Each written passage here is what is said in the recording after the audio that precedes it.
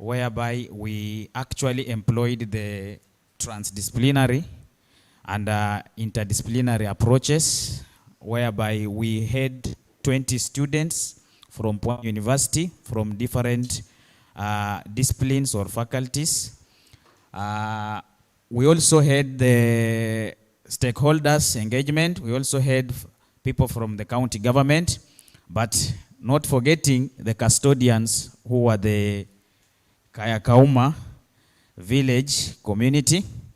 And we went into the Kayakauma forest. We did our research. We went there with our lecturers, our professors who were guiding us.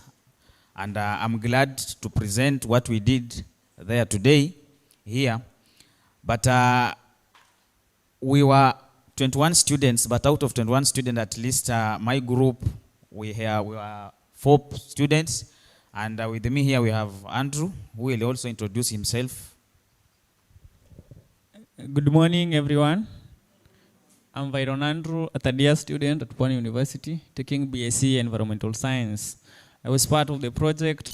We are glad to present it to you people so that we can get your insights. So our project was on AI, sustainable for cultural heritage and tourism. So as we talk about AI today, actually it has become one of the most important or crucial thing that when we wake up in the morning, it is AI. But what we forget is that who owns AI? That is one of the questions maybe I can leave you with. Because whatever the AI gives us is the information that we feed it with in the cloud. So our group is known as the Heritage Digital Stewards, and I am Ashali Bada Okoth, whereby we were continuing with focusing on cultural heritage and sustainable with tourism at Kayakauma. When we went there, we actually focused on 6 themes. One of the themes was the justice system. Another theme was the the traditional foods. Another theme was the traditional medicine. Another one was the religious sector. And we also explored the environment conservation sector. So with us here, you will find that the living heritage is often exploited for tourism without community empowerment. So one thing that we discovered, that we'll find that the community actually outside there at Kayakauma is really rich in tourism attraction. But one thing they are facing is that how can they sell or how can they market their rich cultural heritage outside there? So we saw that AI can help them to market that, and that's why we came with the AI co-creation studio while we were doing the project, and we were able to identify some of the tools that we used to assist the Kayakauma. For example, we used the content creation and prototyping, whereby we used to create the websites, and these websites are the ones that are trying to market the Kayakauma. But with us here, we focused on the elders who were the lead curators for the function, where they were holding the editorial control over the cultural knowledge documentation.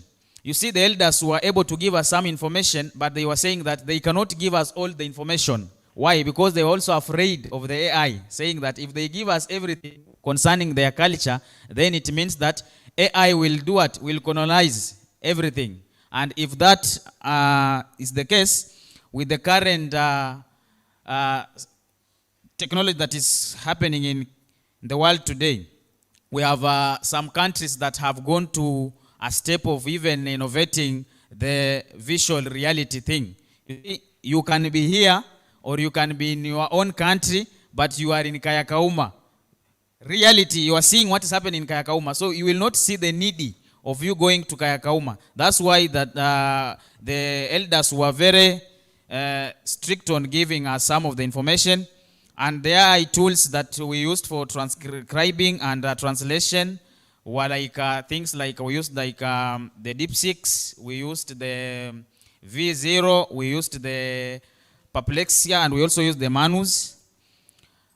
But when we came to the recording of the knowledge, we captured oral tradition directly from elders in the Kayakauma forest, and that is where by now we found that the human in the loop model was actually one of the most things that we can use to ensure that as far as innovation is concerned, we should not just ensure that innovation happens to the community, but it should happen with them, whereby we were giving the elders the editorial control, and they were to ensure that AI empower just and not extract their knowledge that they had. So you will find that with that, when we come to the tangible impacts, we had that the significant reduction, whereby we created the tourism websites. We also had the language prototype, which was handled with another group that developed how we can use AI to ensure that different people can understand the language that is being used in Kayakauma, as well as people who are coming to visit Kayakauma or the tourists. So with that, we went ahead and ensured that the nature trail in the Kayakauma, we captured all the videos, and after capturing all the videos and pictures, we came back and sat into groups, and that is where now we developed some of the videos concerning the Kayakauma village. And I wish that some of the videos we want to showcase them.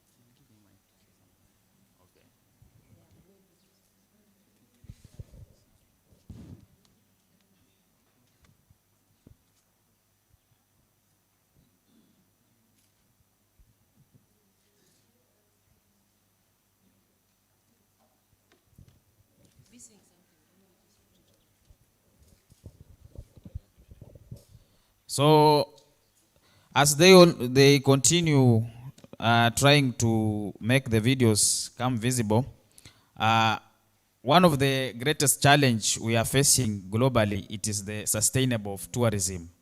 And actually, this has come to the static archives that are living in the community-owned economic assets.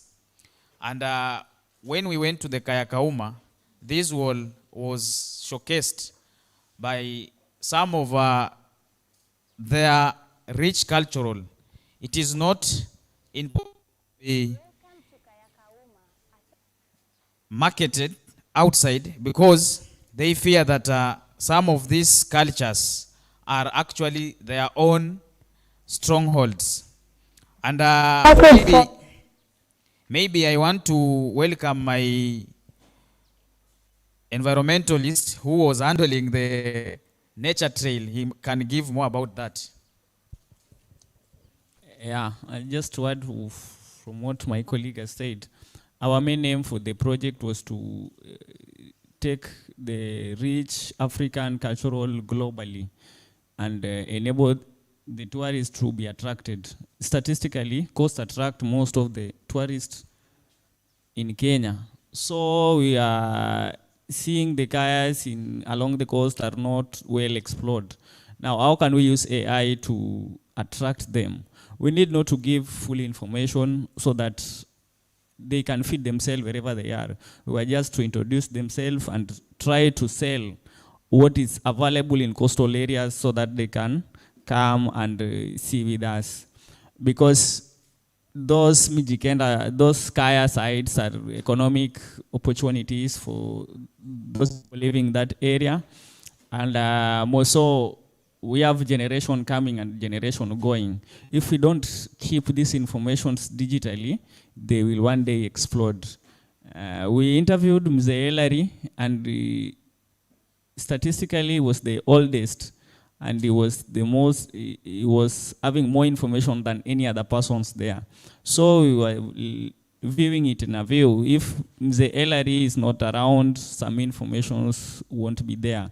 So with the AI, we are able to store every information and enable to attract more tourists along the coastal region. So as to attract and boost coastal economy and boost Kenya economy together and improve the life of people living in those areas. The kayaks have been existing for centuries.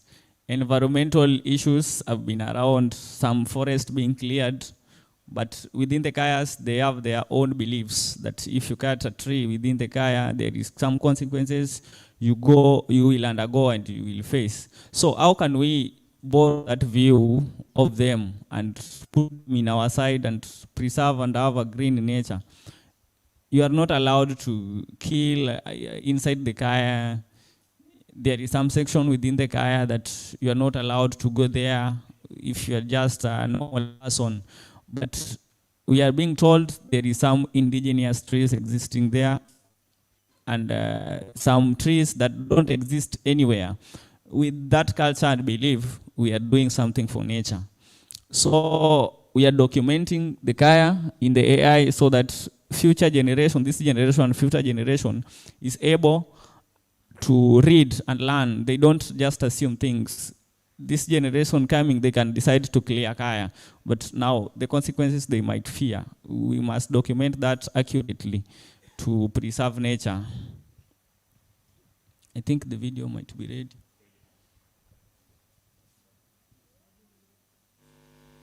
To Kayakauma, a sacred forest, a living museum, and a sanctuary of life. As you walk through the forest, every step takes you deeper into history, culture, and nature's wonder. Look around, towering trees that have stood for centuries, elders explaining stories to the people, elders praying, warm smells from the people welcoming you. Breathe the fresh air of this ancient forest, untouched and pure. Kayakauma is not just a forest, it's a home of traditions, a keeper of secrets, and a guardian of biodiversity. Come all and enjoy this beautiful scenery.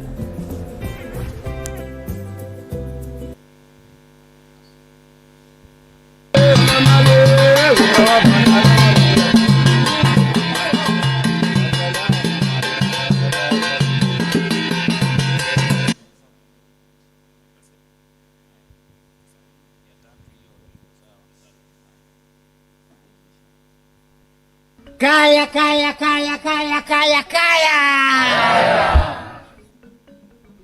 Step off the road and straight into Kaya Kauma, where the sand is soft, the trees tower, and the air smells like stories your ancestors once whispered. Mzee guides the way. He smiles and says, "This is home." Na hapa ndio mimi nimelala. We pass old Vigango standing like silent elders. Every step, every breath teaches you something you didn't know you were missing. Here, we walk pole pole, shoes off, hearts open. People come to pray for rain, for health, for peace. Drums echo through the trees, hands wave, and smiles welcome you. Come walk, come listen, come feel the Kaya culture for yourself.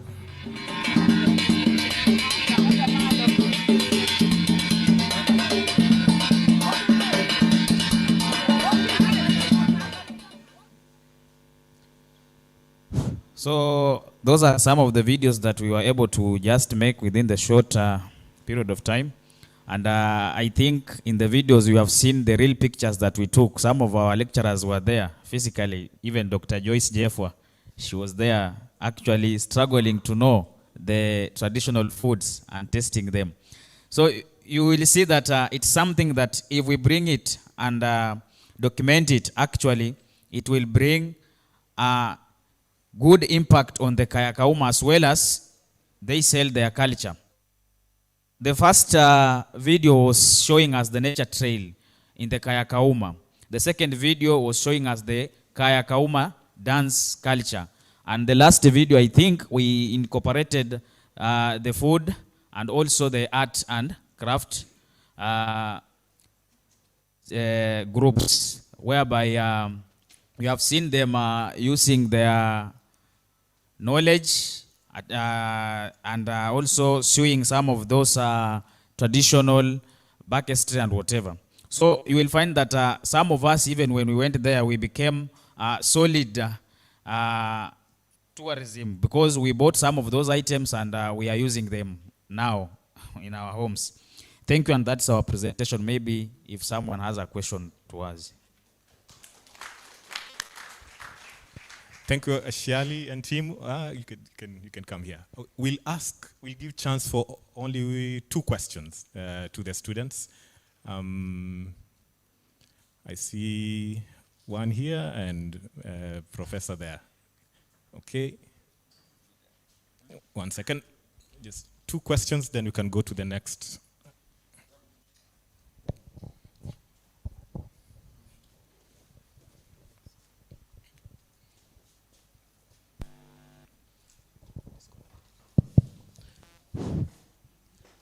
So thank you very much for the presentation. It's very much illuminating. But I was trying to wonder, are we creating a hype for AI? Because you had a problem with the videos there. And it took human capital to sort out the problem. It was not AI that was able to solve the problem. So maybe we are hyping these things. Okay, that's all my comment.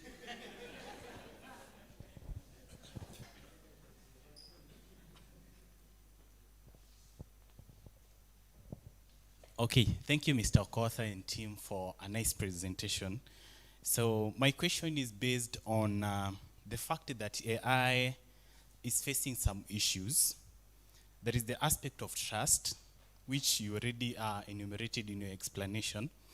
Then there is transparency, explainability, and reproducibility. So on the aspect of transparency, actually, apart from the pictures that you've shown us, what is the other work that is happening in the background? You see, that's where the aspect of transparency comes in.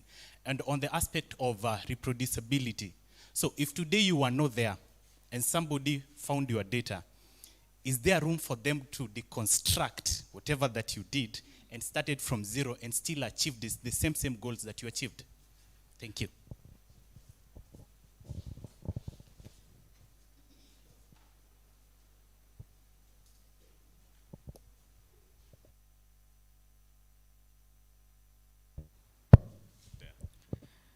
Yeah, I can attest to that, that even before us going there with the UNDP, we have another first group went there and did the same. So what we can just say is that we go get the information, we look at the gaps. We can try to fill the gaps. Whatever that was not done or whatever that has that we went there and found it is new, that's what we can add. So you'll find that before us we have even some group, another group that went there and tried to also document. And that's why you will find that some of elders were like, we cannot trust you. The issue you have talked about trust. Because a group came, we gave them the information, and it has already disappeared. So we were like trying to also win their trust at a point. And that's why we incorporated now the elders themselves. And I think we could not share all the videos, whereby now the elders themselves were also giving their own perspectives. Because there is Mzee Hillary, who is the chairman of the all Kayas. And we also have other stakeholders there. They are a group. So they are entrusted with the culture that is happening in the Kayas. So before anything, or before you go into that Kaya Kauma, you must pass through them. So you see, that is also one of their ways of trying to safeguard their culture. And on maybe one of that, I've also talked about the human in the loop model, whereby as far as we are depending on AI or trying to incorporate AI in this thing, we are not giving it fully control. Still, human must be there to do what? To be the custodian of their own culture or their own information. That's what I can say. Thank you. Okay, maybe handling the first question from a professor. The problem that we had with the video, we cannot blame it to AI. It was not connected with the speakers. I think AI could not intervene on that. That's a physical duty. You connect. Yeah, maybe if that may answer your question. On the issue of trust and so many things happened on the background, we only give a view of what is happening. You know, if I have a full video of what happened in Nairobi, or I can watch the whole program in YouTube, it's not necessary I come, but I just have a clip. I must go and see that thing there. Now it will attract tourists to come, and the Kaya elders are the custodians of that information. Once you are there, they will benefit economically, and they promote their culture. Yeah. I think we have one more question from Professor Shauri.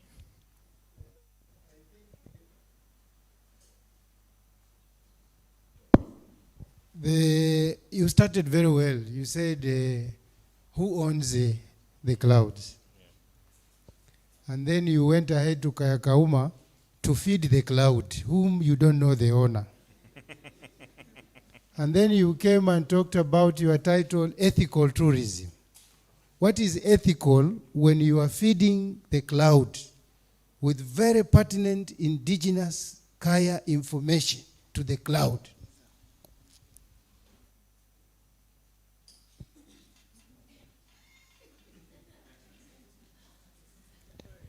So you are robbing them of their heritage and giving it to the cloud, which you are calling it artificial.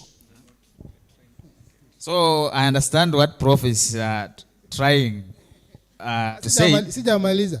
And then you said there is virtual reality. You can now put on the virtual reality glasses wherever you are and actually walk around Kaya Kauma, and you are not in Kaya Kauma. So where will the money come from if I'll do virtual reality in China and now I am in Kaya Kauma and I'm in China? So how will the people benefit? So I was just trying to outline one of the ways how the innovation has advanced up to today. That some countries have even come to an extent of trying to have that visual reality, whereby you can even do shopping online, but you are in their country physically, you see. But that's why the Kauma were very strong not to give all the information about Kaya Kauma, and that's why our brother there asked us a question: why don't we have everything that is happening in the background of Kaya Kauma? We just have clips or small information about the Kaya Kauma that will also, when you see them, it will create curiosity into you, so that you will go and explore more in the ground. So they were not like, they gave us all information that we can document and feed the cloud. And maybe when we come to the owners of the cloud, up to there, I think we don't know is the owner of the cloud. Be it the Britain, be it Kenya, be it whatever, we don't know. But eventually, that is one of the areas that we, younger scholars, we can try to explore and know who is the owner of the cloud. Thank you, Professor. I was thinking you are going to be here in the next 1 minute. Yes, but one piece, you are giving one piece. But you said there were others also who took another piece. And others will take another piece. And this piece and piece and piece in the cloud is the whole story about Kaya Kauma. Because with artificial intelligence, then all the pieces are patched together into the whole story of Kaya Kauma. Yeah, just to answer you, Prof. The pieces, they were divided into environment, justice, the medicinal part. The last video, summarize everything. That is the summarizing video. It means we'll tell you how they have conserved their environment, just introduction part of it. If you go to medicine, the same, justice, how they handle it. We are not giving you the whole story. We are trying to create it in a way that it attracts you to come. We are not, so if you collect of them, you'll say there is something behind the tents that have not explored. Yeah.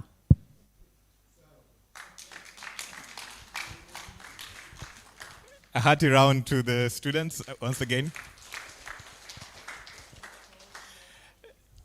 So this was the spark. The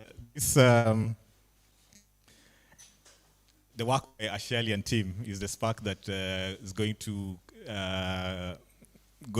the next session, which is a panel discussion session, where we're going to have a few discussions on culture, ethics, equity, and hopefully there might be cross-cutting conversations from the last 2 days, but I want to really keep it to keep the topic focused.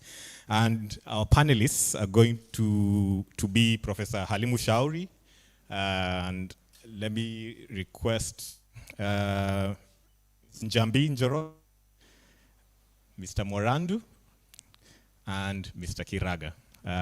We shall set up shortly 2 more seats and then we begin.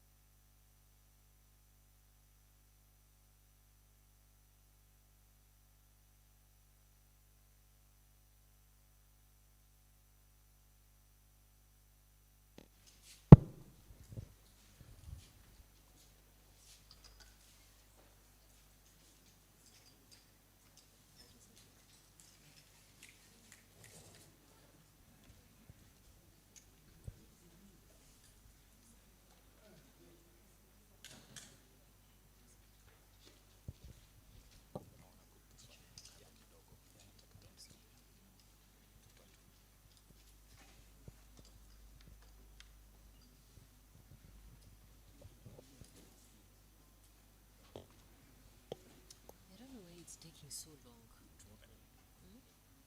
to move things. See, I can do it from here. It doesn't have to be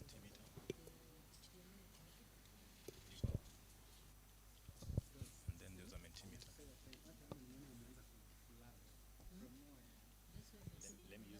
Let me use this one for mentimeter only, and then we switch back. Mentimeter. Hini gani? Hini isi ya mentimeter. Hini ya. Okay. Sasa iko wapi? What is happening today? Iko wapi? Because this is the same one I have here.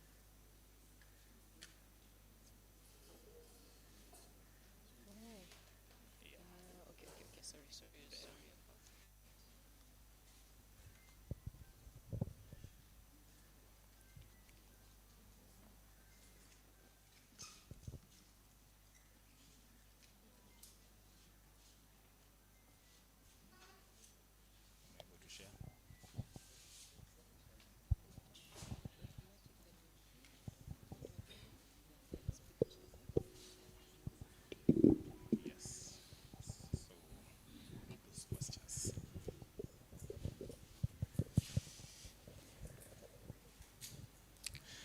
All right.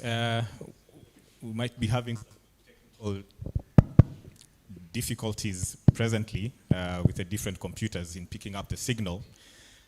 But we have questions here, and we'll get feedback from you as we continue setting up from our Mentimeter.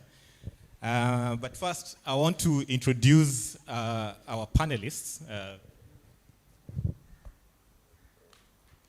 I'll introduce our panelists for today. Not new to us, I want to start with Wazee Wakaya. I would like to introduce Mr. Morandu and Mr. Stanislaus Kahindi Wakiraga, who are from the Malindi District Cultural Association, and they've been with us for the last 3 days, talking about various cross-cutting issues in the Mijikenda community. And they're the gentlemen on my immediate left and far left. And for the lady, that's Njambi Njoroge. She's the Director of Operations at Grassroots Economics, which is a non-profit foundation based in Kenya that focuses on empowering marginalized communities to take charge of their own livelihoods and economic future. The foundation aims to create stable systems through methods like commitment to pooling, which allows communities to pool their resources, what she will mention today, and she mentioned in one of the discussions yesterday, the Mweria or Mwethia concept. And last but not least, we have Professor Halimu Shauri. Halimu Shauri is a researcher, author, and professor of sociology. The only discipline, as he said recently, and all of us are just tools fitting into the discipline. And he works with multi, inter, and transdisciplinary projects for over 2 decades, teaching, research, and consultancy, and presently the Deputy Vice Chancellor, Research and Extension. So, thank you very much, gentlemen and lady, for gracing this panel. And I want to go to the first question, which I want to ask.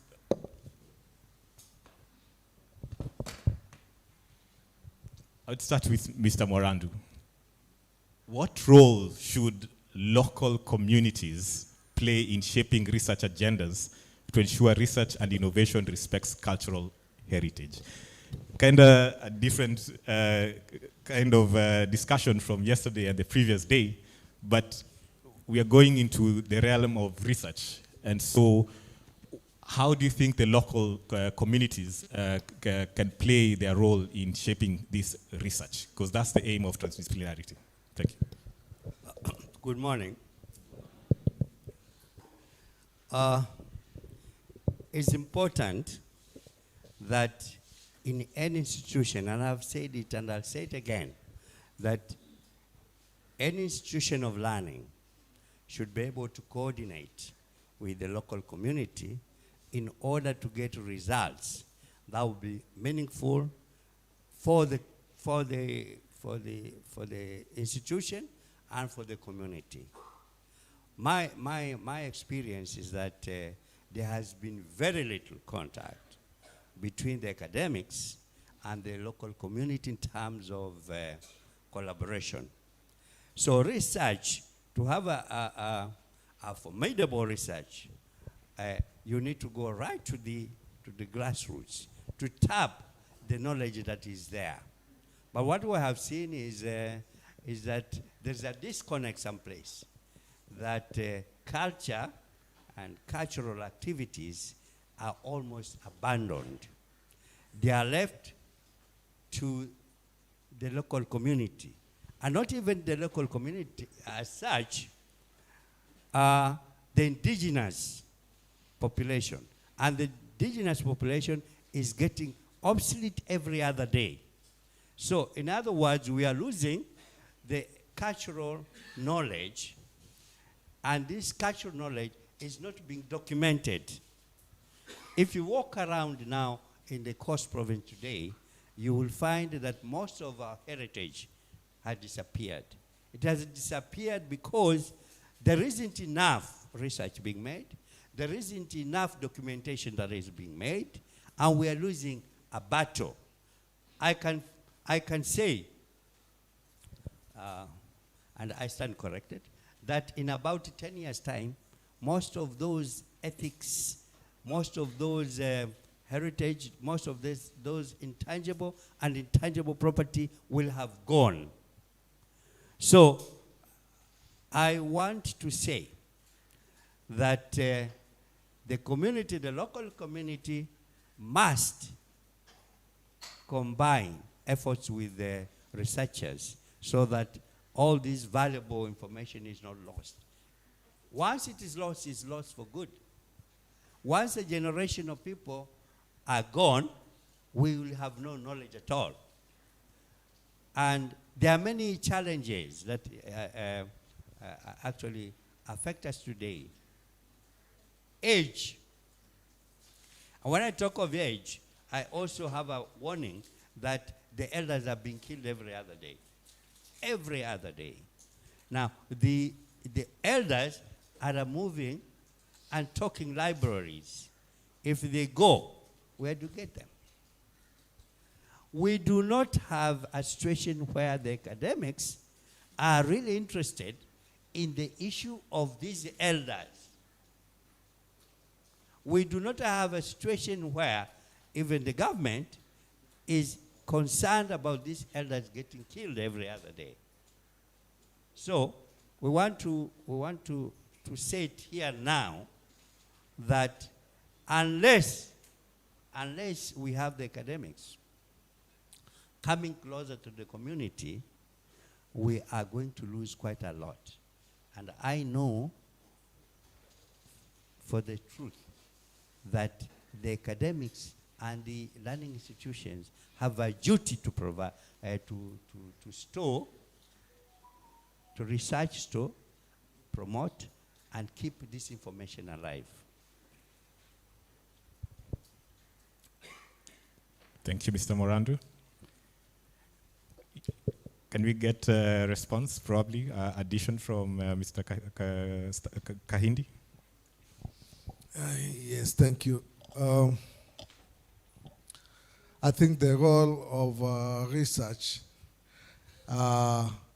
is a way of trying to solve the problems that the community is facing. And here we have a community that has a lot of problems.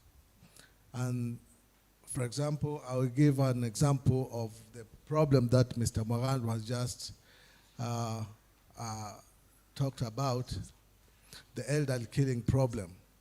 We have Kilifi is leading in Kenya. Whenever you see Kilifi on the newspaper or in the news, it's either elderly killing or teen pregnancy, high rate of mental health problems. And these are problems that needs our attention, all of us. And some of the problems have been here for quite a long time. Those of us who are in the community development sector, we have tried. But many a times you lack the data to back what you are doing. And whenever you go, like if you're talking about the elderly killings problem, if you go to the government, to the police, to the hospital, they are not ready to give accurate data. They'll tell you, like last year, we put out through the county older persons committee, we did a tool that was supposed to be distributed to the local DCCs so that we can have something to go with, data. But you see that one of the sub-DCCs didn't even fill it. And the rest of them didn't do a good job. Actually, in the whole, they were saying that the whole of 2025, only 995 cases of elderly killings have happened, which to me is very inaccurate. In the past 3 weeks or 2 weeks, we've heard about the numbers that have come to us is about 7 people who have been killed in the last 2 weeks. And it is not the whole of Kilifi County. Other areas we don't know about, but there is one who was killed here at Tezo. There was another who was killed in Ganze, another who was killed in Ganda, Malindi, another one in Ramada, another one, I mean, so many. Dakacha, just recently, several of them have not been buried yet, as of now. So if you're telling us that for 365 days, only 95 cases have been reported, that is not true. There is a very high rate of homicide in Kilifi County. And we need data in order for us to come up with solutions. But without data, then we can't go. And this is where the institutions like Pwani University comes in to help us see the problem clearly so that we can be able to solve them. The other thing is the solutions that are supposed to come out in order to help solve the myriad problems that we have. Some of those solutions, I said it yesterday, and I said it the day before, is that most of these problems were not there in the times of our grandparents or our parents. They have come up recently. And they have lived in a society for so long that they have not encountered these problems, or they have actually circumvented, I don't know, however, we could learn something from them. If we, my conviction is that when you are walking in a forest and you get lost, you don't have a compass. The first thing you do is you stop, and then you check where the sun is coming from, so that you can get your direction. This time we are lost, but we are not stopping to check where we are coming from. And this is a problem, because whatever knowledge we are bringing forth, whatever it has to go in compartment with our background. And some of these problems that we think they are not current, but they might not be current in England or Germany, but here there is a problem. Witchcraft, witch killings, which in Germany and the rest of the Western world did away in the last 300, 400 years, we are experiencing that now. So what do we do? So I think there is a need to close the gap between the community and the academia. Thank you. Thank you, Mr. Kahindi. I'll go to somebody who works in blockchain. That involves research in technology and conserving part of information in that system called blockchain, but at the same time helping communities do their own type of research in their own pooling of their own resources. Ms. Njoroge, what do you think is the role of the local communities in shaping research agendas? Yeah. So I believe that most of the problems we have now, the solutions lies with our grandparents, our ancestors. I've stayed with my grandparents. I've lived with the Kaya elders. Our organization is based in the village, and the conversation I hear, the answers I hear from them is that these are not. These are just recent problems, and they had their way of life. Where could the answers be there? What do we need to do? And so what we've been doing is reviving these traditions that were really meaningful, that brought about social growth, that brought about physical growth. How are they doing it even before colonization? They were growing all these assets. And so ours has been to bring back Mweria. So the whole idea of Mweria is collaboration, bringing commitments together, pulling them together, telling them that what you were doing before is what we need to bring back. When people come together and work together, they're not only growing their physical assets, they're also growing themselves socially. And so some of these issues will no longer be there as if we're going to look back and do what our ancestors used to do. Thank you, Ms. Njoroge. Can I? Very briefly, Yeah. and then we can, Professor can chime in. Perhaps the congregation here doesn't know what Mweria is all about. Mweria is an old concept. It's economic. In our society, we used to have this household, another one together during the cultivation season. They will cultivate together from one household to another. So it's the workforce is bigger, but it's going to individual farms. They will plant it together, they weed it together, they will harvest it together, and in case they harvest your maize and you have no house, they'll put a granary together, same day. They call it kikola. The other one where you do the farming is called Mweria, but the other one for building a house in one day is called kikola. So I hope you understand what he has been. Thank you for clarifying that. Explaining. Yeah. It is a fundamental and very important economic activity which we used to do before. It's no longer there now in the community. And it was not just with the Mijikenda community. That is just a Mijikenda name. Every community in Kenya, and not just in Kenya, globally, had a name for it. It's just that in Kenya we remember because we saw our grandparents doing it, or even our grandparents are still doing it right now in some rural areas, and especially in Kwale County. It's a global practice. So it's not. So it's something that is intrinsically human. So where did the erosion come in? You know, why did we stop working together? Why did we stop meeting and working together as a community? So that's the major question, and that's where we should go back to. And that question is going to come back later. Professor, what do you think is the role of the local communities in shaping research agendas, the agenda itself? Thank you very much. I think the local community plays the primary role in setting agenda for research, because research must be purposeful and research must be intentional.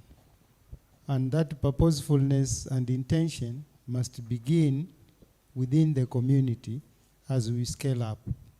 It's just akin to having a low-hanging mango and a very top level mango, and you struggle to get the top and leave the hanging. This is what researchers are doing in Africa. They want to keep up with the Western world. You've had here difficult terminologies since Monday. I don't know genomics, I don't know informatics, I don't know AI. They want to sound modern, and they want to sound that they are equal to Europe, while elders are dying in their midst and in their environment. While young people are getting, babies at ages which are actually unimaginable. So, as researchers, as scientists, as Africans, we must begin with our own issues. Charity begins at home. We must be able to clear our challenges as we cope up with the world. This does not mean that we should not let people also, go into the global space and do, catchy kind of research. And we feeling ashamed to present data about elders being killed while others are presenting data about AI. Probably. That can be the reason. Say, how do I look like in an international transdisciplinary conference? Others are talking about catchy things, and I'm talking about female genital mutilation. So these are some of the challenges that we face. But for me, I think impactful research that is meaningful, must be research that makes life better for the people in the local community. Because we are here to sort social issues. We are here to live a nice life. So we cannot struggle up there while down here is rotten.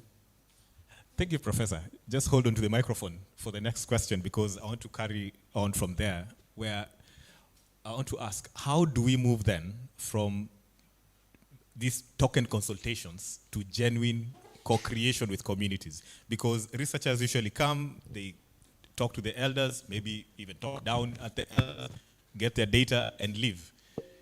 And we say, oh, we have engaged the community. This sort of tokenism, how do we go beyond there and actually they help us in creating the research questions? I think it is simple. We must go back and reflect to see where the rain started beating us. In Africa, we used to talk about a village raising a child. In Africa, which is very popular now, within the Ubuntu that I am, because we are. In Kiswahili, mtu ni watu. So, as scientists, as researchers, as we went through this formal educational socialization, we lost to see watu. We started seeing ourselves. So, I use the community for my own benefit, not to co-create with them and solve their problems. I go talk to them in Kijiwetanga, and then I fly myself all the way to France and make a presentation in France. And I consider that impact. I am doing impactful research because I presented the problems of Kijiwetanga in France.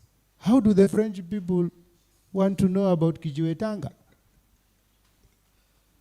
I am doing impactful research because I have published a paper about elder killings in Ganze in Lancet. Who is interested to read that kind of work or the solutions if it will be read in German or whatever? We are not saying you should not publish there, but we are saying we are joining a super league without playing the local league. We have not played in our local league. We do not actually qualify to play at the international league. If we continue playing at the international league, it is akin to the same AI that we are giving a lot of information about ourselves when we don't know about ourselves. That will be my take. Thank you, Professor.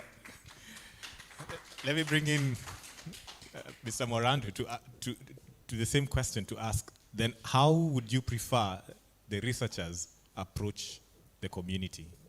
Yeah, I'll give you an example. We, as we stand here, we have an MOU with the Pwani University. That is, Malindi District Cultural Association is working with Pwani University.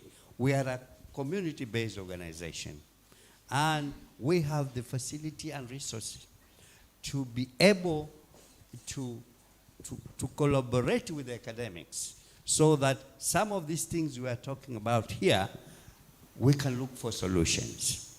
So what I would say is that it will be easier for the academics, the academic institutions to marry up with the local community in a meaningful cooperation.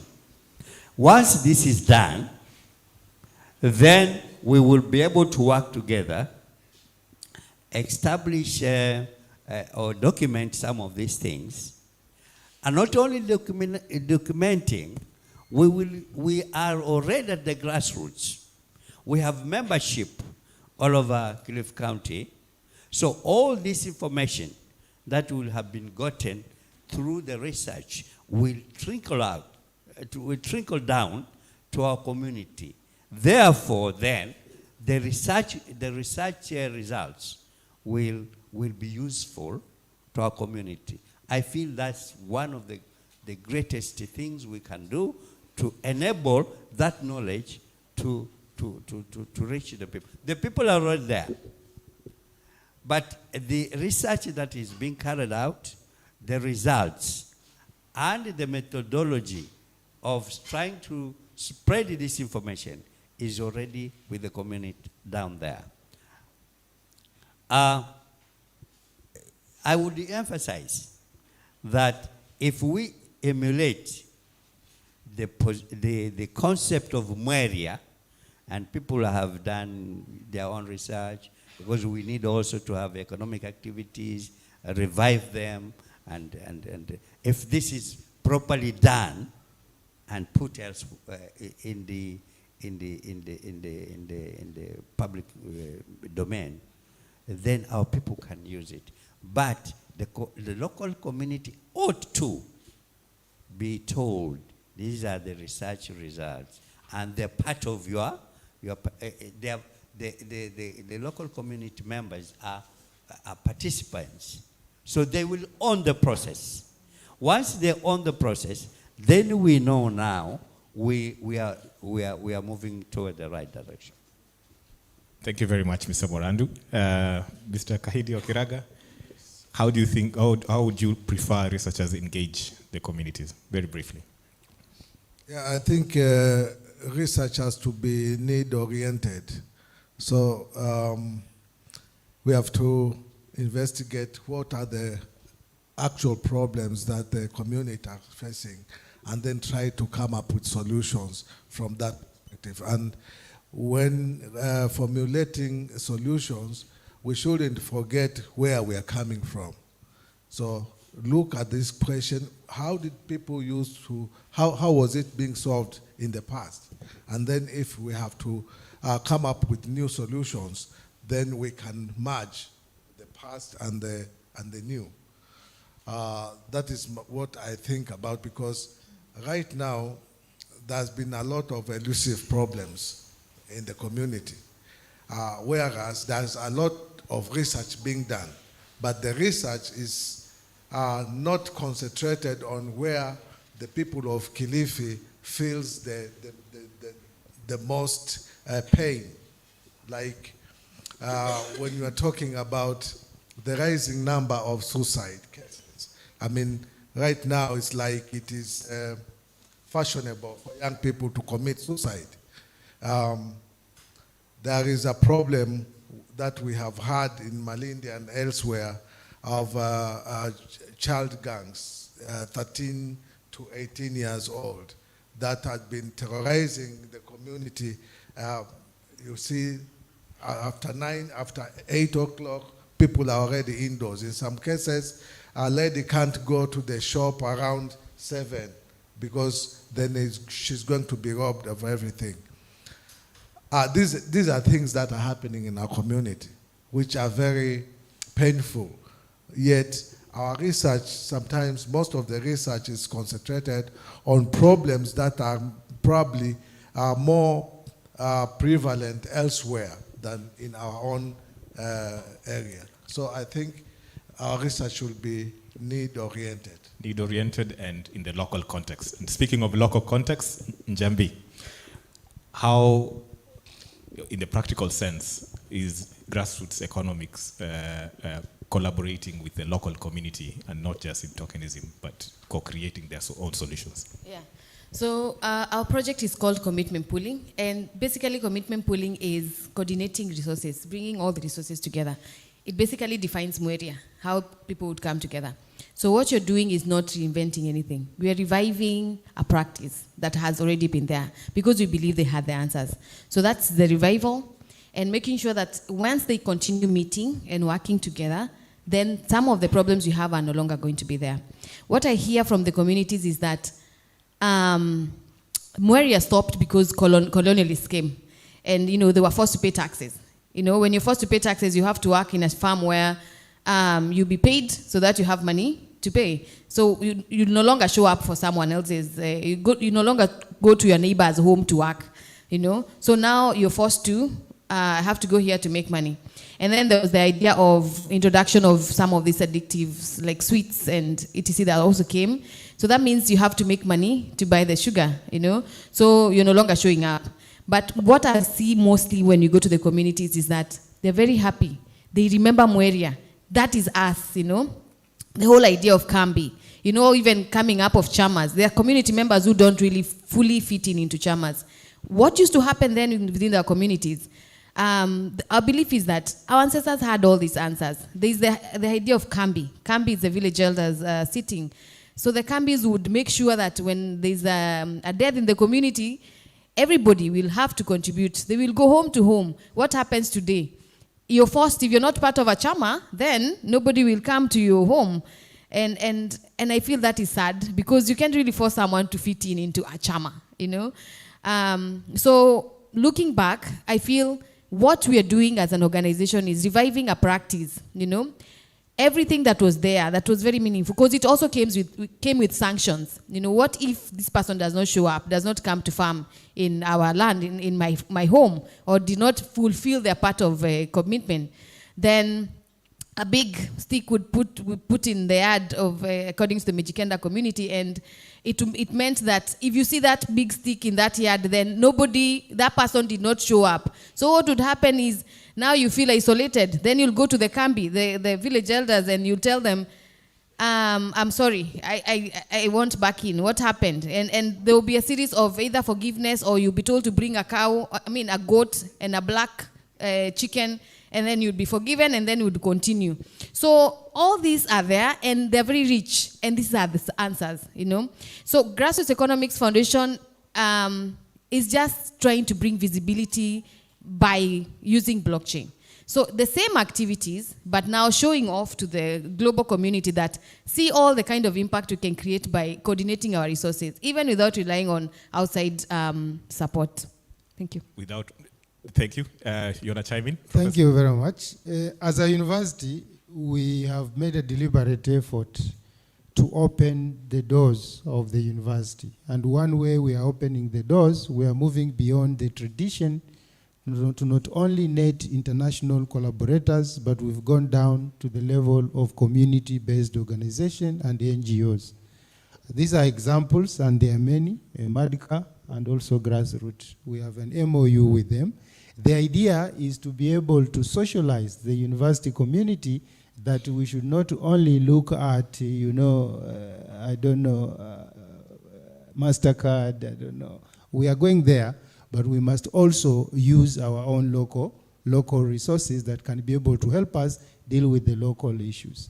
The idea of the colonialists, sometimes we blame them, but I think we should also blame ourselves. Because we had our own system and they brought out their system, what we should have done was to take whatever is good from them to strengthen our system. We would have been better than them because they were selling to us their own ways and we had our ways. So we abandoned our ways and took their ways. And in the process, we no longer now do the Mweria. I just struggle to build my own house and somebody else struggles. But we could build your house, all of us, so that you can live nicely and be happy with us. Another step that we are doing as a university is this conference to bring this conversation, this transdisciplinary conversation, so that people can be able to interact with the reality, with the practitioners, with the people who are innovating solutions, to see the real problems.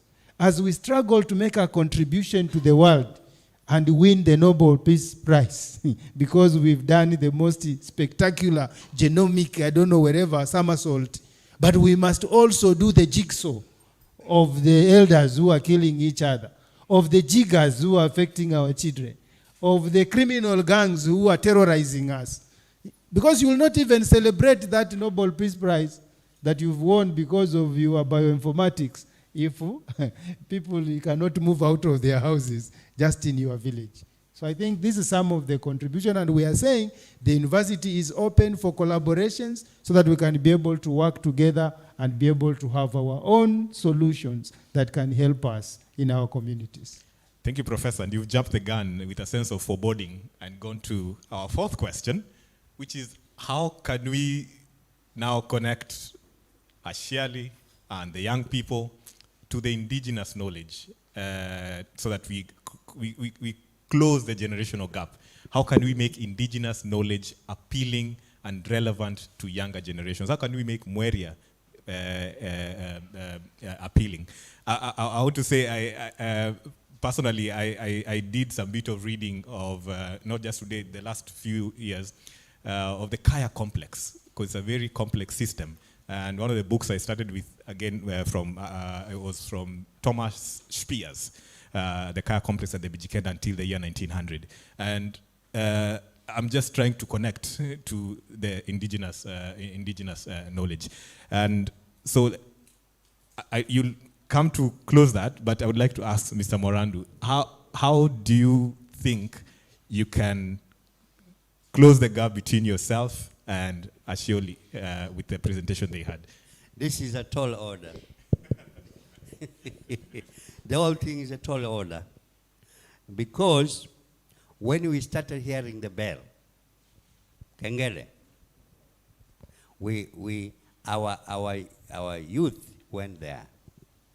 When these guys came here to tell us that you guys are not civilized, we want to civilize you, they didn't start with the elders because they knew that the elders will not take the bait.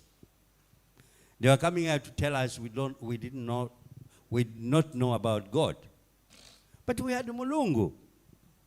How would they convince our elders that we were pagans?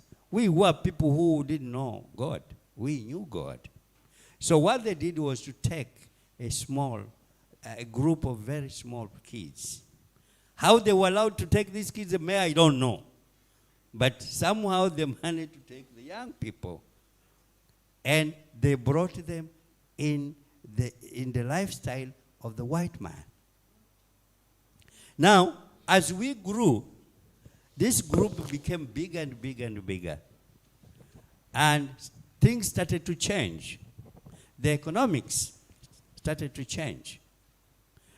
Opportunities started to change. Now, when opportunities started to change, ordinarily, we had to adapt part of their culture. And the part of their culture is me, my wife, and my children. Now, this went a long way to it went a long way to destroy our systems, our values. Then, we had a situation where our lifestyles were changing. An African boy or girl became productive at a very early stage. But the education system that we were given, you were to go to school until maybe you are over 21. Then you become productive. If you don't get there and you don't succeed, then you are a failure. You come back home and your life is like it's finished. Right? So if your life is like it's finished, you are gone. And this, for a good measure, this group grows bigger every other day. So we have even a very high rate of dropouts. Now, these people who drop out of school want also to live a good life in comparison with graduates or people who have jobs. These young people. So they have been cut away from the traditional lifestyle. They have been brought up here and they don't have roots here. So they feel that they don't belong. Now, when you tell these people to come back, it becomes very, very difficult. Very, very difficult. Because they are like people in the air. So, to be able to bring them and instruct them is a very big problem. So we have a big task here to try to attract those who have gone astray. And they are not few, they are quite many. Now, the question is, how do we get them closer to the indigenous knowledge?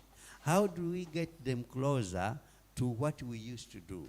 How do we get them to come home again and take part in Idome?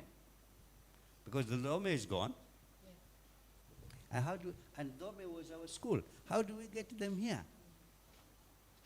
That's why I say it is a tall order.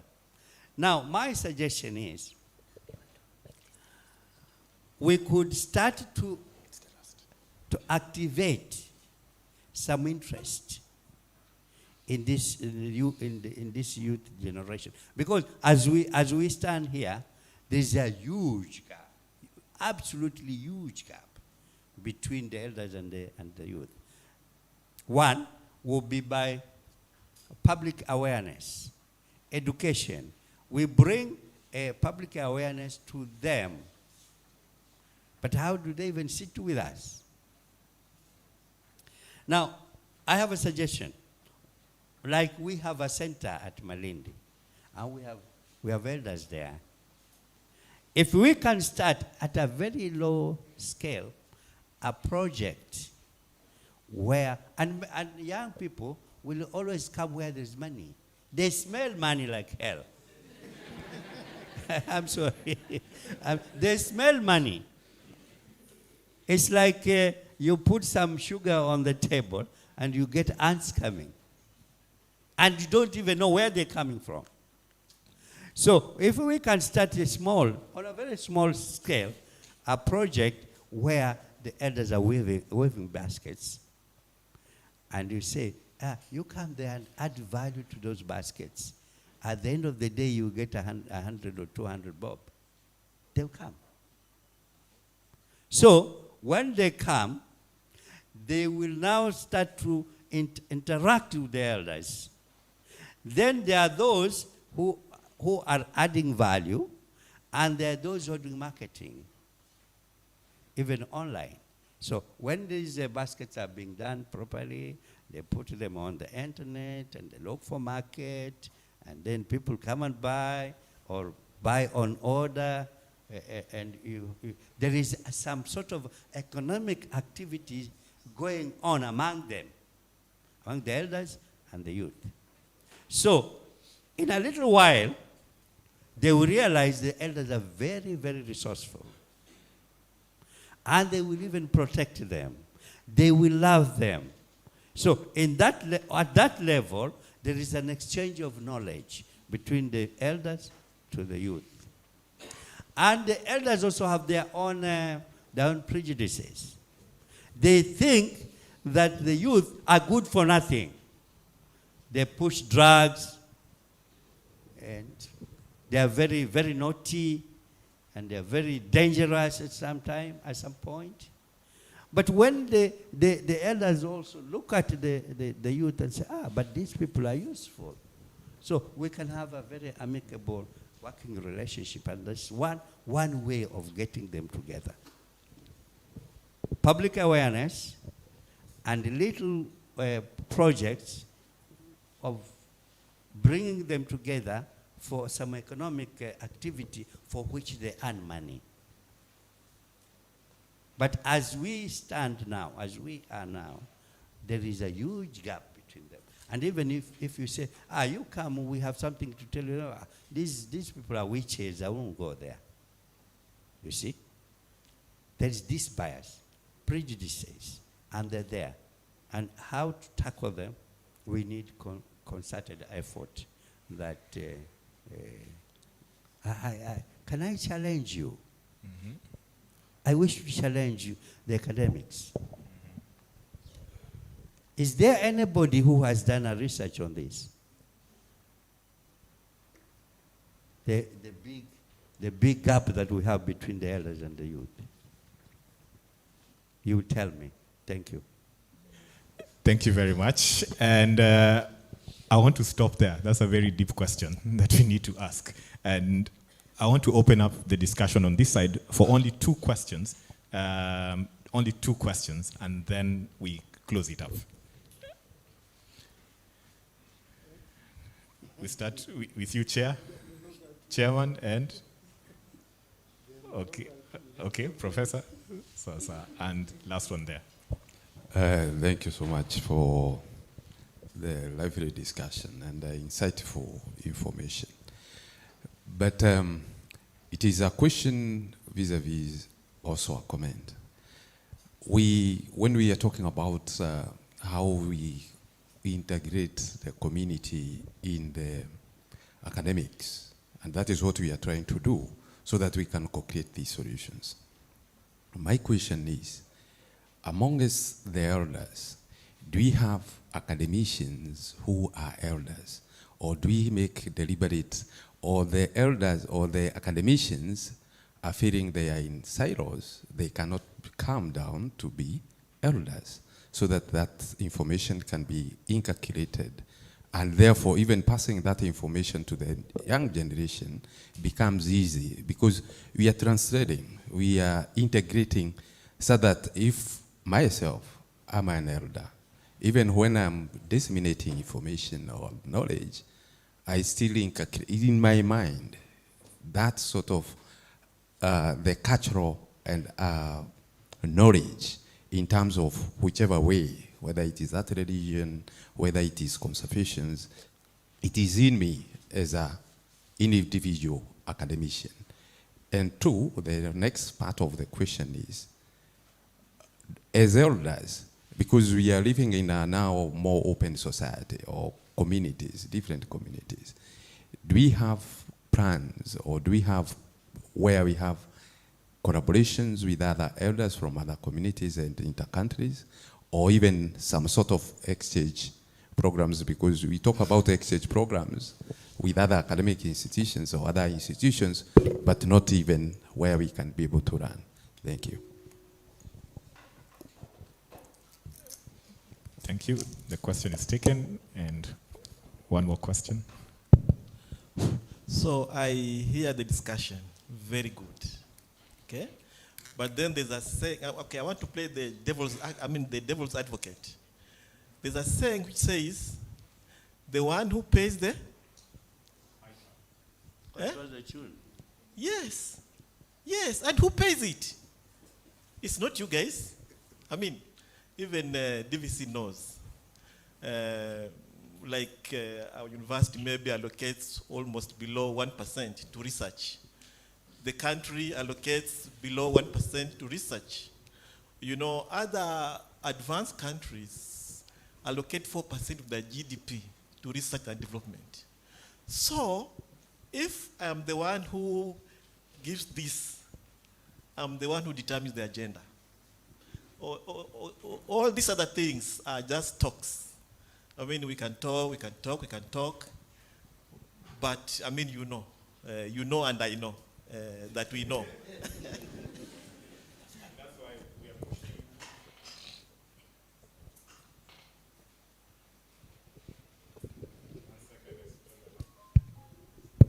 Yes, and that's why we are pushing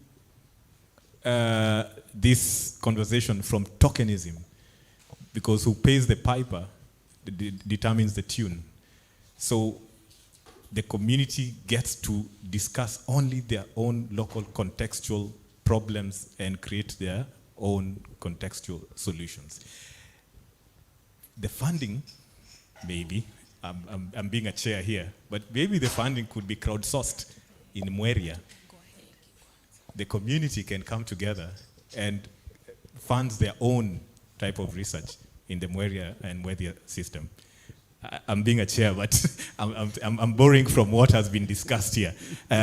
Who wants to answer Professor Murio's question first? I want to go for Professor Mwakubo's neck. He's absolutely right. The economy determines the social, the political, and the culture and everything. It's about the money, you've said. If we give money, then young people will come like ants. They're coming for sugar. So it's correct in that kind of saying. But it is also correct that when the colonialists came, they created a small elite group that was leading us.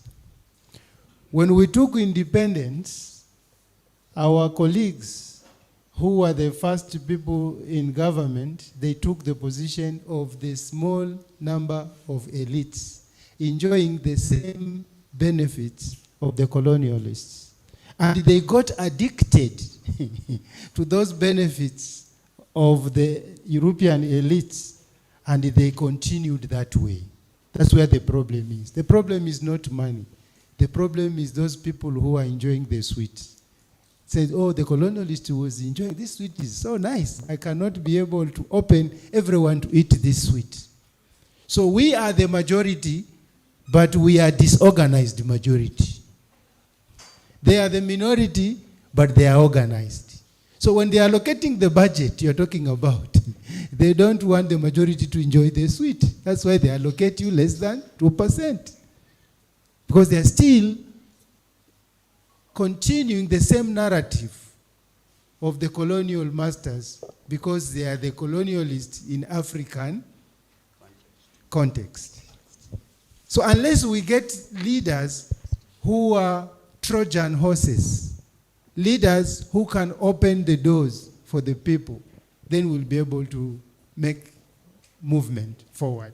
And I'll tell you without fear of contradiction, we have not even made our culture an economic pillar. Culture is multi-billion shillings of culture. If you go to European countries, in China, in Germany, over the weekend, everyone is going to these historical, cultural things. A lot of money is flowing. Here you have kayas and you have poor people. Why? Here you have a lot of tribal groups with the, you know, if we have, for example, a cultural festival in Kilifi, you have 7 of the Mijikenda. It's not even one cultural night, it's 7.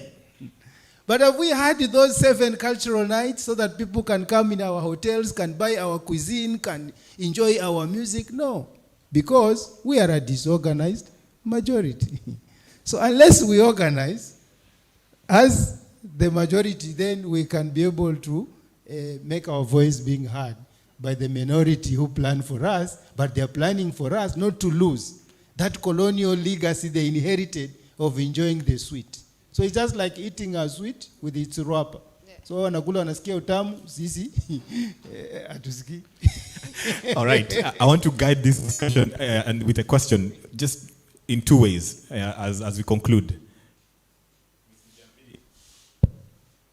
If you answer the funding question, because blockchain is fun, technology is fun.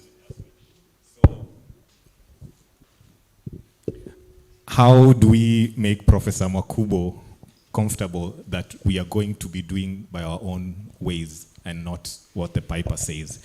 And then after we are done with that question, then we answer Professor Muriu's question, which is, I will give now to Mr. Morandu and Kahiga, very briefly, are there Kaya elders who are academics? And so on. Blockchain is just bringing visibility, but if we start from the oasis, from where we are, coordinate the resources that you have, do from within, from where we are, even without looking outside and how far we should go if we had funding.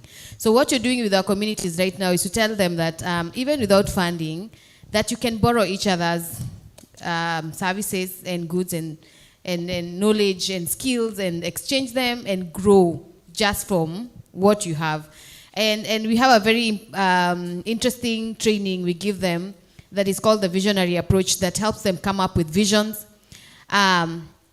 Visions, it's very interactive, making sure that everybody is involved in that practice of coming up with a vision, community visions, group visions, individual visions. And then now understanding the kind of resources that they have under the 6 assets, the Catholic Relief Service, 6 human integral assets, the social, human, physical, financial, yeah. So under them, then they're going to list down everything that they have just within that community.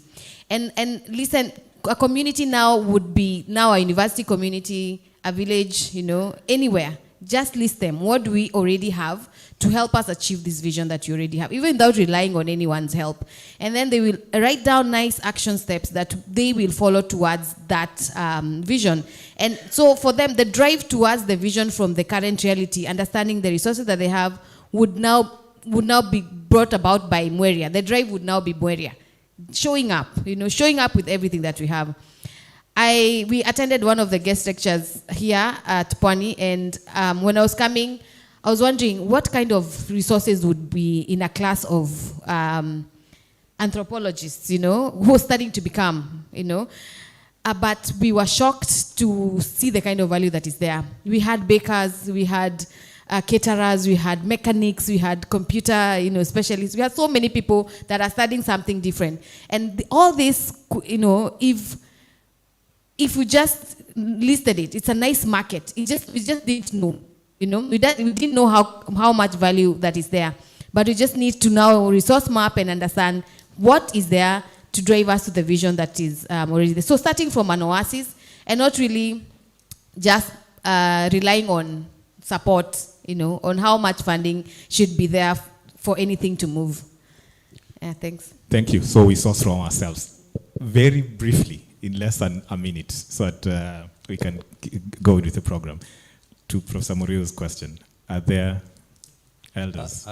Professor, for an elderly person also to be an academic may be very difficult in our environment. Even those who've gone to school and they want to take culture seriously, they are not many. They are not many because we feel once you associate yourself with your traditions and culture, you are backward. This is a matter of mindset. Mindset. As far as our community is concerned, we have a mindset that anybody who holds himself as cultural is retrogressive. So, we need also to deal with that mindset. And it's something that is like cancer in our community. Two, we have links with the other elders within Kenya. MADCA is part of the Mau Mau War Veterans Association. We are in fact the branch office here in the Coast Province. So we work very closely with the Mau Mau.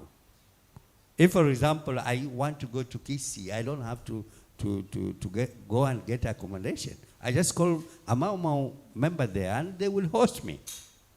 If I go to Bondo, I'll get somewhere to sleep.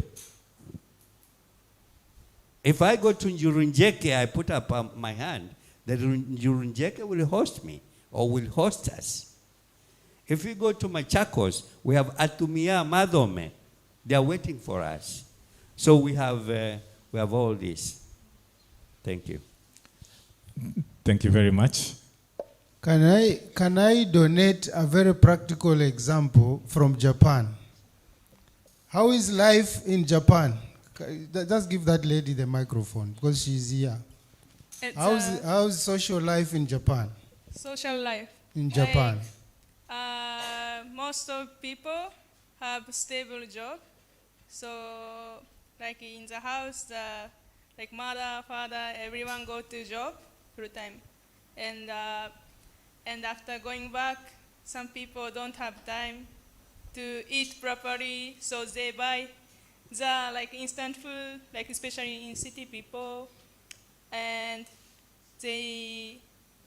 before that they work late, so lack of sleep, and and wake up early. Yes, so people are like stable in terms of like income. So people can buy like anything or like needed things like foods, clothes, something. But instead of that,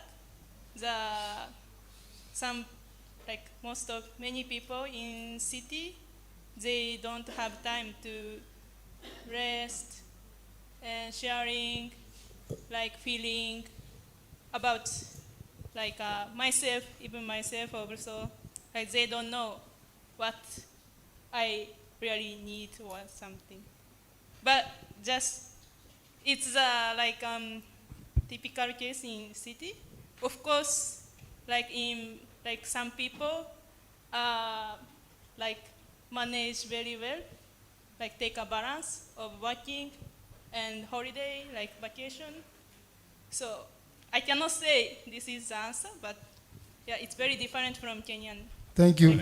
Thank you very much. I've donated that to bring you back to that in Africa, mtu ni watu.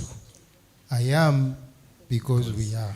You have heard from Japan. So if we want to go the Japan way, let us go the Japan way. Thank you very much. Thank you very much. I would like us, we're really short of time, so let's give a hearty applause to our panelists. As they did mention yesterday, Chair, you can come. We have a token of appreciation to give to the panelists.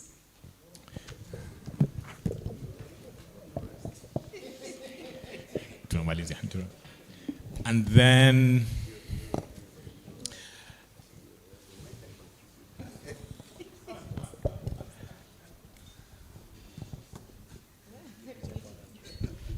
So we could start from my far left, Mr. Morandu, kindly. And then we'll take the group photo.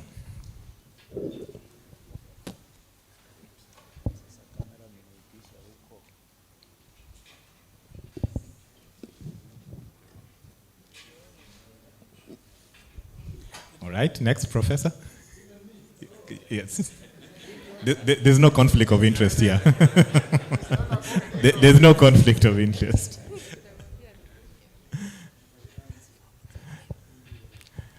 Ms. Njoroge.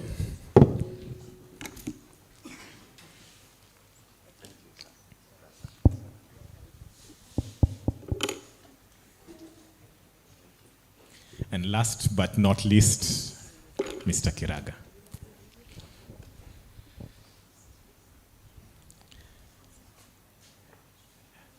Thank you very much. And I finish by the words of the elders yesterday night when they said, panapo wazee, pana uzima, na panapo wasomi, pana maarifa. Thank you very much, and let's give them a hearty clap.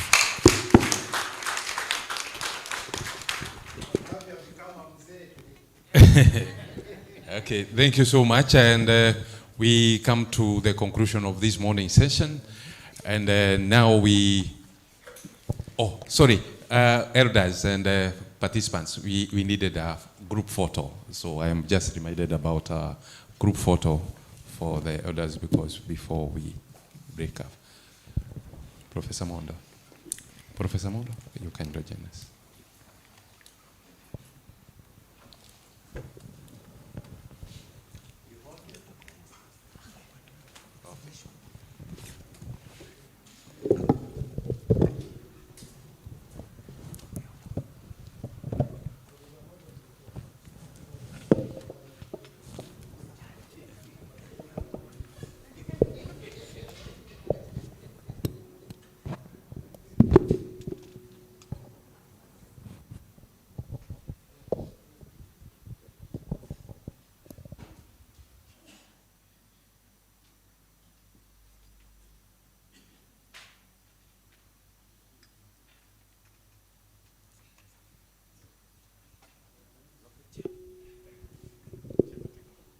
Okay, thank you so much.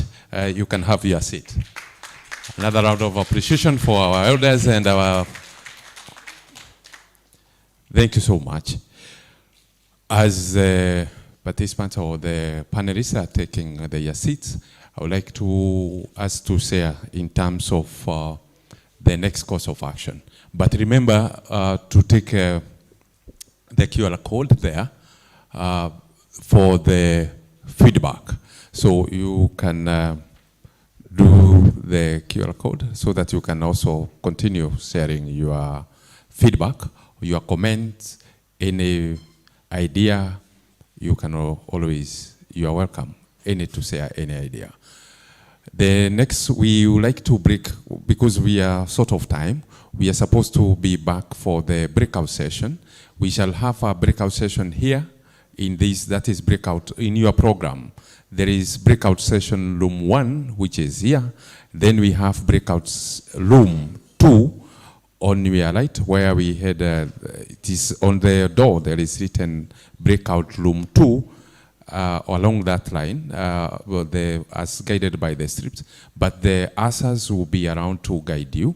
We also have a symposia. The symposium also on the other side, and there is a room written on the door, symposium room. So when we come back from tea, we go back to those sessions as guided by the program. The other event we shall take just in time. We shall require ourselves to be back in this session on time. We know we have 10 minutes, which are 5 minutes, which have been taken by this program, by this panel, but let us move to have our tea and come back on time. Asanteni sana.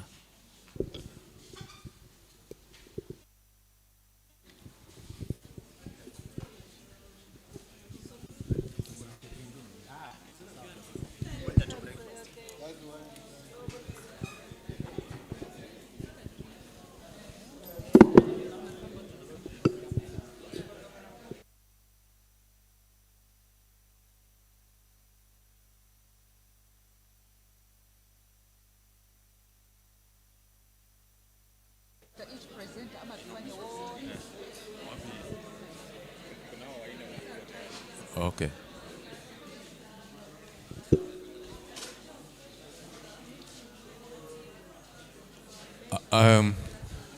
We have less than 25 minutes to be back.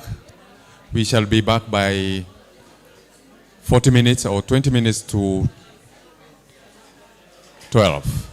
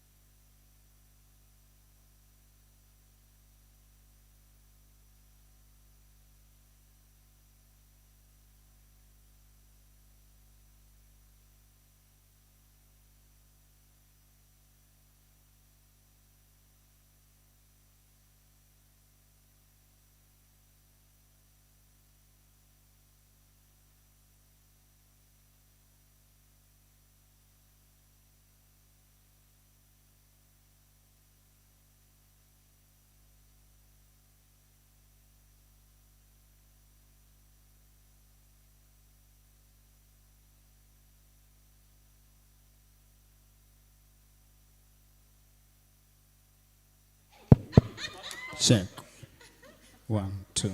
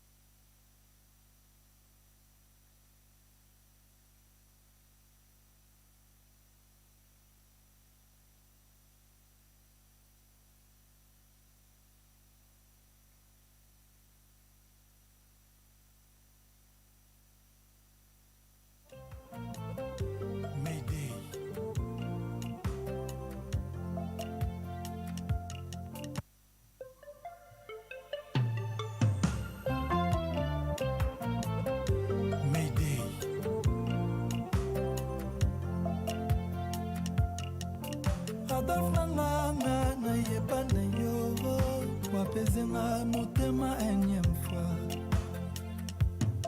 Amoureux rends-moi veuve yo vivant. Mon amour, tue-moi une bonne fois, Adolphe.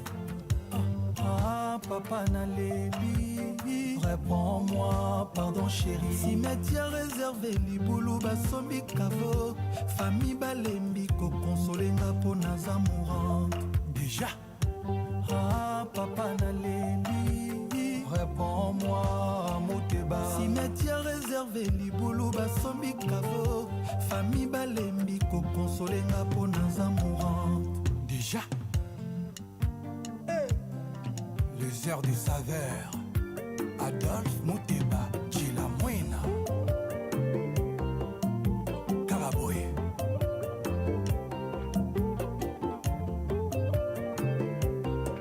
Nakoma ko vivre vie nanga caché, pour réputation nanga koma souillé.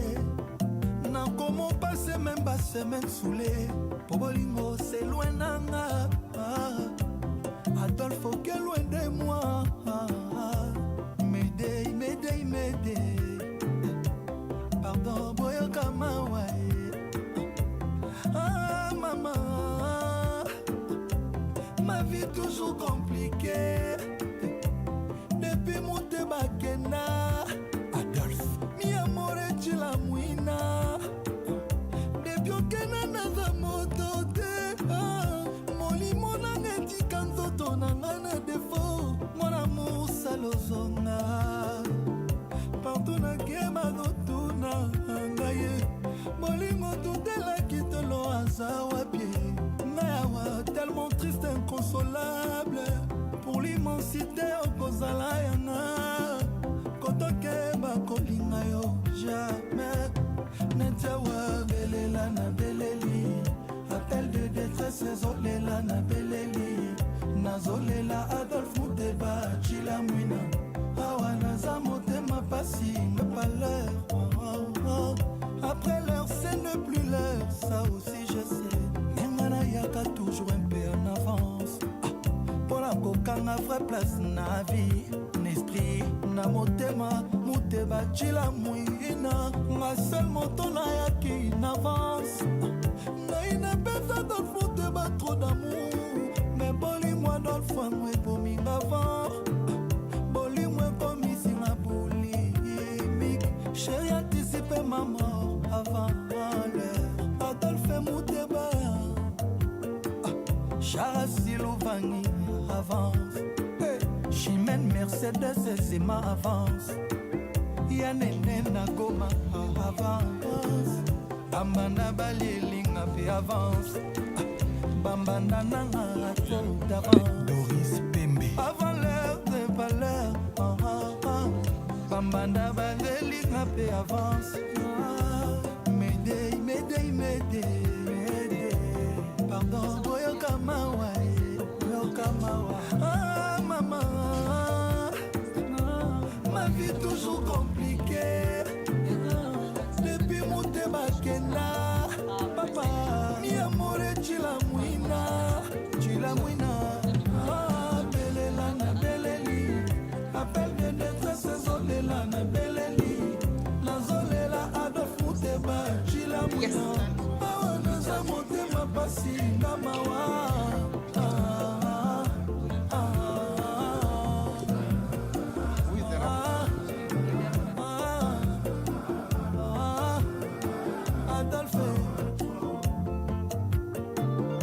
Charismatique Dungu Zidane. Welcome again. Welcome from I believe you are energized. We are energized. Now we have the energy to start off the mid-morning session and listen according to the program. Those who of us are here, we have several presentations, and I would like to give the session chair, who is Dr. Jerita Mwambi, and we have the rapporteur as Tabitha Kabaka. So I would like to invite them, and as we are settling down, we have them give us the guidance on how the session should be. So I will invite Jerita to take over the coordination of or moderation of this session. Thank you. Thank you, Chair, and good morning, everyone. This is our first session, and this is our main room.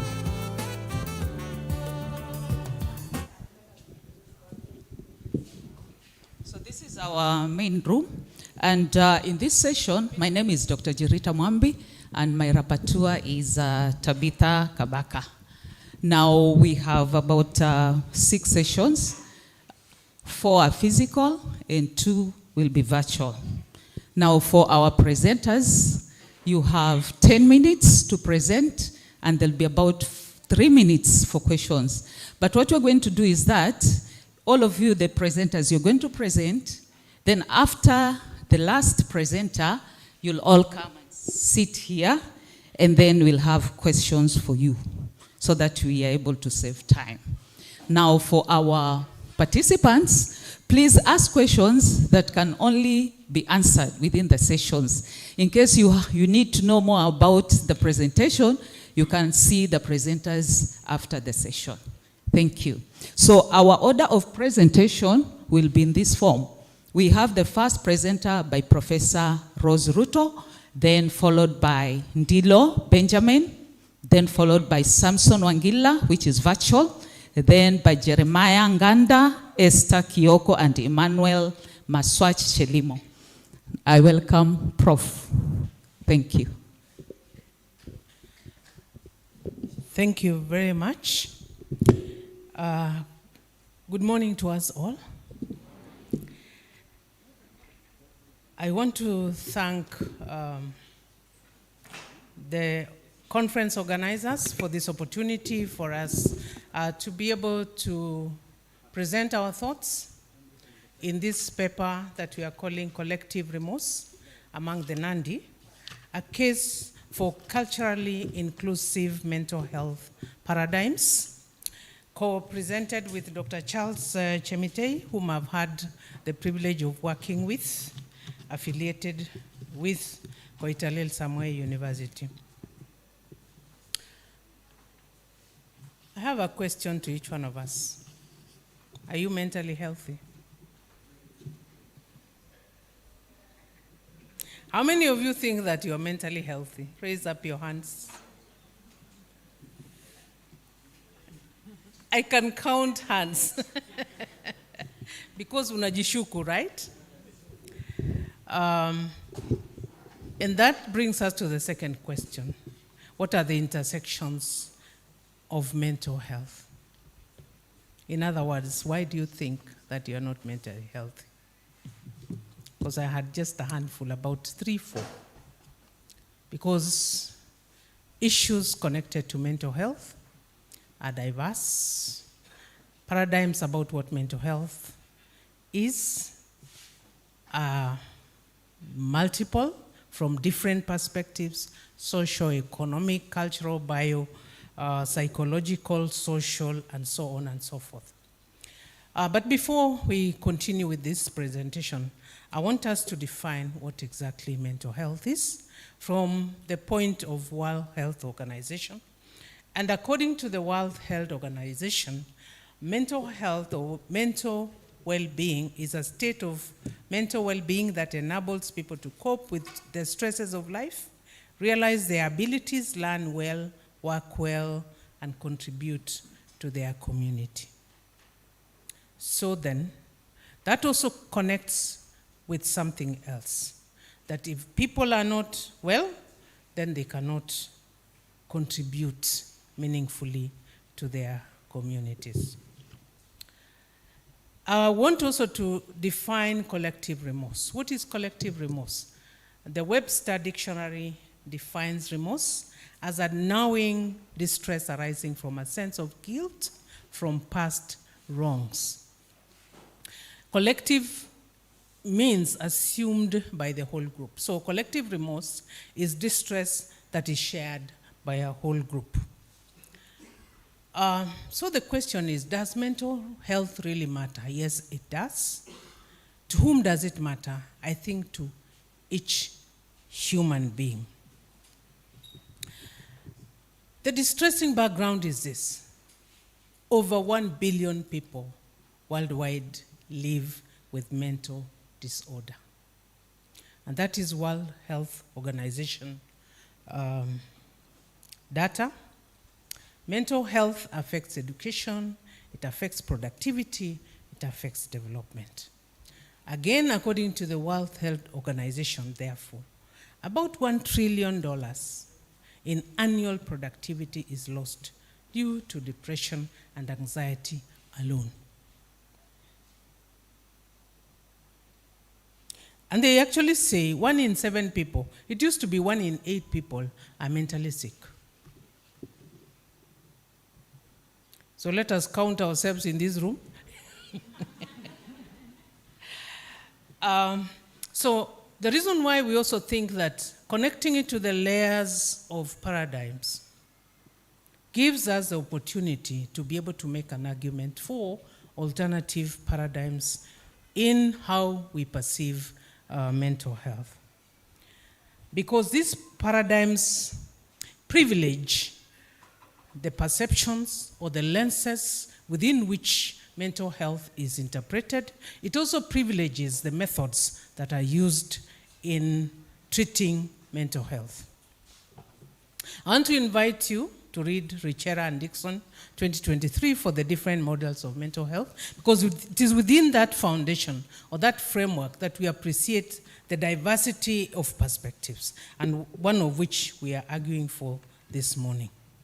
And so we come in from an indigenous theory perspective, located in the critical indigenous theories, or what Linda Tuhiwai Smith calls decolonizing research methodologies. Because if we are to be able to interpret and say, yes, mental health exists, and these are the models that can be used for treatment, then we have to have a certain lens within which we understand that. And yet, the ways of knowing among researchers have privileged other ways of knowing than others. That critical knowledge, critical indigenous knowledge, has always existed in the periphery. Lacking, of course, what we call epistemic justice, which requires decolonizing of knowledge. Because the point is, and the question that we ask is, who is the knower? Who is the person who is going through the particular experience that we use our own lenses that are privileged from the Western-centric perspective to be able to interpret that particular space? So we conceptualize this paper from collective remorse among the Nandi. And quickly, just to be able to describe the Nandi, of course, an Nilotic living in the Rift Valley, western part of Kenya. They are very strong, a community that is strong in the collective identity, shared responsibility, and communal decision-making, just as it is traditionally embedded in other communities. We can be able to argue that from a kind of holistic African framework, that when I'm sick, the whole community is actually sick. When one person suffers, the whole community suffers. So we want to understand this as a collective emotion. The idea that when you have hurt somebody else, that comes back to you as an individual and also as a community. Sometimes we were attending a conference in Naivasha, and I saw a board written, "Drug abuse affects families." But is it that families abuse drugs? The one person who abuses drugs actually causes distress in the entire family. It is a collective. So that sometimes when we want to imagine or ignore certain behaviors, they cannot be ignored. So the practice, I want to emphasize this, that the practice that I want to describe among the Nandi talks about communal accountability, reconciliation, social repair, shared responsibility, and it also acts as a mental health buffer zone. So the description of this is this. If I'm driving my car and I hit somebody and they die, my clan must actually do what we call barricading the road. Or, in my language, Garetap Oret. Because my community believed so deeply that if we don't block that road by the ritual that we are talking about, then that is sin that will follow as a curse. And they say it can even emerge 40 years later on. Where will I be? As the original transgressor, I will not be there. So, as a result of that critical consciousness that we must remain healthy, we must be remorseful for the transgressions that we have done, then we must also do reparation. So in this sense, step one, what happens if that happens? In the wee hours of the night, towards dawn, in the stillness of the movements, a black heifer is driven to the compound of the one who has been hurt. And it is tethered in the compound. So when this family wakes up and they see tethered there, they understand that somebody, the person who was responsible for the death or the spill of blood in that sense, especially in death, has come back to say they are sorry. Thereafter, in step 2, there was the collective contribution. So the members of the whole clan, no matter how poor you are, even if you can afford one egg as part of contributing to the reparations, then you do the collective. And the collective was up to 8 additional cows to make them 9. So the total compensation was actually a shared responsibility among the team. Step 3, the clan members would meet up together with the family of the deceased.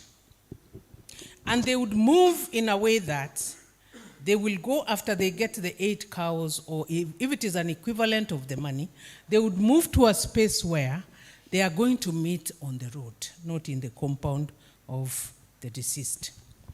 And they would be carrying honey, they would be carrying milk, they would be carrying millets and ghee.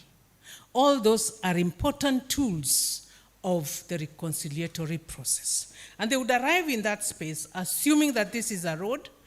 Over the other side of the road, the so-called enemy is the one that has transgressed. They would stand on one side, the other party stands on the other side.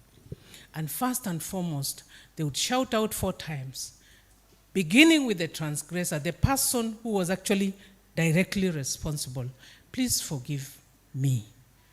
And the other party would say, "We forgive you." Why is that ceremony taking place? Because the black heifer, was never returned. And for context again, whatever contributions are made are not used thereafter. Like the first heifer, you can only sell it. You cannot rear it in your compound because it is a dark moment, symbolizing a grief, symbolizing all the negativity around that. So they would mix the millet with the honey and exchange. You have come with your stuff from wherever, we have come from ours from wherever, and we would exchange as a symbol of trust. And they would eat what we have given and drink the milk, eat what they have given and drink the milk, and then thereafter use the ghee to smear on their hands and greet one another as they part ways. The symbolism of that is that the person who has been hurt has gotten to a point of healing. That whenever they would think about any negative feelings, they would want to think about the ceremony that took place. And so it is also for the person who hurt the other or who killed the other would go away knowing that they have been forgiven. This, therefore, restored relationships. So the cultural expression of the collective remorse among the Nandi is very significant to mental health, both for the individual and for the community and the entire coexistence that needs to take place thereafter. And by the way, they can even intermarry thereafter, signified by the oil that was used in the ceremony. So this provides a clear pathway for grief and recovery. It addresses guilt and moral injury. It restores social belonging, transforms trauma into collective healing. Several mental health functions emerge from this process. It provides a culturally meaningful pathway to grief. It addresses guilt and moral injury. It restores social well-being. It transforms trauma into collective healing. It prevents cycles of resentment and revenge. It validates indigenous knowledge systems and also an Ubuntu perspective of mental health. Because we are reminded all the time when we think about Ubuntu, I am because we are. And when you are sick, we are sick. Mental distress is a disruption of relationships, and healing requires restoration of the community. So do indigenous knowledge systems matter? Yes, they do. Because it emphasizes relationships and belonging. And you know that that is a big part of who we are as we move around. For example, when somebody wants to greet me, in my community they cannot say, in the language, how are you, Rose? It always comes out as a collective. And when I respond, I cannot say, I am fine. We are fine. So, when we think about indigenous methodologies, we are challenging knowledge hierarchies. Because if you are to put it in a spectrum, you would actually find it at the periphery. Why? Because the academe reifies certain voices than others. That if you're saying in your thesis defense, for example, my grandmother told me this, and somebody would wonder, can you quote your grandmother? Can you put them as a reference? And we are saying, because we are talking about critical indigenous methodologies, they need to be quoted. They need to be recognized as sources of knowledge. But how can you be able to do that? We need to legitimize them as knowledge producers. And how do we do that? We do that through methods that also privilege their being, their ontology, their epistemology, and using the methods that they understand, such as storytelling. When you're told a story, you only need to corroborate the story to bring it to the center of knowledge. So our theoretical lens, again, is informed by Linda Tuhiwai Smith, who says research is the dirtiest word in modern research. Why? Because you go to a community, extract knowledge, and disappear with it, without any recourse of going back to be able to corroborate whether your perceptions were right, whether what you thought they were saying was actually what you had, or whether they would actually want you to appropriate that knowledge beyond the conversation that you had. So we need to continue to respond in a way that we are talking about epistemic justice. Who is a knower? A knower is the owner of the story. So that as we continue to interrogate that space, as we continue to have discourse around that area, we are also saying the Kaya elders have their story and they need it to get to the center of what we recognize as legitimate knowledge. So we need to decolonize methodologies. There's a whole discourse around decolonization of research methodologies. And I quote Swadna and Mutua. Swadna is American, but she lived in Kenya for a while. The project of decolonization has been viewed and interpreted variously. But decolonization is about the process in both research and performance of valuing, reclaiming, and foregrounding indigenous voices and epistemologies. So, beyond the Western-centric lenses that we are used to in the academia, Western approaches often focus on individuals. The Nandi framework demonstrates a framework that treats suffering and healing as relational and communal. Implications: we have talked about restorative justice, ritual healing, social reintegration, community participation, indigenous mental health systems, shifts in intellectual appropriation, and knowledge attribution. Why is this significant for this conference? We are saying we need to connect communities to academia. And if we are to surely do that and sincerely do it, we need to create a space for their story in academia. Not just so that we can be able to extract knowledge from them, but so that they can be part of the story. The Nandi practice of collective remorse provides a compelling example of how communities have historically developed their own sophisticated systems for addressing trauma, grief, and psychosocial well-being. The ceremony demonstrates that communities are not merely recipients of knowledge generated in universities. They are active producers of knowledge and custodians of tested solutions that can contribute to contemporary mental health discourse.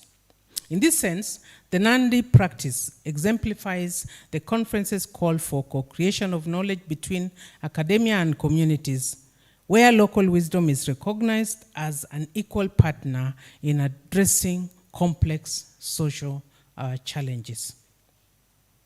So we need to continue to support the use of critical indigenous methodologies. We need to have researchers going out with cameras to be able to capture the story as it is, and to be able to have the person on site of the research telling the story.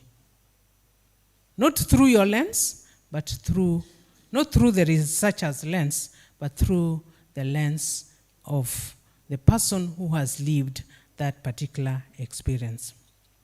So we need to focus on what matters to communities as knowledge without presumptions of how we construct knowledge. Thank you very much. Namvera, asante sana. Kongoi miseng.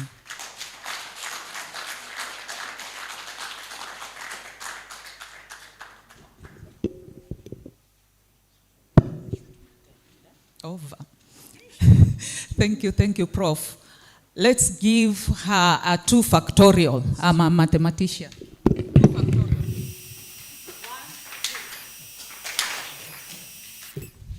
Thank you. I think, Prof, next time you will be our guest speaker.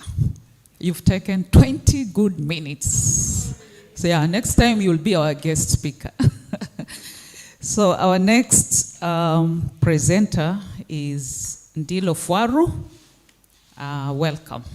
Bayesians and parametric competing risks model to reduce mobile churn and enhance digital inclusion in coastal Kenya. You have 10 minutes. Thank you. Thank you, the session chair, Dr. Jerita. We are doing Bayesian semi-parametric modeling for enhancing mobile connectivity and digital inclusion in coastal Kenya. I will be your presenter, Ndilo Fwaru. The work has been done together with Dr. Kitty Leonard and Dr. Jerita Mwambi. We want to understand these coastal people, what they do with their mobile phones. We say that mobile connectivity is essential for education. It's also essential for commerce and health. When we pick out commerce, these people mainly engage in tourism, fisheries, and small businesses. So then, why is it a problem having your phone? Talking of digital inclusion, we are talking of subscriber churn, the tendency or the behavior of subscribers switching across mobile phone subscribers. It is an issue because it disrupts service continuity and provides limited digital access to underserved communities. Now, our work mainly looked at two challenges that churn brings in. The first one is the presence of competing risks. An individual churning as a result of multiple causes. And the fact that some covariates, these factors evolving over time.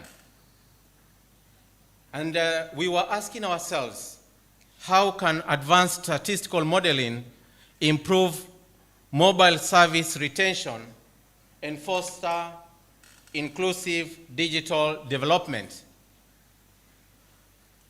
We looked at the mobile subscribers in Kilifi County and Mombasa County in the coastal region of Kenya. And using Yamane's formula, we took a sample of 6,000 subscribers stratified across the 15 sub-counties in the 2 counties of this republic. Information was gathered for 830 weeks, close to 16 years. And from what we gathered was close to 1,131 customers were able to churn, representing around 19% of the churners. Now, we picked 4 competing risks. Our event of interest here was churning as a result of network quality.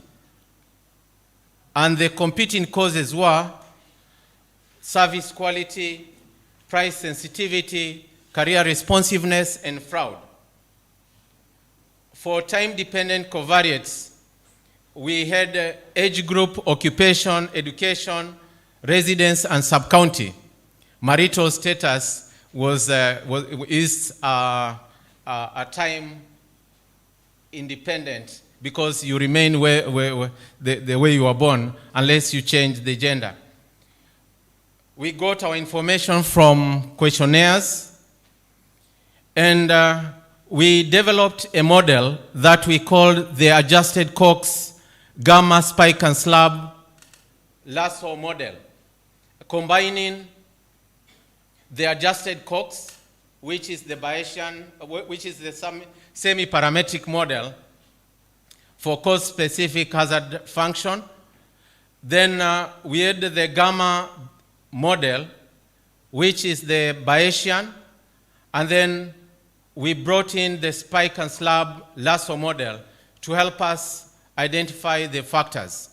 We all know that Bayesian models are good in prediction, That is the strength that we picked. And the Cox model, as it was developed by Cox several years ago, is good in predicting the influential covariates. We boosted that with spike and slab lasso.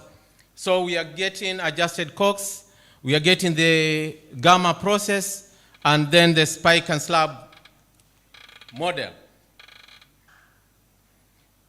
We will look at the models later on. What we have here is, the first one is for, that one there, is for the adjusted Cox, gamma adjusted Cox model. Now, from this model and the data that we had, we saw that individuals who are 46 years and above have a high risk of churning, 1.58. The male also have a high risk of churning. Occupants or mobiles owners living in the rural area have a high chance of churning.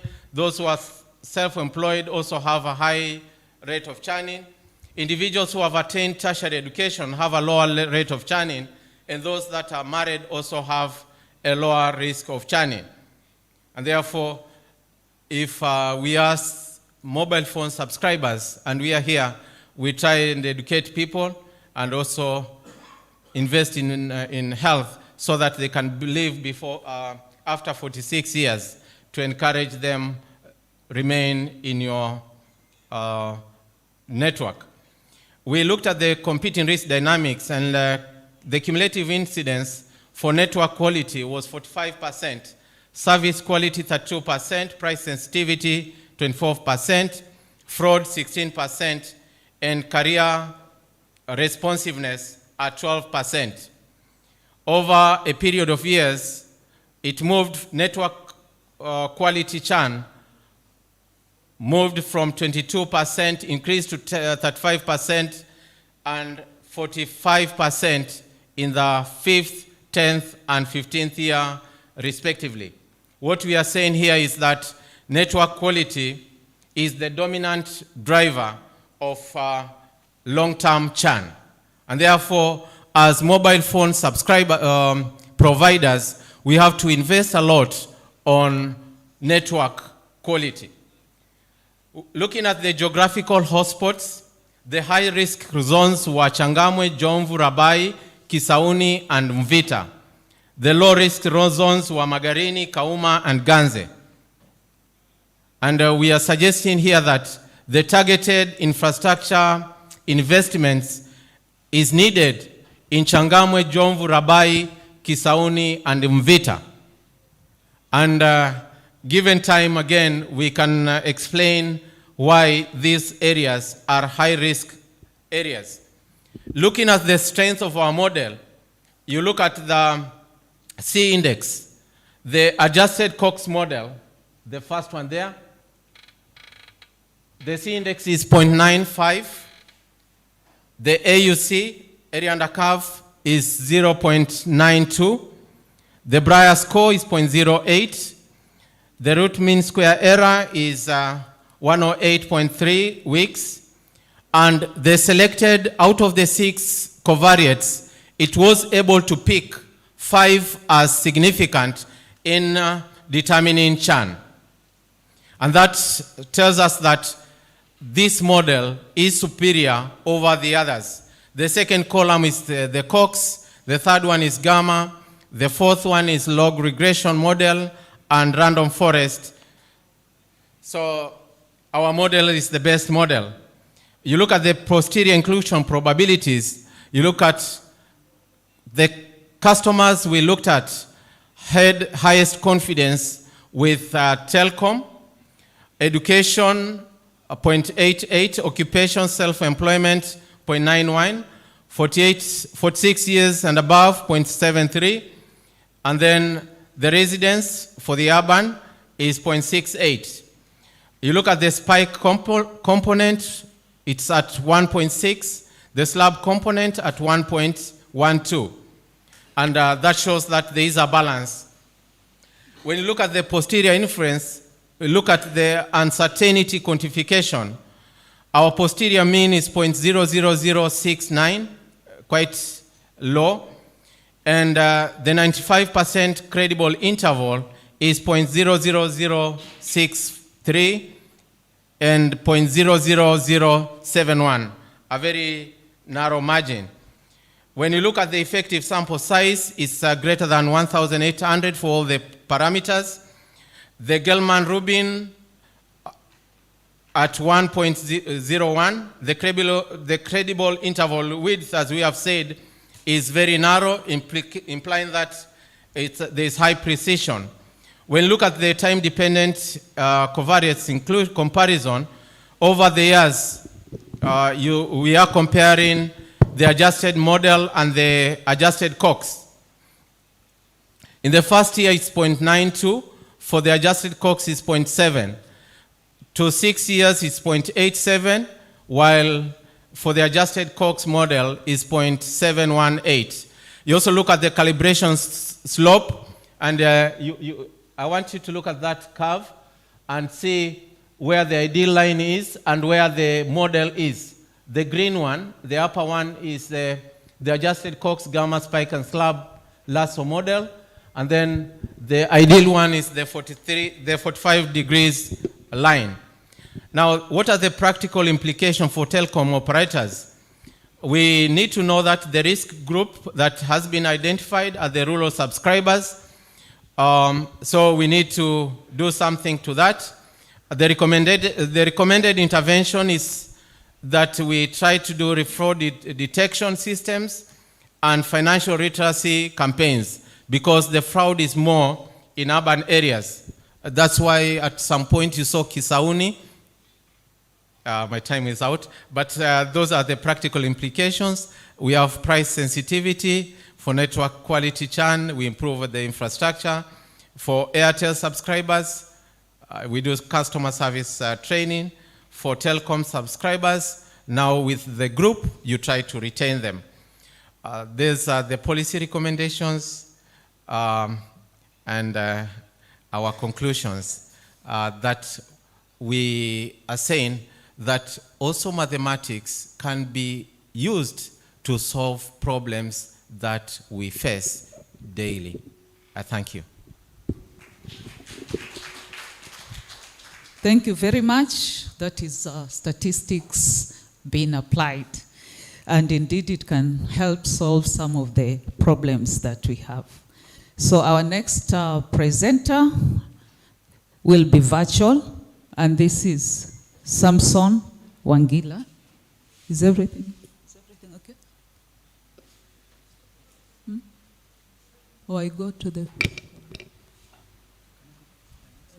physical.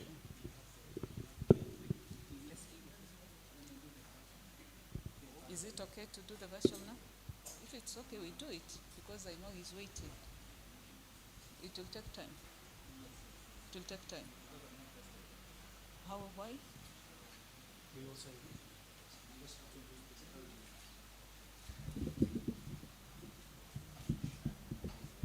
So we do the physical one. Okay, let's do the physical one. Huh? Can we do the physical one?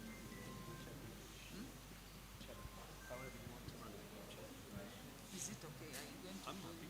No, it doesn't matter. Oh, it will run just now? You can run just now. Okay. Whichever. If we just bring the cable.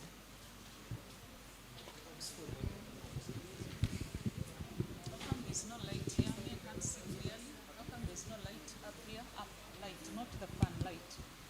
So someone has to put the more.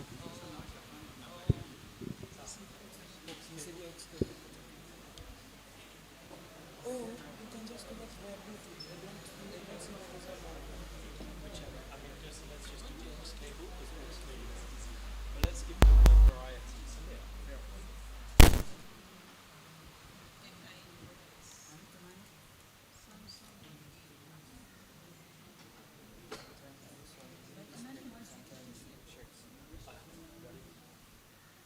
Hello members, Dr.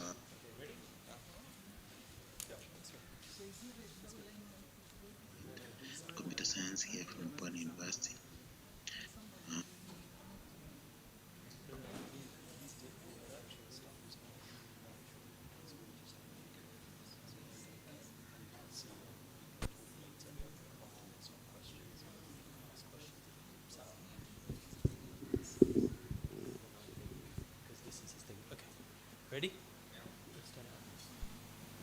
Hello, members.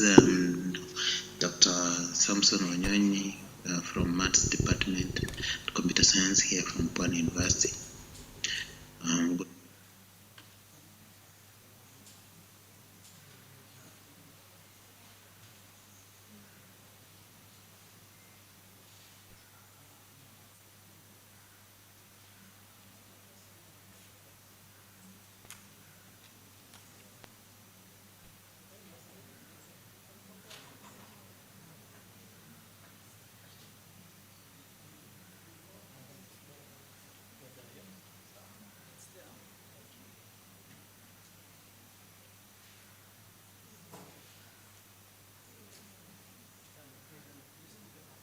From Maths Department, Computer Science here from Pwani University.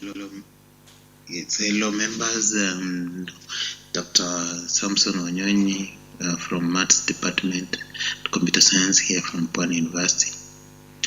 I'm going to present this project that we are currently carrying out, but we will have only the simulation part to see the overview of what is happening and through systematic review of what that have already been done. Our title for the project is Supervised Machine Learning Approach to Modeling Digital Credit Default Risk in Commercial Banks. I'm working in collaboration with Ronald Goech from Department of Business, John Bogoli and Lawrence Pondo from my department.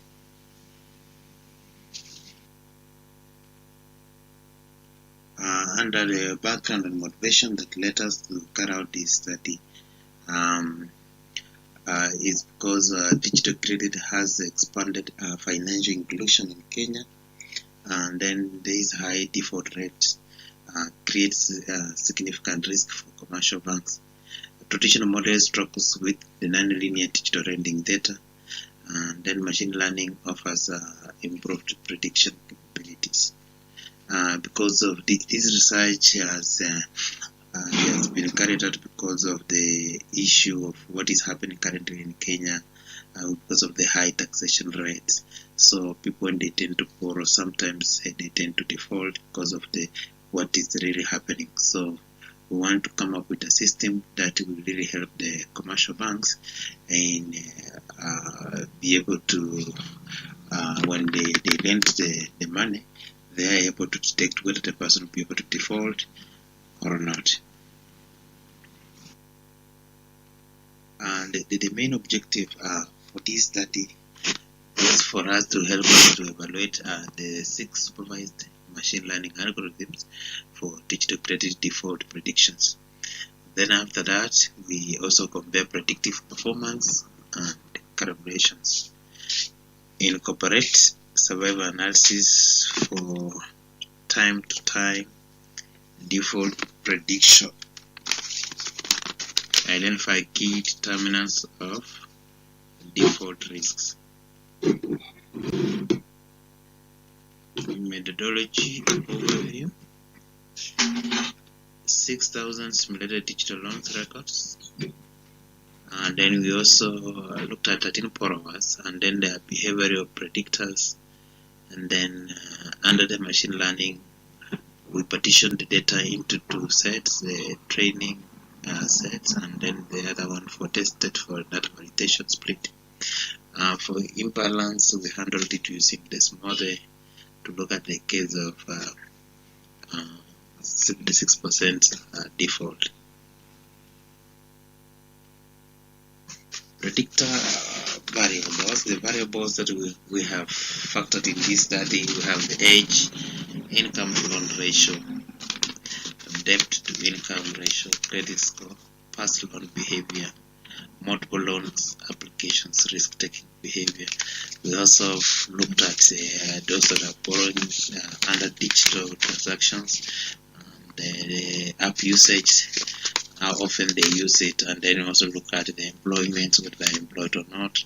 We also looked at the locations, whether it's urban or rural, whether it has an influence on defaulting. The specifically machine learning model that focus in this, that we have the rich regression, last regressions, we have the elastic net forward selections, and then we also use the stepwise selections and the support vector classifier.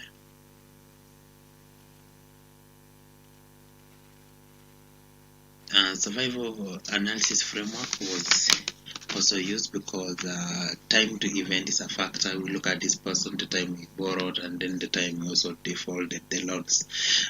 In this case, we use Cox proportion as models.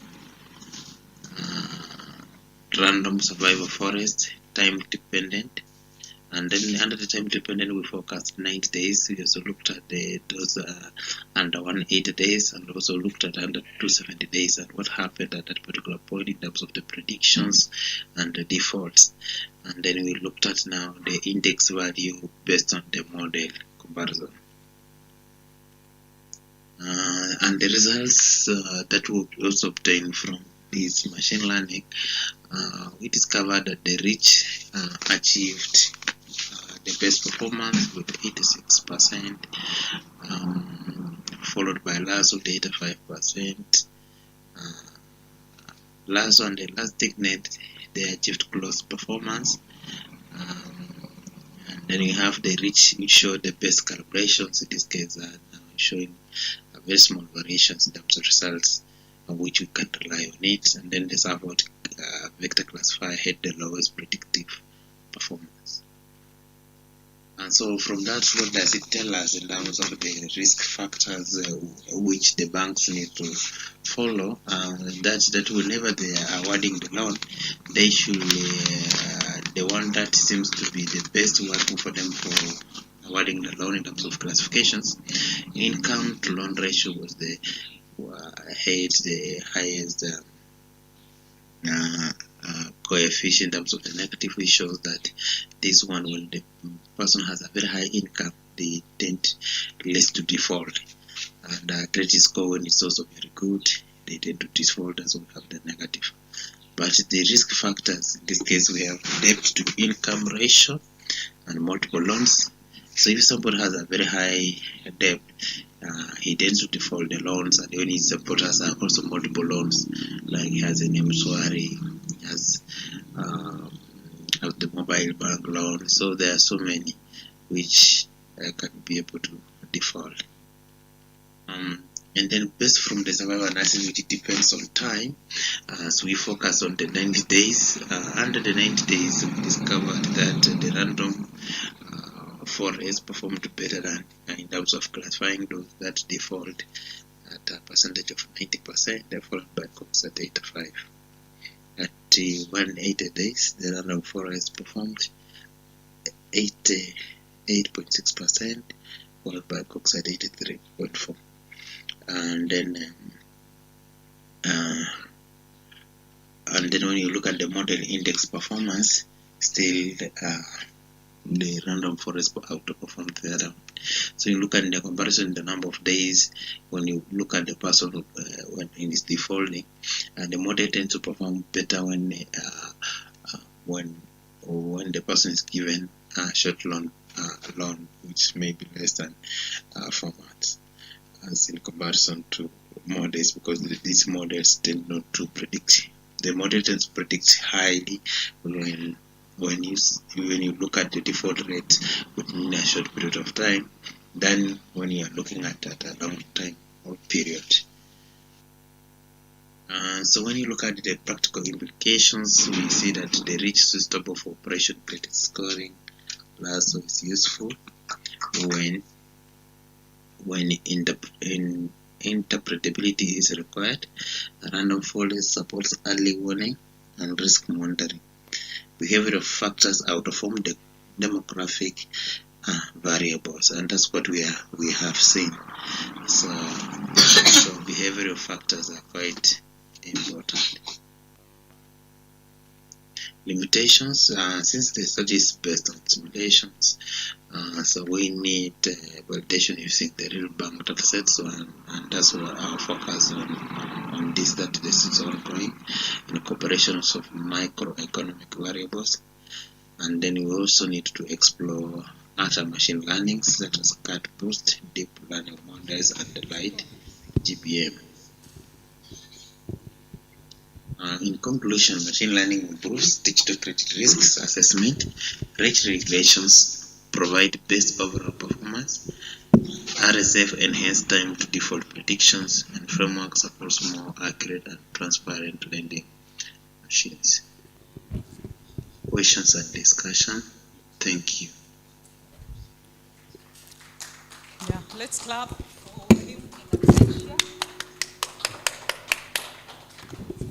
Yeah, we apologize. I think it was not so clear, but I believe we have gotten what he wanted to put across, that machine learning can be used to reduce the default rates in our banks. So our next presenter is Dr. Jeremiah Ganda, Co-Creation for Sustainable Knowledge Translation in Health Systems, a Scoping Review. Welcome. Thank you, and good afternoon, everyone. I don't know if I need to move.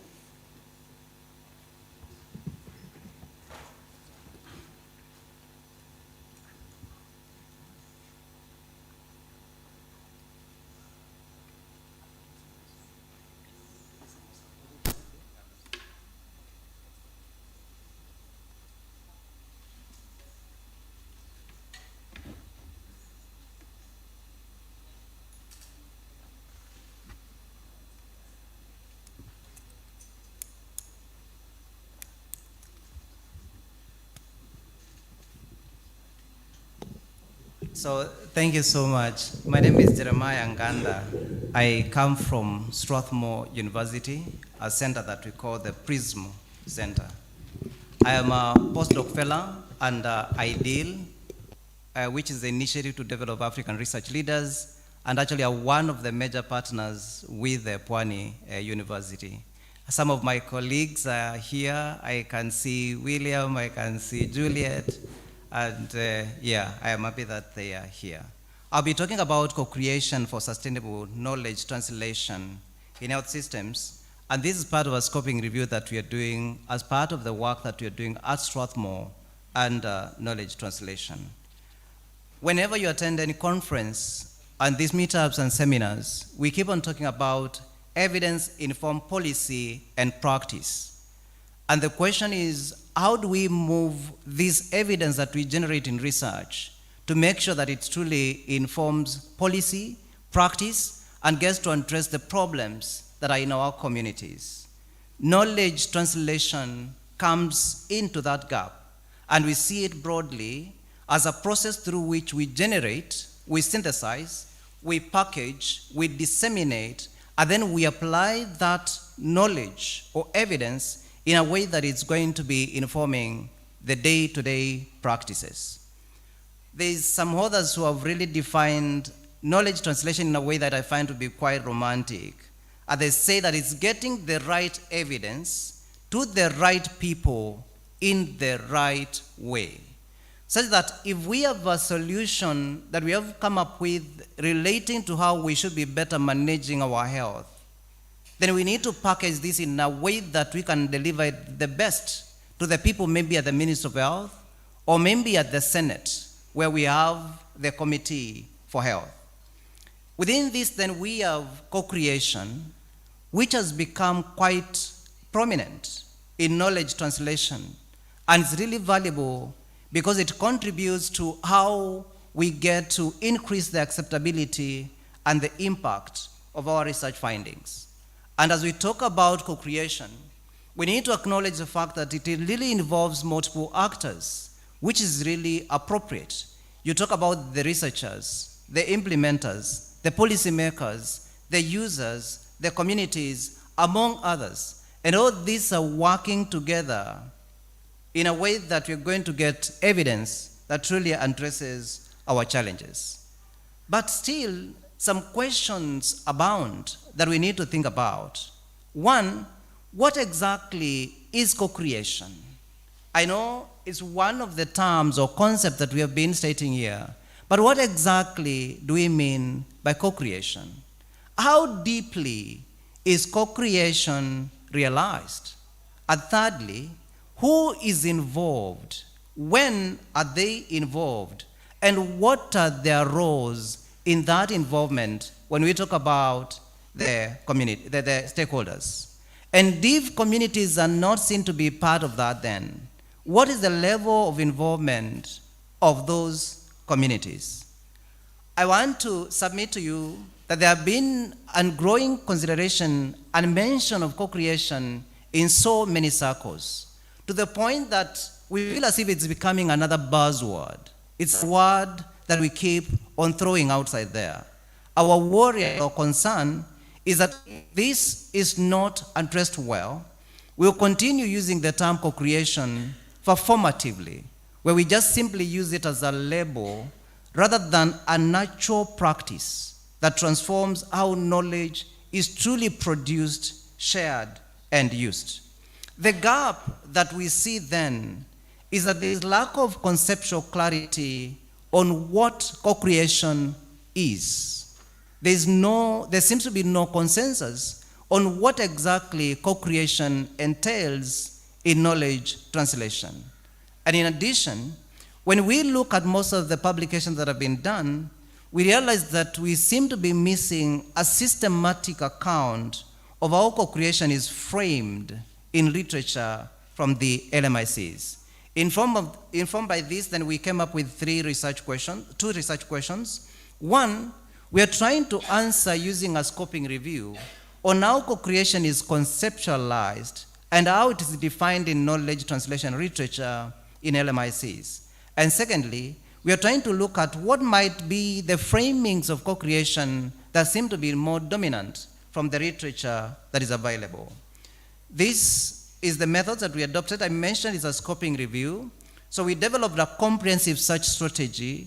Of course, we listed the terms and their synonyms. For example, it's co-creation. We have other terms that are related.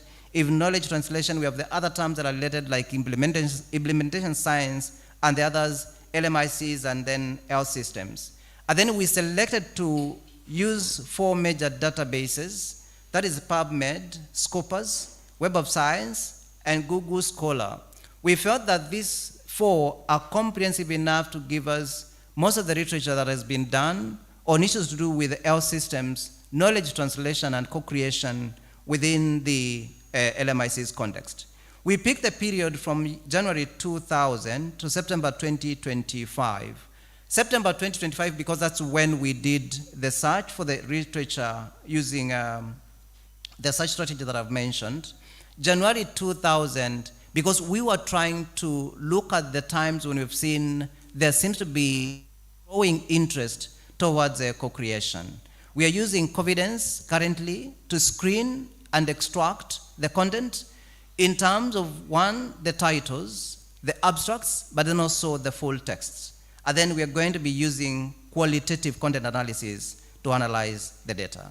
For rigor, we are following the guidelines provided by the Johanna Bridge Institute for scoping reviews. And for the titles and abstracts, we are screening them independently by 2 reviewers, myself and 1 more person. And where there are any discrepancies, we are running it to one of our senior researchers within the project. And of course, we are going to use the PRISMA model in reporting the findings. What I'm presenting here, they're only the preliminary findings because this is a project, is a study that is currently ongoing. We are not yet even halfway in reviewing the literature that we have managed to extract. So some key things that emerge from the literature that we have managed to extract at this point is, one, there seems to be a marked increase on publications that are addressing co-creation in knowledge translation. And as you look from the year 2000 and the years progress, there seems to be some kind of like consistent increase on the number of studies that are mentioning or dealing with co-creation. The component about the lack of conceptual clarity also comes out very clearly. And you notice that in most of the studies that we are looking at, we are seeing instances where co-creation is being used interchangeably with co-design, co-production, and participatory research. But then thirdly, we also see co-creation emerging as some kind of like a contested space, where studies are invoking co-creation, but when you look at it keenly, they're actually describing processes that are limited to late-stage consultations, feedback mechanisms, or what we would call invited participation. Some of the dominant frames that we have managed to observe at this point are three. One, there's the technical component, where we see co-creation being presented as if it's a methodological tool. We conducted workshops, we did design engagements, we did user testing, we did pilot testing, among others. These are valuable because they make evidence to be more usable and then also implementable. But is that the kind of co-creation that we are targeting? Secondly, it's normative, where co-creation is seen as intrinsically good, in that it's promoting inclusion, legitimacy, community voice, among others, which is again commendable. But is that the ideal place where we should be? And thirdly, is a transformative, where co-creation is being framed as a vehicle to shift power relations, challenge the knowledge hierarchies, and configure how knowledge is produced and who benefits from that knowledge. When we look at those frames, as much as we are calling them dominant frames, the first two seem to be emerging more from the literature than the third one, which is the transformative. And then based on that finding, we feel like this supports what some people have called the co-creation continuum that we need to consider.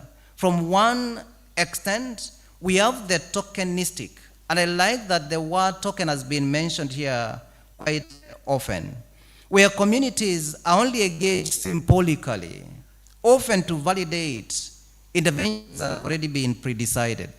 But then we have the consultative, where communities are providing input during certain stages, but decision-making has already been externally driven.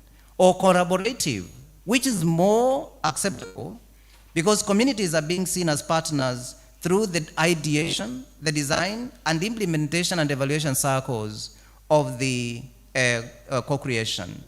But then the one that is the ideal, and that's where we should aim to be, is a transformative, where communities are sharing in the governance, in the resources, in decision-making, and also in power. I've been signaled that my time is up. I want to conclude with this quotation from Katri et al., that knowledge co-created with those who will ultimately use it fosters relevancy and sustainability, which is what we've been talking about here in this conference. Thank you so much. I deeply appreciate the opportunity.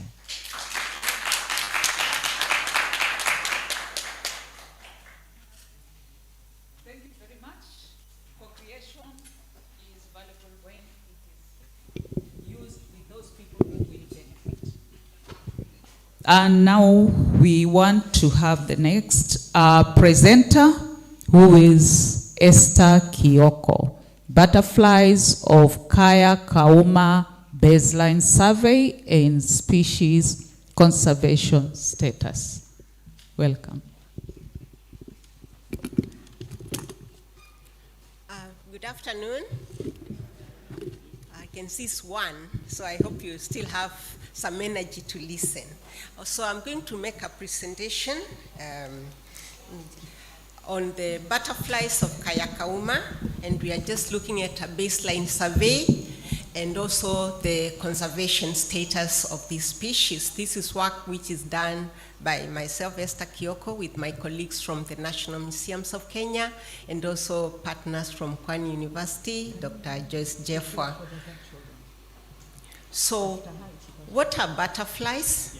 I think you can go back to your days in high school, where we were told that they belong to the same order with the moths, and these are characterized by scaly wings, and they are insects that go through 4 stages in their life stages. They start with an egg, then they go to caterpillars, and the caterpillars normally molt, or they shed their skin as they grow. Then they eat again, they grow, they shed their skins, and so they go through 5 different instars. And at the 5th instar, they pupate, and then from the pupa, you get the adult butterfly. And so why are we thinking about butterflies of Kayakauma? And what are their benefits to the environment and also to people? They form part of the food chain.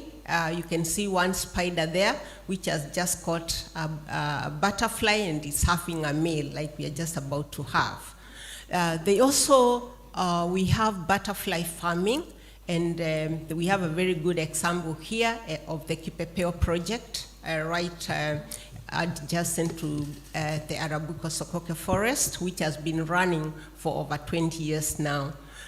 They also do provide ecosystem services. They do pollination. I've just given you a picture there of some berries related to lantana, which we ate when we were growing up in the bushes. And this is food. So butterflies ensure that we have food and also the environment is healthy. Also, they contribute to ecotourism. These days, you are lucky here at the coast, we have the first butterfly house in Kenya, just right next to Fort Jesus Museum. So when you are there, you can have a look at the butterfly house. Also, butterflies have cultural values. Like in some communities, when they see butterfly migration, they prepare for very heavy rains. Others also use butterflies for health reasons. Somebody this morning told me that they work in a hospital where they had set up a butterfly garden where the patients could go out, watch butterflies, and just relax, just in relation to mental wellness. Okay, so what are some of the threats that our butterflies are facing right here at Kayakauma and also worldwide? Of course, we have the pollution, environmental pollution, and I've given here 2 slides or 2 photos showing that butterflies also go to mud. Where there's some mud, they do mud paddling, and as they do so, they're trying to look for some nutrients from the soil. And you see, if the environment is not clean, then they also get poisoned. And of course they die, just the way we are dying when we get poisoned from our pesticides, loaded crops. Also, deforestation is a key threat to their survival and other aspects that are associated with climate change. So what are we looking at in Kayakauma? We want to fill in the gap because you can't conserve what you really don't know. And you can't also monitor what you don't have a baseline. So we wanted to document the diversity of the butterfly species, also assess their conservation status, and also try and see whether we can create awareness about these butterflies for their conservation. So we did transects where we could walk at the farmlands, also right inside the forest and also along the forest edge. And this walking was done with the communities. We had the young people who were our guides and also our co-researchers as we recorded the different species of butterflies. Some butterflies are fruit feeders, so we used butterfly traps where we hung the butterfly traps with the fermented fruits and they come there to feed. And also we did the timed walking where we walk around, look at which butterfly are around and also sweep net so that we can be able to identify. And the specimens are identified, also released back into nature. And if there are some that are a little bit difficult to identify in the field, then we carry them to the National Museums of Kenya, where we have the national repository of the insect collection in this country. So what are some of the butterfly species that we recorded? We had 83 different species of butterflies, 10 of them in the swallowtail butterflies. These are butterflies which are characterized by kind of long tails at the tail end of their wings. I've shown one there, a swordtail. We also had the whites and yellows. These are, we recorded 19 species. We have the family that consists of the brush-footed butterflies. These ones, normally we say that insects have 6 legs, but this group this family of brush-footed butterflies, they have one of the pairs of the legs at the thorax reduced to like kind of brushes. That's why they are called brush-footed butterflies. Then we had the blues and coppers, 10 species. I forgot to just mention that the brush-footed butterflies were the most at 41 species. And then we had the skippers. These are butterflies which fly around like they are skipping, like they're doing a rope skip. They jump, they fly a little, then they jump and land. So these are some of the beautiful butterflies that are found just across here in Kayakauma. The first one is called the flying handkerchief. When it flies, it has yellow and black edges. It looks like a handkerchief. It's just flying in the air. That is a group of the swallowtail, and here you can see the tail very well. That's why they are called swallowtail butterflies. Then the second one is in the whites and yellows. They are a little bit smaller than the swallowtails, and they are very common. I'm sure even after this, when you walk out, you'll see some. It's very interesting that when you don't hear about something, you might just see it but not notice it. But once you hear about it, I'm sure you're going now to be looking around, whether you're seeing a swallowtail, a white and a yellow, or a blue and a copper. The blues and coppers normally have the underside of their wings looking brownish and the upper side bluish. Then we have the skipper, the stout. They're very stout, and they are actually kind of in between the butterflies and the moths. And then we have the brush-footed, the nymphalids. So we also looked at what are the status of these butterflies in the IUCN Red List of Species, and we found that 26 of the species are under the list concern, which means they've been assessed elsewhere, and also it shows that they are widespread, they are not actually currently at risk of extinction. Then 57 species of these 83 butterfly species are not yet evaluated. So what it means is that they've not been assessed, and we can't really know what is their status in the environment. And this does not mean that they are safe. No, they have to be assessed.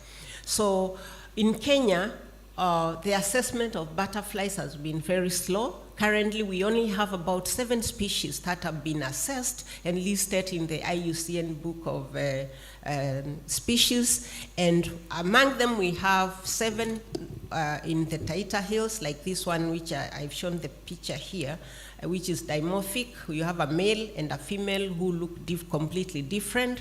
This is only found in the Taita Hills, and so it's endangered because of the current threats there.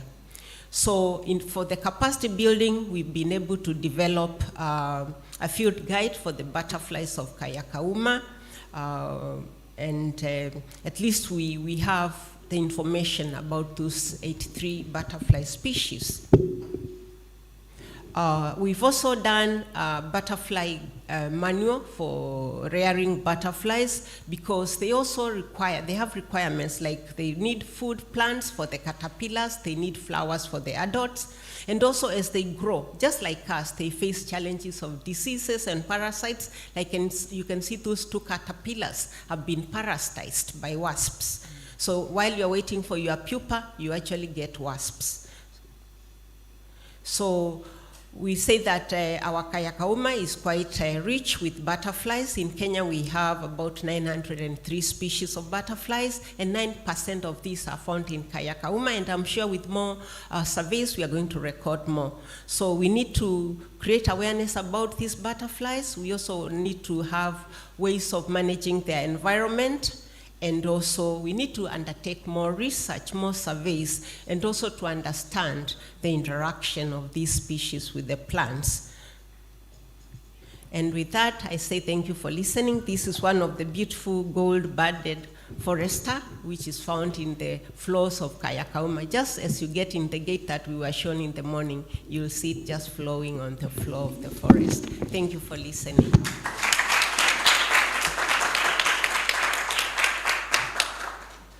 Thank you, Esther, for that wonderful presentation on butterflies.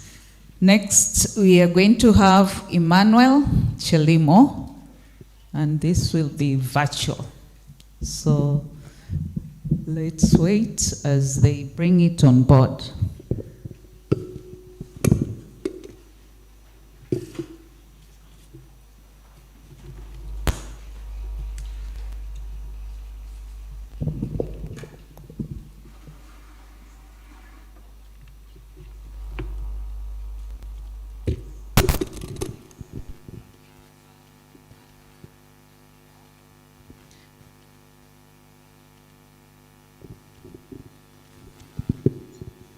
Good morning, panelists. My name's Emmanuel Chelimo, student at Kenya Methodist University. What I'm going to present, about the factors that influence adoption of hybrid maize varieties by smallholder farmers in Elgeyo-Marakwet County. The abstract of the study is as follows. Maize supplies 63% of Kenya's stable caloric intake,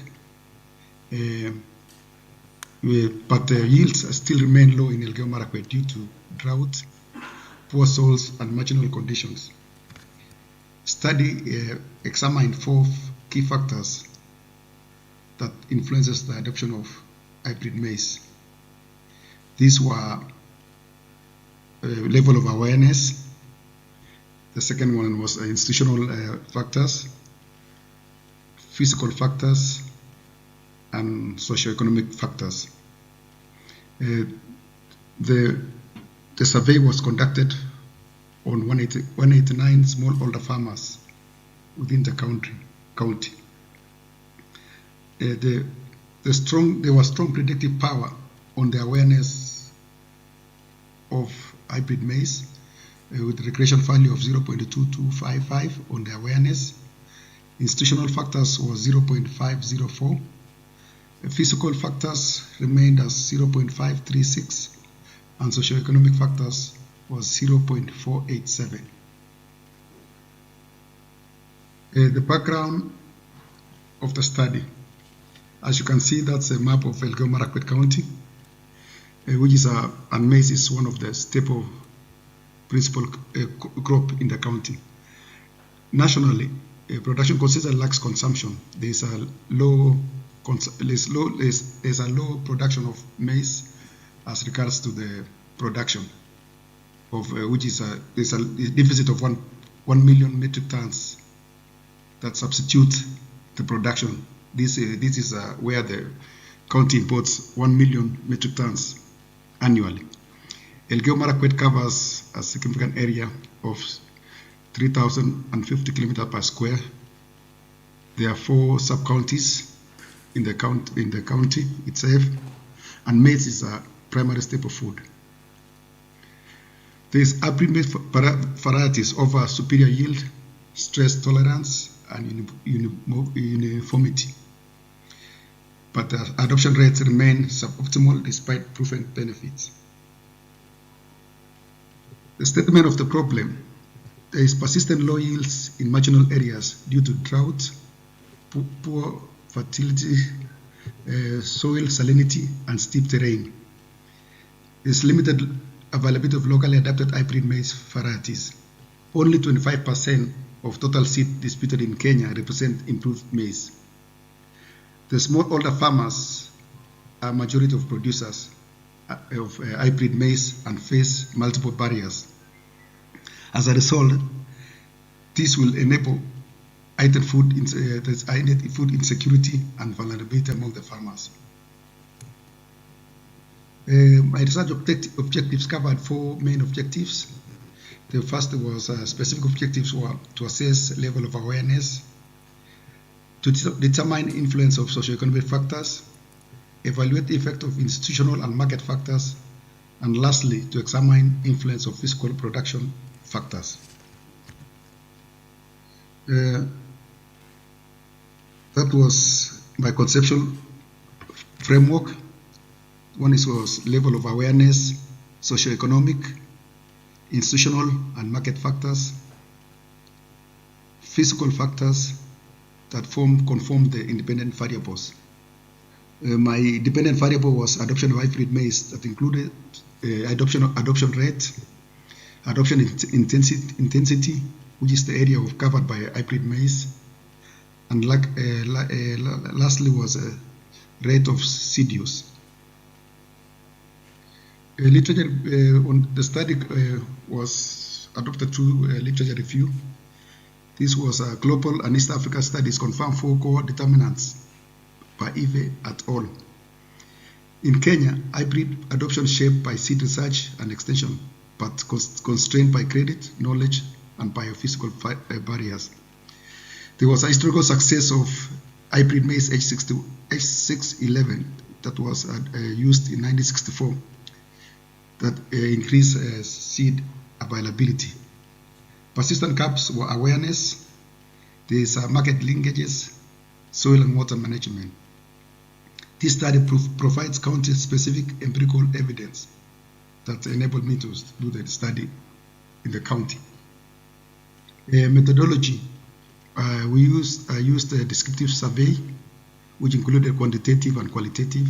Target population was 358 smallholder farmers that represented 50% of maize growing farmers.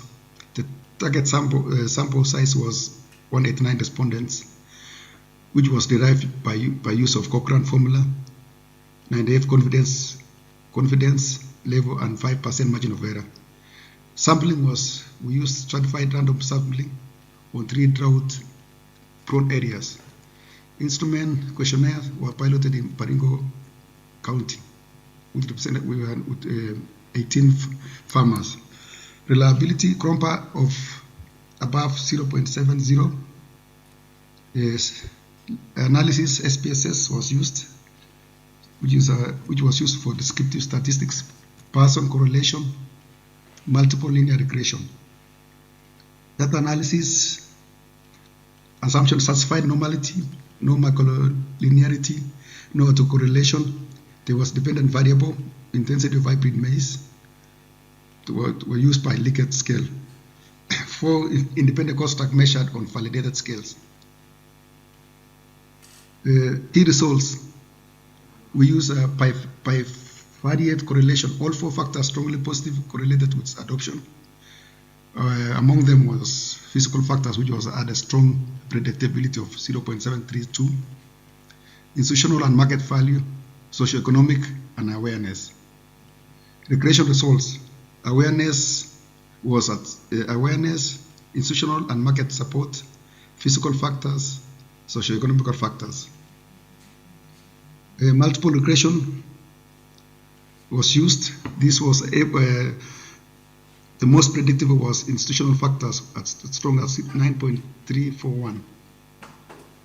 Those are the ones really determined and enables that these are strong predictive for adoption.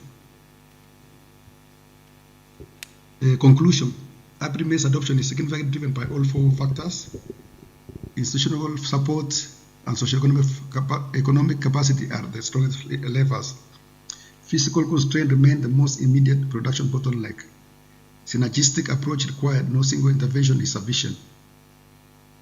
Practical and policy recommendation, awareness, scale farmer field schools, demonstration plots, digital extension. Institutional support, strengthen extension, credit, public and private seed distribution. Physical factors, climate, smart practices, targeted input subsidies. On socioeconomic, adult education is needed, youth agri enterprises, and women-focused credit is needed. Impact, faster technology uptake, which will necessitate high yields and improve food security in the country in large. Theoretical contribution and future research. The research validates and quantifies technology adoption framework in Kenya and island context.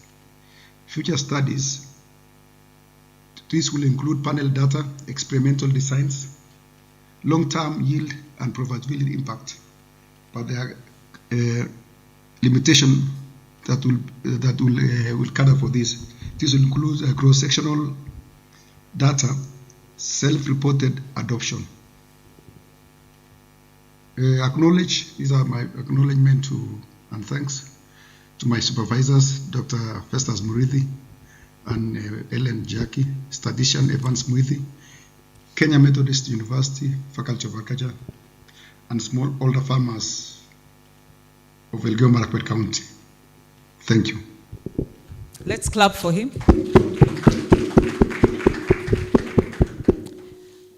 Thank you very much, all the presenters. I now welcome all the presenters here. Then we will have the question session.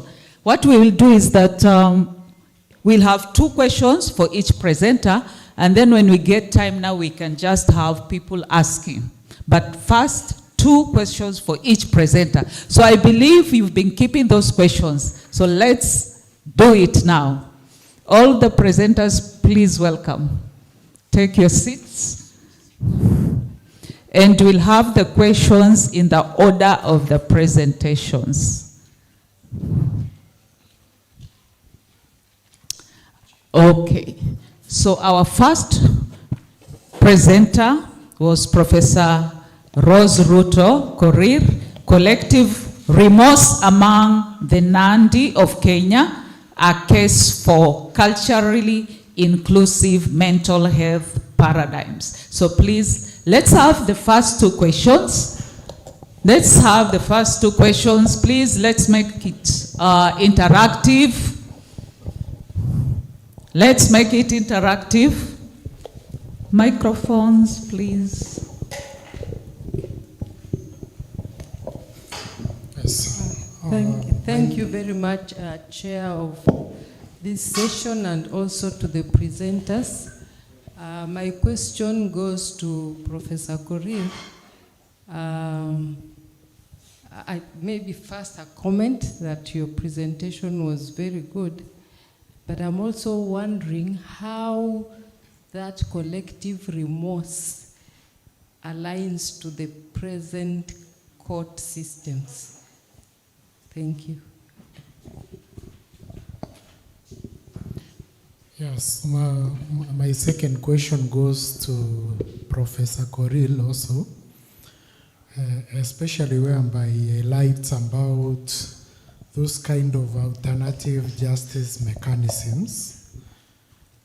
And the second question also comes, it aligns similarly to that one, because I wonder what happens whereby you have heard of some communities that I don't want to mention by names, whereby they do those kind of alternative justice. For example, FGM, they do, there is teenage pregnancies, and then families exchange those kind of, those local arrangements. How are you able to balance those alternative justice mechanisms and the legal things that are allowed by the Constitution of Kenya? Okay, thank you very much. First, for giving us this opportunity to do the presentation. In the Kenyan legal system, I'm not a lawyer, I'm a psychologist. In the Kenyan legal system, there is ADR, Alternative Dispute Resolution. And just for context purposes, by the way, it is a practice that is still happening today. And I want to say this, I've also witnessed that as recent as 2019. I didn't mention that in the context of the reparation, there is an arbiter who supports the 2 families to reconcile. And it is not also every other family that arbitrates. There are those families that have the special talent and recognition in the community. So yes, it sits very clearly and very well with the alternative dispute resolution framework. I think yours was a comment, because it is about FGM and all the other spaces.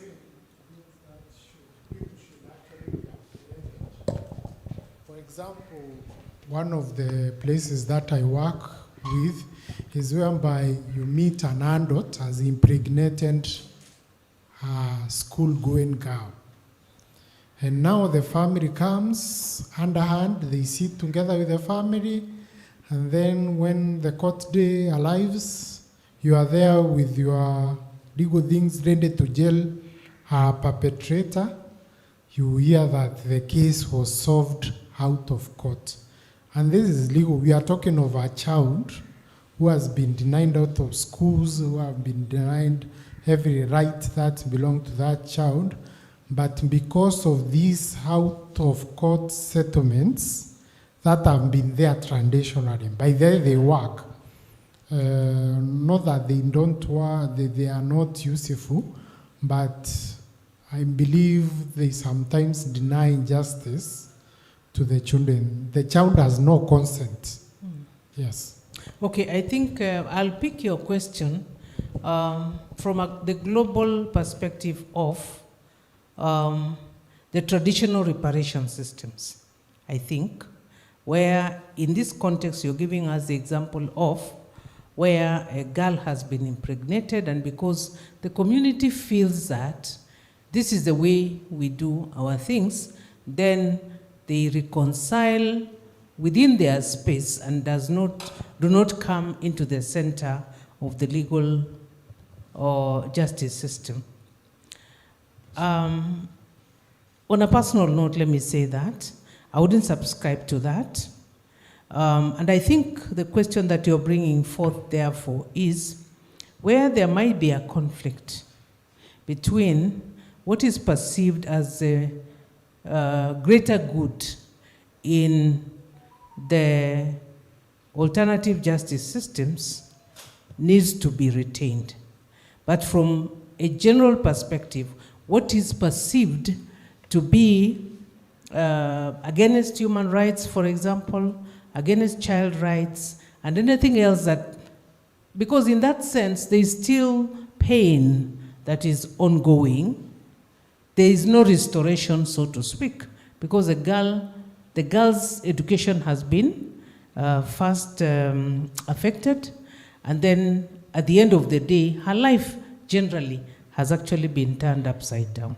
No matter how the culture perceives that space, in my view, that should not be an advocacy that we can be able to say we are actually routing for in academia. So yes, even as we look at the traditional systems and want to resent them into epistemologies, I think we also need to consider what we are about and what is it for. Thank you.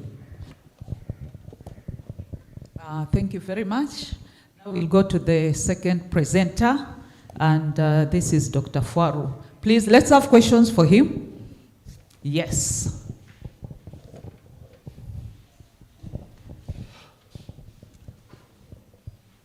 Yes, please.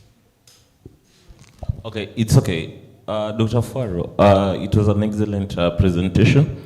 I have two questions regarding it.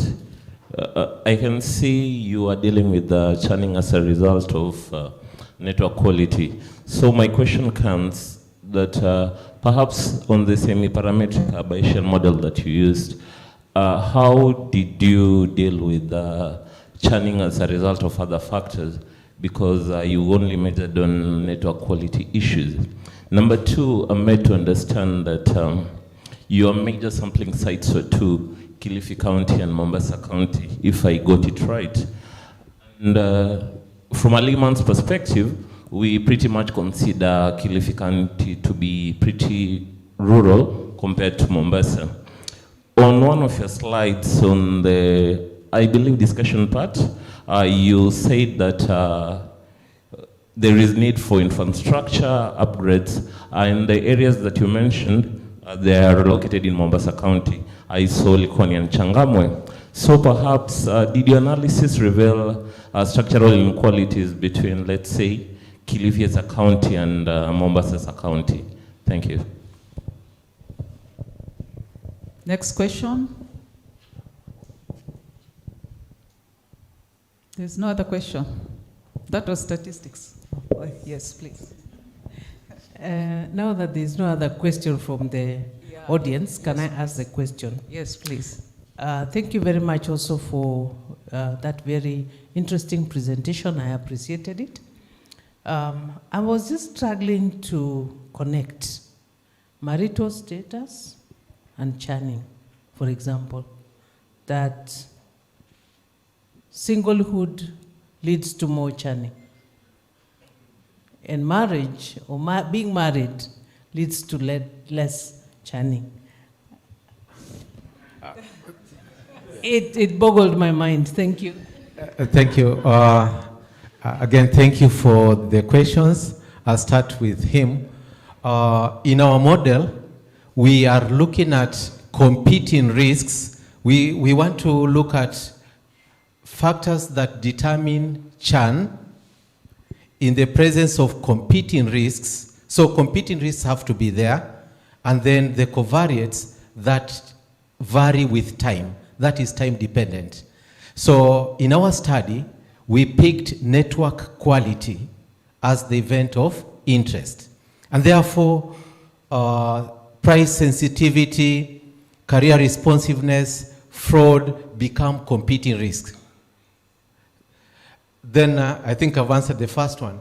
Now, on the outcome, this is what is giving highest predictivity because of the Bayesian kind of model that we have picked. We did not influence the system to give us Kauma and more of Changamwe, and that is data and it does not lie. So in the presence of competing risks, you're not just looking at network quality. Yeah?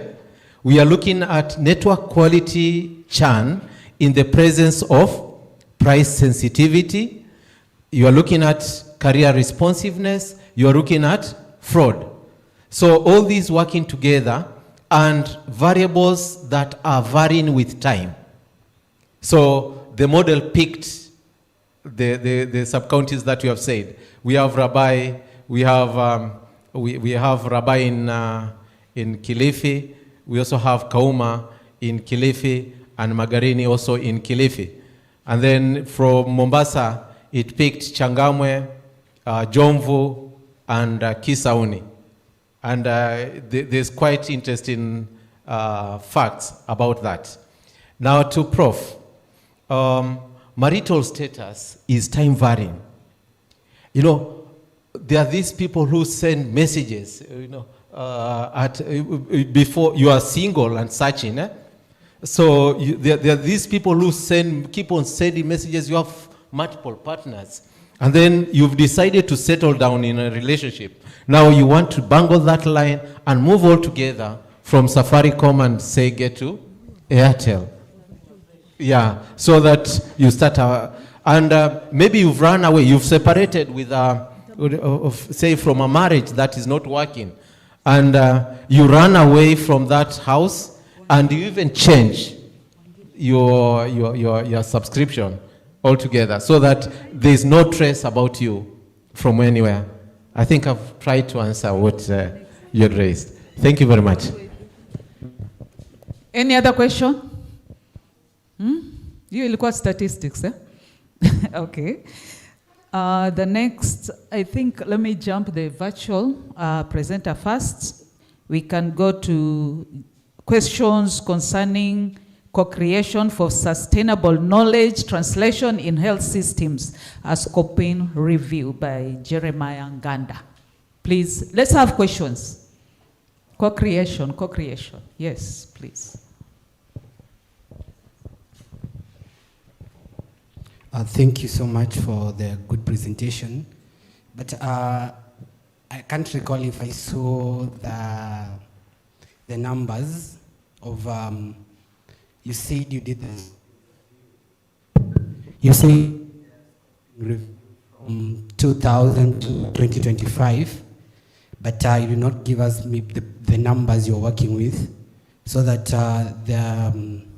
the findings you're showing us, probably which percentage of the findings, so that we can understand probably where it's heading to, and probably for someone who might not see the actual work, what are you foreseeing, and also where does co-creation and communication now come into place, because the of communities and researchers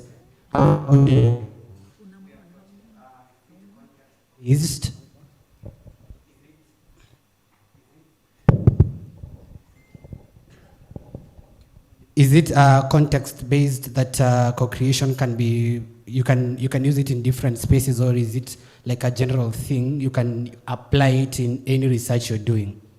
Yeah. Any other question, please? Co-creation. No other question? Okay. Could you answer, please?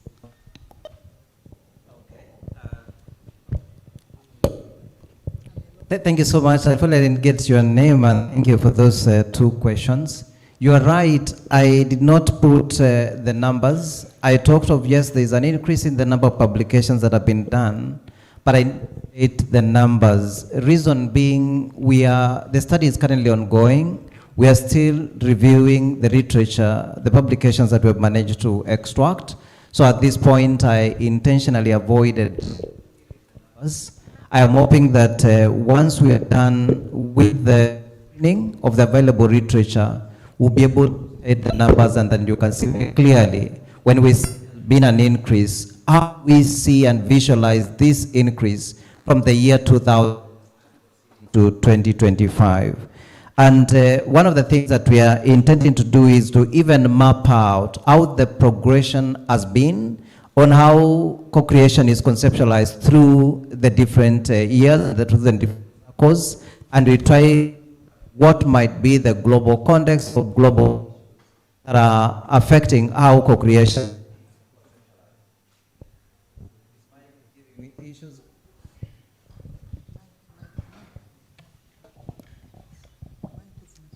I think this is better. Thank you. Yes, so we will get to that point, and we are hopefully, once we are done with the analysis and screening, we'll be able to do that.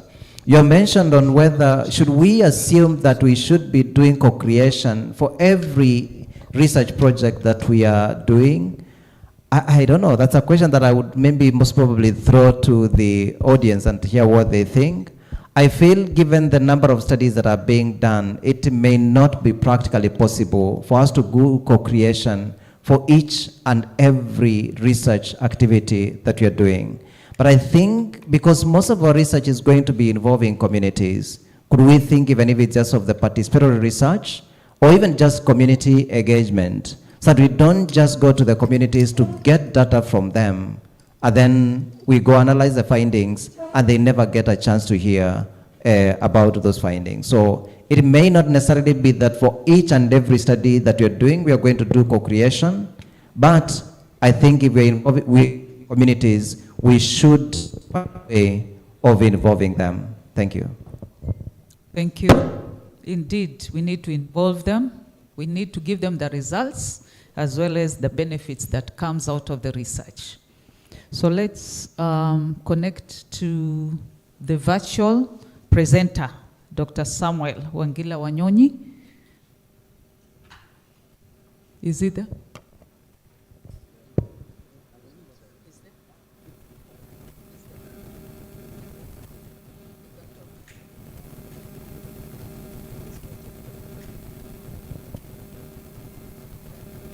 Dr. Wangila, you're muted.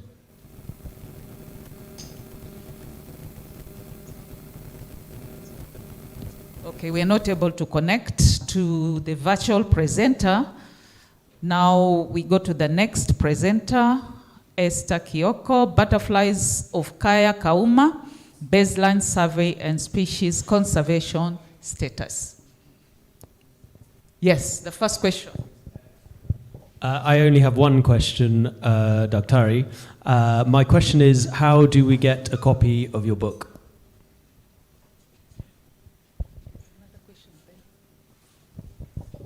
Yes. Yes, thank you very much. I really enjoyed your presentation, Mr. Kyoko, and I liked the methodology. And because you're doing a baseline data, right? That would be interesting also for future researchers or project initiations that sometimes go beyond the baseline data. They may want to do a mid-term evaluation basing on your data, or they may want to go ahead and also do an end-line evaluation. Now, because of that, are you able to enlighten us what were the limitations of your study in terms of your methodology?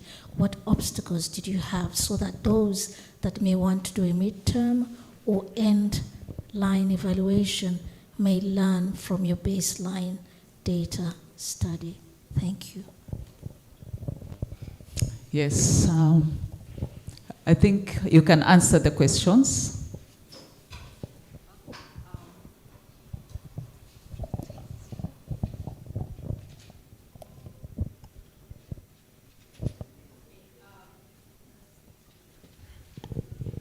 Oh, thank you. I have soft copies which I can share the link where you can be able to get the information.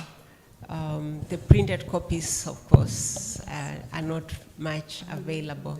Thank you. So I can share with you through email. All right. Thank you for your question.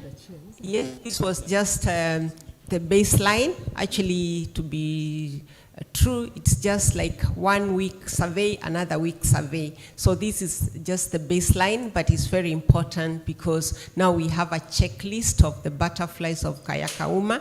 Of course, we hope to continue monitoring and also checking on the status.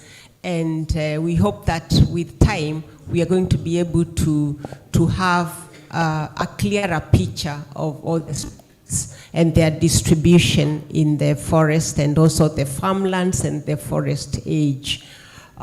Challenges, of course, research is always having its own challenges. At times the time limit, at times you want to do as much as you can, the weather doesn't allow.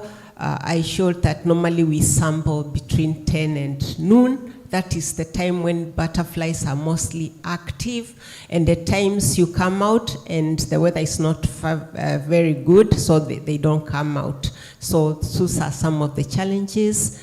And also, I can say that the other things were kind of just flowing well because this being museum and also the university, at least we are able to do the identifications. And what we feel is that probably because this was purely based on a morphological identification, probably we need to go a step further and look at other ways, the molecular tools for identification. Probably the list will go higher. Thank you. Okay, thank you very much. Is there anyone with a burning question for any of the presenters? Yes, please. I'll take 2. Burning questions for the presenters.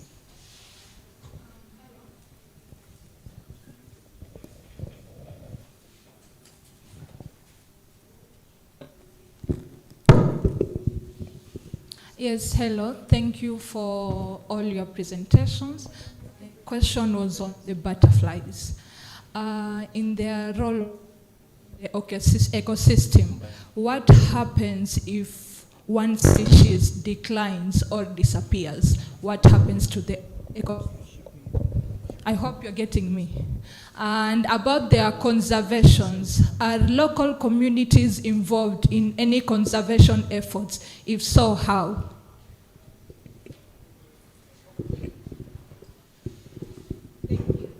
Yeah, maybe because I'm just close here and I come from just around Kauma. I'm just interested, how are the locals benefiting to the economy? How is this research that is going on around the Kayakauma directly benefiting the locals that are within that setup? I think that would be of interest for me who comes from around there. Thank you.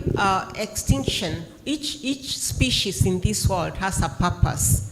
And of course, we didn't look at what happens if one disappears, but we can hypothesize.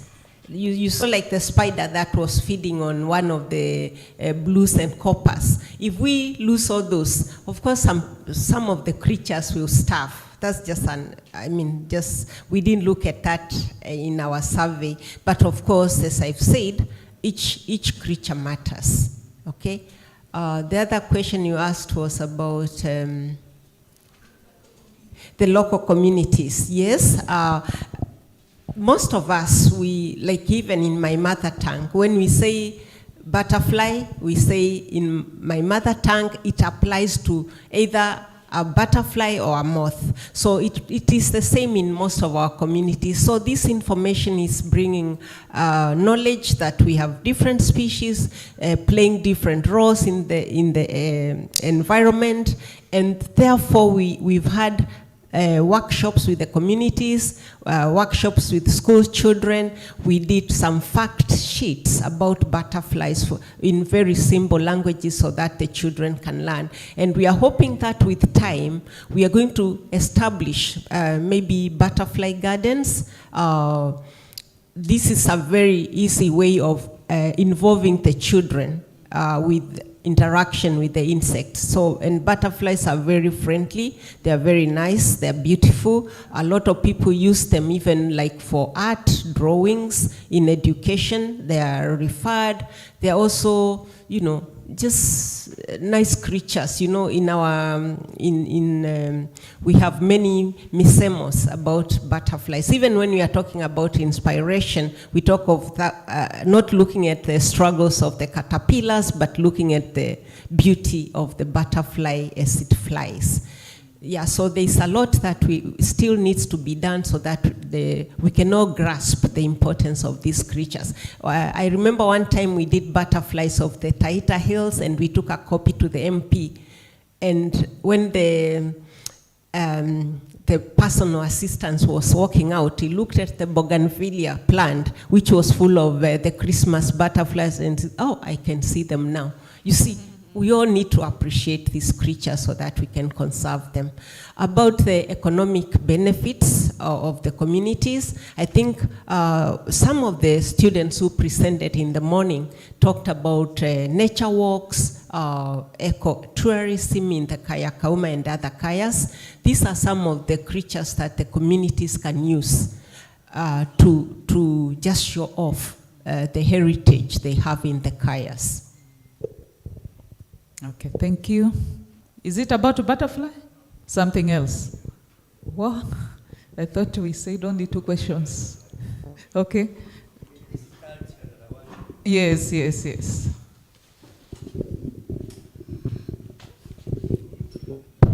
Thank you, Professor Ruto. Your presentation was fantastic. What we see with it is that there was a disconnect between culture and the so-called human rights. And this is contained even in the Constitution, that if there is anything which is repugnant to morality and written law, then that which is in conflict with that part of the Constitution is null and void. So what we are seeing here is the method of settling a dispute in Nandi community seems to be against that rule, the Judicature Act rule. Now, on my part, I would love to get your paper. Maybe we can start discussion. But what I'm seeing is like the legal profession or the Anglo-American jurisprudence may be unacceptable to this solution. What we are saying is there are other areas which are favorable for this type of reconciliation. For example, the blood money, even in high court decisions where people have been jailed, when they come out, the families sit down and resolve. But what I'm seeing is these areas like the area of Sexual Offences Act may have a bottleneck with our system. But we think we should look for a way which brings us to that level of what I call homegrown justice. Thank you for your representation. Thank you very much. Dr. Fanuel, the last question, please, and you only take 2 minutes. 2 minutes. Okay, thank you very much. I want to thank Prof for your presentation. My question is this. I want to take a scenario where the dispute is being resolved between 2 families. And after the mediators have come in, they have resolved the issue, and maybe the families have been told, bring a chicken, we eat together, and we call it's done. And then they stop there. The community goes, they celebrate, we resolve this issue. Then one of these people, 2 years later, says, no, I don't think it was okay. He goes to court. Does this dispute resolution elders have a binding word once they make a decision? Okay, let me take that quickly. Thank you, Elder. I think yours was a comment. Basically, I think let us contextualize what I said with a moment of harm that otherwise sometimes may not even have come to the fore. Let's say you're even driving at night and you hit somebody and they die. You don't disappear. That is the moment when you actually have to come back to the reparation. Back to Dr. Keheze's question. This is final. Final as in final. Because where we are at, we are talking about a critical consciousness where all of us acknowledge that there was wrongdoing, and this other family have come back to say we are sorry. And the moment you have exchanged, that's why it is ritualized. The moment you have exchanged the food, which is milk, millet, and honey, from the opposing ends, you actually exchange, and we take it, and we take yours, and you take ours. Then there is the oil, and at the end you have shaken your hands. You know what we call the gentleman's agreement in the modern jargon? We are talking about now a complete process that has been completed. And by the way, they will have taken the 8 cows. So they will not come back again. And by the way, it was also believed, and it actually is true, that if you follow back, then that curse will turn back to your family. Okay, thank you. We come to the end of this session. Thank you, presenters. You can now take your seats. I now welcome the chair. Welcome. Thank you so much. We can have another round of applause for the presenters. Thank you so much, the moderator of this session. And I believe now we have been enriched in terms of how different things are functioning and how the societies are working together. We are enriched, we have networked, we have information, we are empowered. Thank you so much. So we would move to the next session of activities. I believe now we are supposed to move to go and have our lunch. And after the lunch, I will kindly request you to we assemble here so that we can have a short session of interaction between ourselves and all the other participants. And thereafter, we move to the posters so that we can be able to also go through the posters, complete that also that activity and the exhibitions. after that, so that we can now get into the crossing ceremony for the day's activities. So all of us, we shall assemble here. Now I believe also we have what we have been asking since morning, our feedback. You can do that QR code so that you can give your feedback, any comment, any idea, is very much welcome. The same information, some of it has been circulated through email, but some of us we have not gotten the email.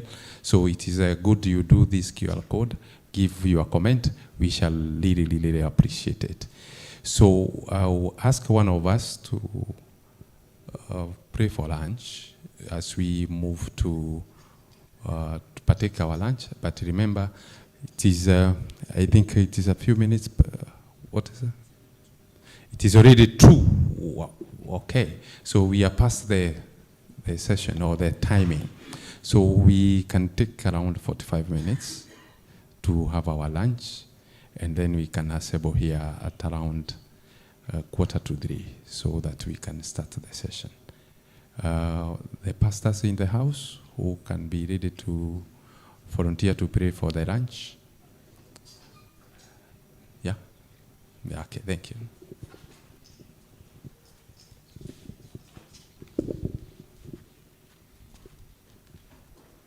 Tulie tupate ombi. Baba yetu uliye mbinguni, tunakushukuru kwa kipindi ambacho kimeisha na kimekuwa cha mafanikio. Wakati huu tunapoenda kula chakula cha mchana, tunaomba ukakibariki ili kikawe cha manufaa hata kwa afya zetu. Na ni katika jina la Yesu tunaomba na hata kuamini.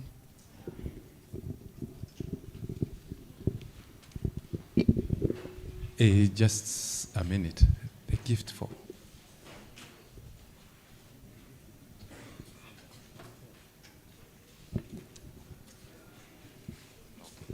Sawa sawa. Okay. Okay, sorry. There is something small we had forgotten here. The presenter, the panelists who are here, we didn't remember to gift them. So I would like to invite Professor Mondo to be able to present the gift for the presenters. Please, the panelists, ama tumekibia lunch tayari. Sorry, yes, Bwana Daktari, Dr. Benjamin. Professor Kioko is here. Oh, sorry. Yeah, great. So, Professor Mondo, you. Yeah, so the cameras, those who are taking photos, sorry. Photos. Cameraman? Oh, you are there. Okay, thank you. Thank you. Wonderful. You are good? Thank you so much. Thank you, Professor. Asante sana, Daktari, for your contribution. We really appreciate. Beautiful. Thank you so much. Thank you so much, Daktari, for your presentation and also sharing your knowledge and the interaction. We really appreciate your presence and your contributions here. Thank you so much, Professor, for your work and interaction to the community and also contribution in this and sharing with us. Thank you so much, all the members. I also think we also appreciate the online virtual participants. We have been missing them so much. Thank you so much for your participation, your contribution. We don't forget you. We are really appreciating your also interaction with us online. We are also remembering to get your contribution. Thank you so much. Unfortunately, those who are online, we can only get lunch virtually. But those of us who are here, we will be able to go and enjoy ourselves. Karibuni sana. Thank you. Bye.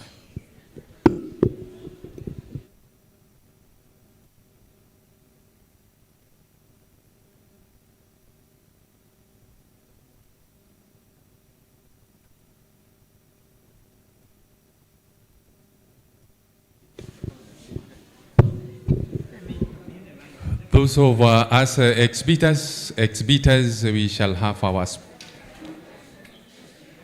pitches. Innovators, exhibitors, we shall have our pitches. So kindly prepare 1 minute pitch.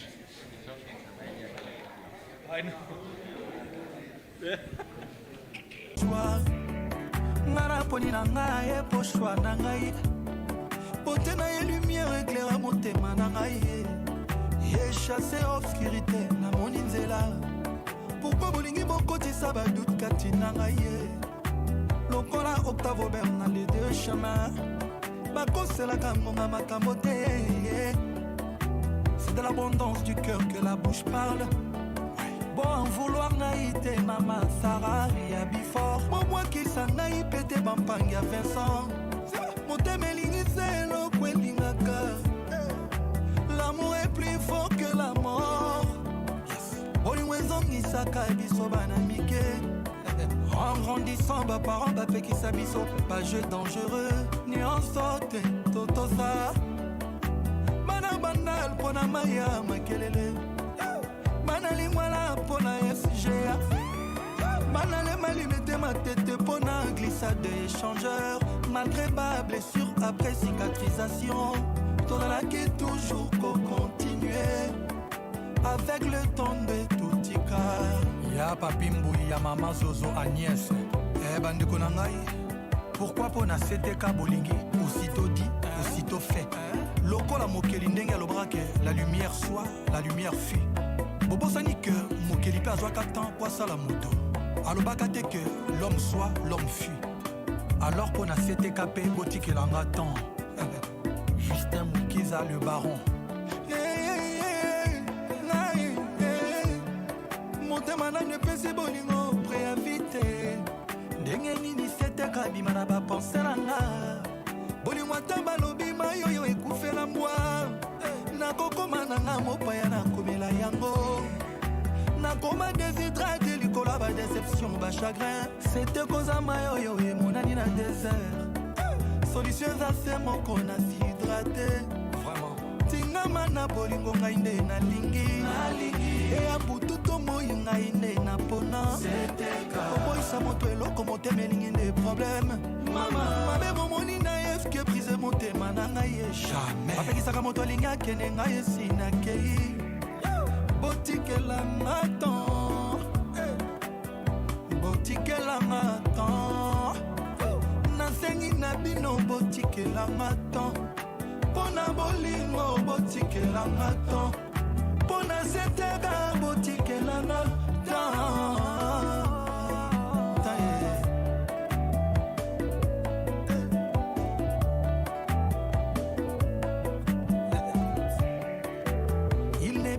Que celui qui ne veut pas entendre.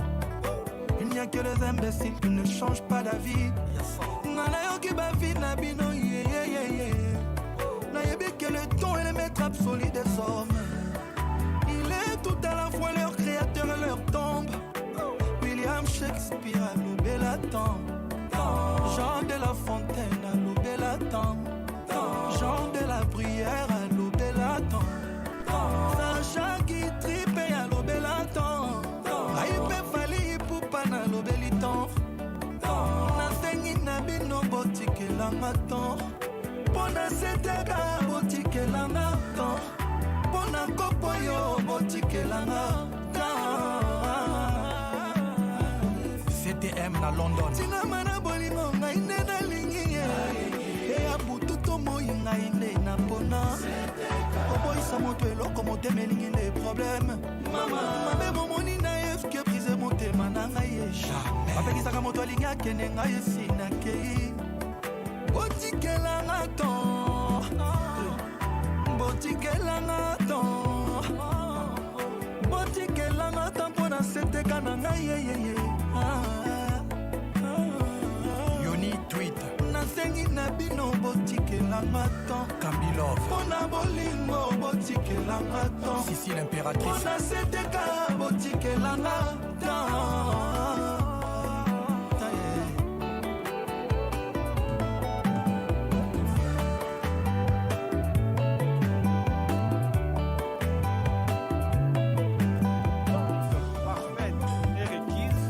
en toutes circonstances. L'amour, rien que l'amour. Emile Alias, Ferré Chair de Poule, le padre, Ferry c'est le cas.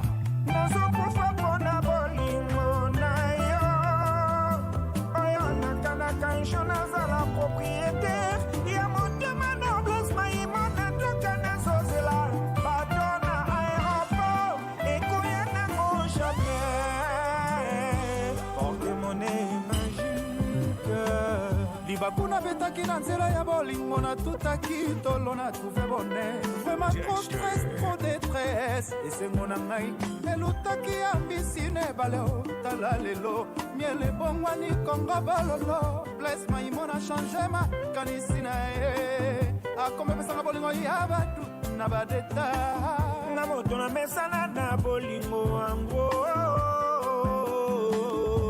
Suleiman Kane, le puissant open.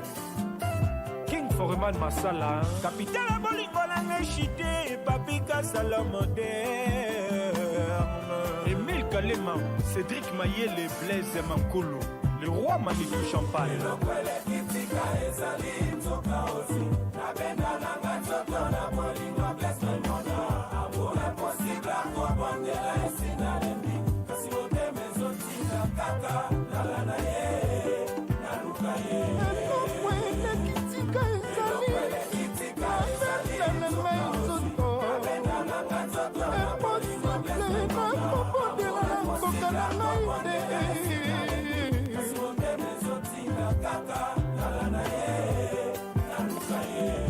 Babi Levingi, idéologie toujours.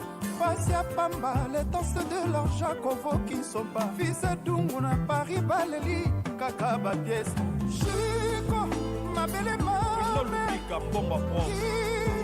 Malobama, Alida, Chamala, Chuke, Lomoto, Marco, Kosoi, Salem Service, Naleli. Landry et Inès Nguesso.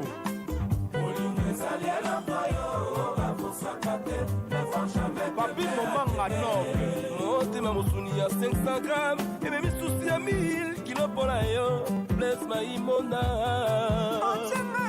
Chien King Aigle Royal espoir est commis désespoir amour nezobomanga Romain Bengo Jin maimona ezali eloko yo bafosaka te ne voir jamais quelqu'un à t'aimer motema mosuni ya 500 grammes eme misusi ya 1000 kilo mpona yo champion de champion anti-chinois Saina de crâne namikotisi nazokoka komibimisa te babomba libani na chaponga nazokoka te kobomba oyayo bles maimona nano nzongo promese ya bolingo na yo bles maimona na bomba yango lokola mondoki esala crypto bomba de evite baevidence yoluki moto kosala mabe oponi kaka ngai nakolazanga défense po efaible nanga bolingo mpona linga yo bolingo na yo ekomelinga kokuwa na monoko ya bebe moyenda bokuta ikele fe amour na yo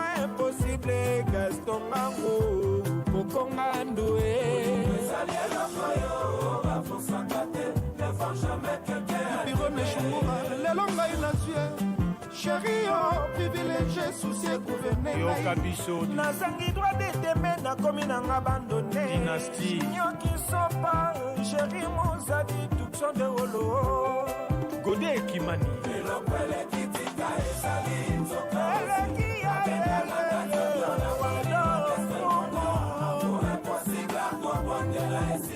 Yannick Ekieri Marc le remarquable John Spiritu Merveille Abombi Yolande Ikando na Miloze Héritier Mbangi c'est la taille si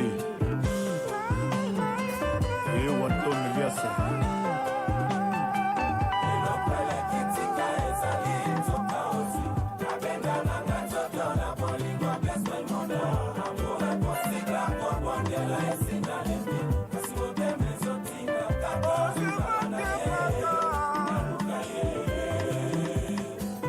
Jeff Macavelier Serge Tempo David Bozo a désigné les contrats et Janine Diaboula les avoués. Créature douce père des côtes, ils m'ont péché tes démarché. Quand que mon pardon atténue ta douleur. Toi le chef-d'œuvre du créateur. Mère de Manuel, femme et fan. Je suis désolé maman. Lali Makela. T'as vraiment désolé pour tout. Maman Micheline Masanga. Bakoli Sangana maman, j'aime pas qu'elle souffre. Yabit journée moko ya regret ya bafananga.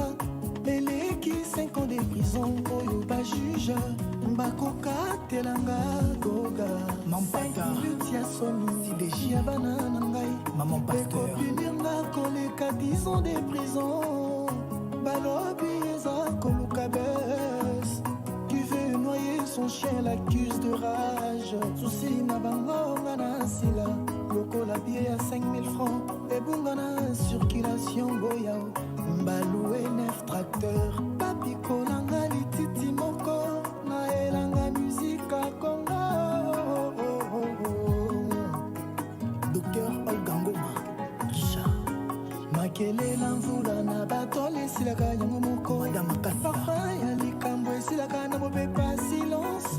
Motoisa na nous l'ambulance. Bosaleli communiqué nécrologique. Otika ko négocier prix à ivoire ya nzoko. Soki na nous bobomi hétéro. Nina salama. Nzambe asali bino manicure forcée. Bo perdre manzaka ya ko détruire nga. Boso pelinga masanga na nzoto. Ata na tamboli normal. Solo epesinga identité ya moto ya kwiti soulard. Maman Wivine Paipo. Je suis désolé pour tout. Désolé mes familles. Envie de m'isoler. Souci neti mausolé na sukamboka. Je suis désolé. Désolé même de leurs mensonges. Envie de m'isoler. Regret. Neti mausolé na sukamboka. Maman Denise Miakeru. Da Jeannette Miakeru. Certaines choses ont brisé mon cœur, mais ont réparé et recadré ma vision. Nina Mouvaro, Luda Maman. Pas mérité, pas bien fait à moto. Ma galerie na bango rapidement effacé. Ba échec, ba erreur na yo. Bako defaka ba méga, bo ba sambouisa yo. Mensonge et montage, Kenomi, femme d'autrui, mère des 3 enfants et femme d'un député. Pour qu'elle la base mes vomisse les chouchous aimés de ces vieux deviennent ennemis. Lion qui s'orange. Maman Christine Kassongo. Mikombe Carrière ezalo Kulanda Yoyo Mutumbosi Etonga makana mokolo mokote Meba kokyo bukango na jour moko. C'est ce qu'ils veulent la limonso de drapeau. Odette Chibambe, femme d'affaires. Maman Arion Dongala Trapico. Hélène Kajou. Karine Karichomoli. Choisi Tingani. Makwanze bakisaka defo bote na mir kasi na nzoto ya moto te Costa Colère nanga na place na ngai Odette Chibambe Nene Chibambe Michel Chibambe Véro Chibambe femme d'affaires yaka to définir love na biso Kibo Charmolo babese mosusu ememaka motema na lokola ya shite emema yesu nekulusu David et Georges Les de Chibambe motema na ngai Fiston Lokomina ilie ya susi na bapense Fifi Tampo motoko ndima vivre na mille mosti Papa Rolls sena nyoka moko na ndako Bobette Nsampo eske eza question d'écologie lobae environnement ya bonanga olie Nini Kolomoni motema na yo eza kokoka te kovivre wana Bangi Kuminga problème d'écologie toni Germaine Kanko Gisèle Kekumbari Odette Chibambe craché ngai lelo olobi nakomi Fanny Smith Wanga napelisaki ya bushikure nakomi ngai na desinfectaki motema po bolingo na yo ezala pepe Fondation Frank Ngala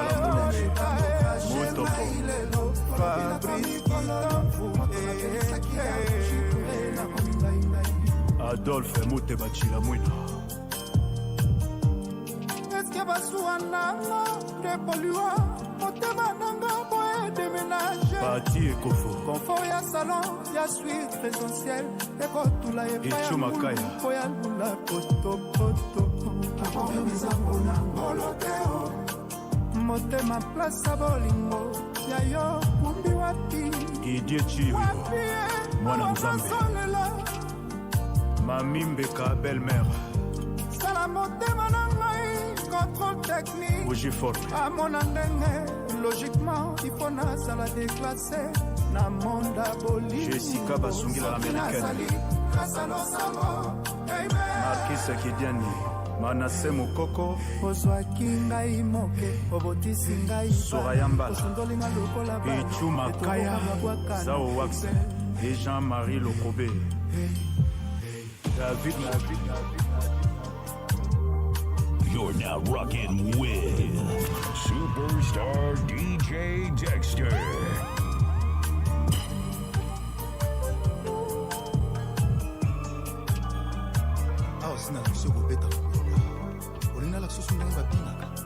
Laurie Mapamoli Max Gradel Mobali ATP Eugénie Ivoirien les alliés individuels mpona mobiala na nga na boyi baintermédiaire Biala Maimbi les boursiers bafungi banyama nde base komprenaka Diasco Kindoki Commandant Iyake Maimbi infraction ya ambulance oyo ememika grave roulage akomemango te na biro imera mabe ezali mpo na zwa oreprochenga mingi te eza efe ya bolingo mobiala e Serge Maimbi Toms Devolo Chris Makunda Janel Dakitoko tozalaki lokola soi na lolemo na monoko soki moi makasi tozwaka sekure ya mai Yannick Mbumba tokauka te tukson de wolo Madi Wembo kopo moko ya mai elekisaki ya fufu oyo opesi chamo na desert orlikola cherikola Juna Eli Espagne boyi koafirme oyo bato balobaka na ngai Christelle Loko Miracle sokola ngulu eza gaspillage ya savon maimbi oyo ayebi bien valera makoso NK de Bundes soki batandi na mesa bango na bakowela lisusu oza serviete nanga le poussière Eli Mangala Matukada sechembala nanga munamu laisse-moi te dire en face po pigeon voyagera komemelanga te poli ya baphrase d'amour na nga Willy Nzalamba Ya Laurence Okoko naboyi koafirme oyo bato balobaka na ngai kosokola ngulu eza gaspillage ya savon mondiala oyo ayebi bien valera makoso soki batandi na mesa bangwana bakowela lisusu oza serviete nanga le boursier séché balang nanga mon amour Et Shérif Kachiko laisse-moi te dire en face L'image de la terre pigeon voyagera komemelanga te poli ya baphrase d'amour nanga Patrick Sando le génie Fater Maboula José Katanga Valère Marbre Ya Tony Kampushiko imba ta opimeli ye bilei jama kobosana ye mokolo na ye kasi lisiba ya mbisi osombi ozolengela anoke jour bambisi bakoyeba yo affection yo misisa epesaka na nzete eleki ya mbuma mpe na makasa na flateri ya mopepe libanga balandi nga misisa nakokufa kaka na yo mobiala mayimbi le boursia Honorable Jolino Makelele Jean-Jacques Moutouale okoki te komema maki na mabanga kitunga moko mokozokalinga sourire na mafuta pinzoli mobiala mayimbi Ya José Mambuya ye bobomi ngai ye bolivre ngai na pongi ya mbeto te me ya susi ye bobomi ngai okozwa nini mobiala sala oyo bato bazokanisa te naboyi koafirme oyo bato balobaka na ngai kosokola ngulu eza gaspillage ya savon maimbi oya yebi bien valera makoso batani na mesa bangola bakowela lisusu oza serviette nanga les boursiers Rambo Pembele séché balam nanga mon amour laisse-moi te dire en face bon pigeon voyagera comme l'angate Coli Olivier Bamba de London Yaba frère d'amour na Willy Losundele Titi Wongi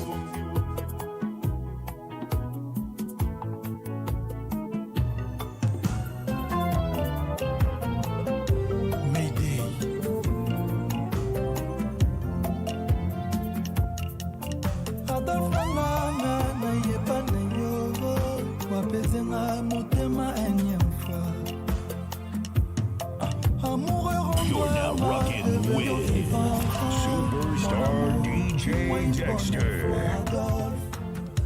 Ah, papa Nalébi, réponds-moi, pardon chérie. Cimetière réservé, Liboulou, Basombi, Kavo, famille Balembi, Kokonsolenga, Ponaza mourante. Déjà. Ah, papa Nalébi, réponds-moi, Mouteba. Cimetière réservé, Liboulou, Basombi, Kavo, famille Balembi, Kokonsolenga, Ponaza mourante. Déjà.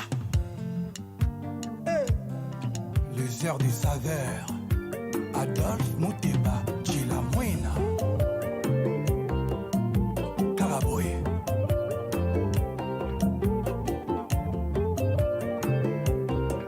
Nakoma ko vivre vie nanga caché, pour réputation nanga koma souillé.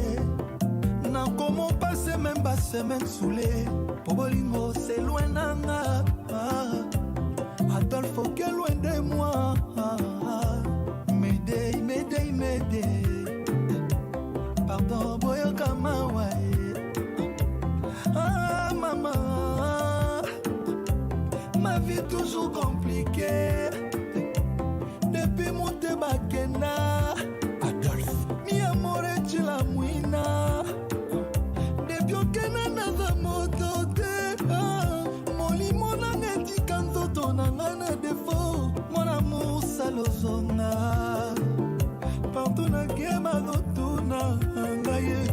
Molimo tutela kitolo azawa pied. Nawa tellement triste, inconsolable. Pour l'immensité okozala yana. Kotoke bakolinga yo jamais. Netawa belela na beleli. Appel de détresse zolela na beleli. Nazolela Adolphe Mouteba Chilamouina. Awa naza motema pasi nga mawa.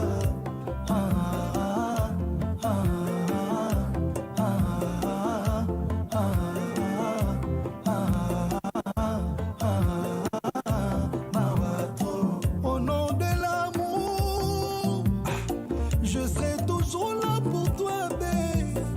Mon amour pour toi est impérissable. Chilamouina nanga Adolphe. On m'a donné dans nos fermes. Et pas la bombe Adolphe moto te asa. Moi la moto dolela c'est consolation.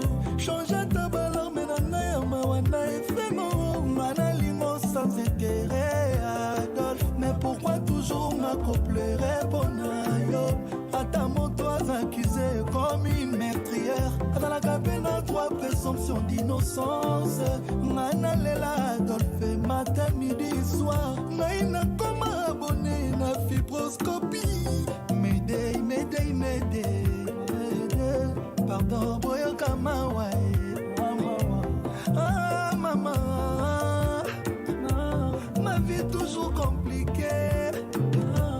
Depuis mon débakena, papa, mi amore chilamouina. Belela na beleli,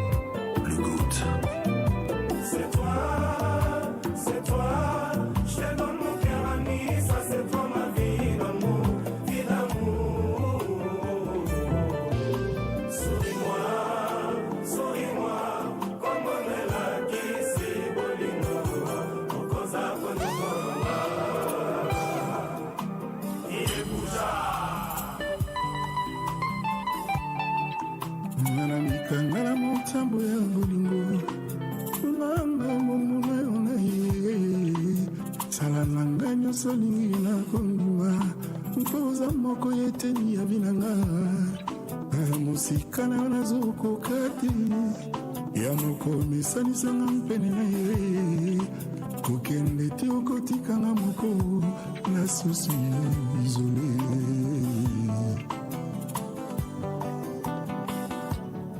bimel motema eza nango bolingo eza mambete ndenge nalelaka yo eza bolingo nzambe moto atinda nguye L'amour ezakelengi soki bakolinga yo soki balela yo soki balela yo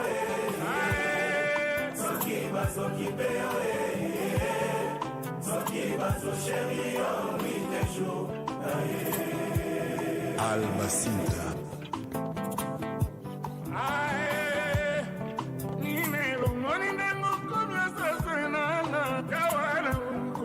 manunga wapanzi na ngai obengaka ngalido mana muzo kokusaka nunga bafeti yango isi ebelemi wabimimi oranganga lobenga nga mako basusi na we izole izole izole izole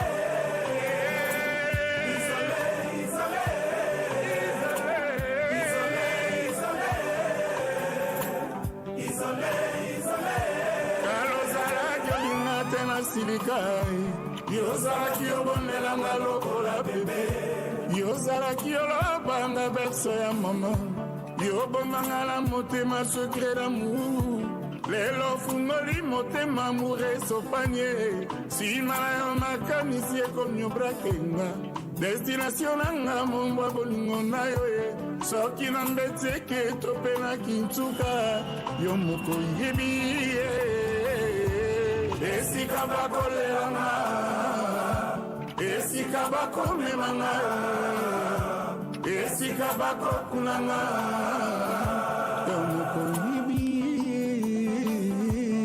yalingaka kutu te nga na silikani ne yazalaki obondelanga lokola bebe yazalaki obondelanga lokola bebe yazalaki olobanga berso ya mama abomanga na motema sekre d'amour lelo fongoli motema amour esopanye ye nsima na ye makanisi ekomi obwake ngai ye destination nanga momba bolinga mopalo soki na kintuka to mpe na mbetieke ye moko ayebi ye petronika bel esika bakolelanga kabibi demosiesie esika bakokunanga ye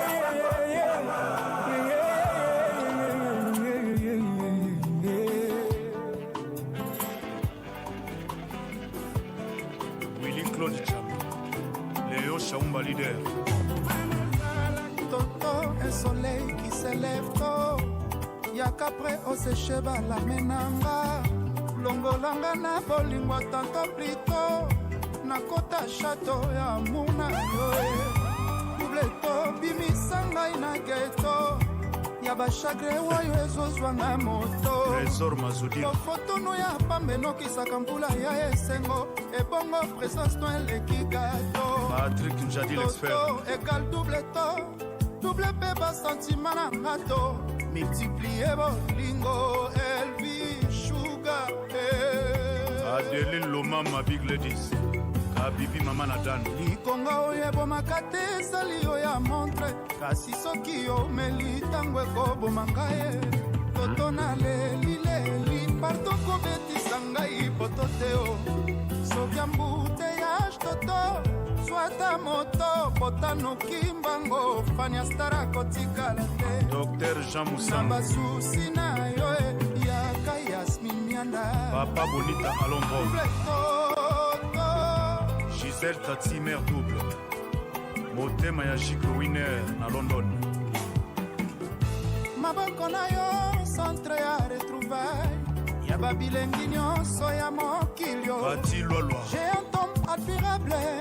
Ombre na yo etikalaka na retara départ. Welula se koma oza costo toto memanga na bato. Surtout que na bonzela yo motema na plateau d'amour.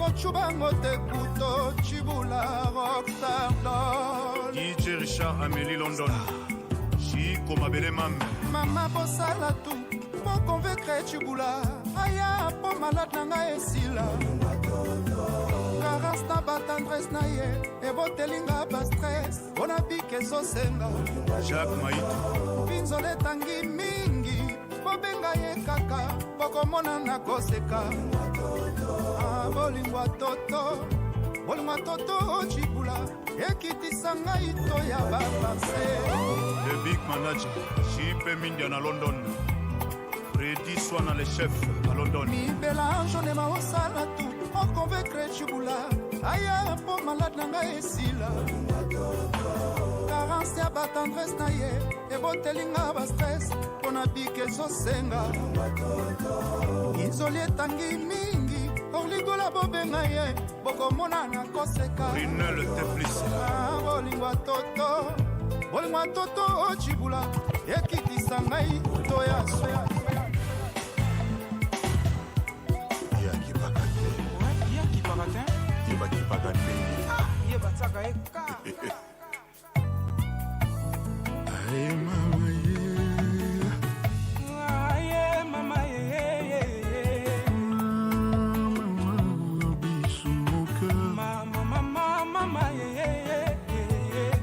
Un amour simple mais complet. Yonde amour véritable nanga. Baibaluka balanda mbote na yo. Bakangama na bambouteillage ya ba maquillage. baluka bakopie kitoko na yo ye bakangama na tona jamais corps. Son amour crie à travers sa beauté du voix douce. Isobeli langa 3 fois mon pao. Je t'aime, t'aime, t'aime. Dexter. Je t'adore, pose tout pour moi. Je t'assure mon amour. Yeba, biche mon cœur. Yozanya sans pour je t'assure charisme. Je t'aime, Nalinga Kayo.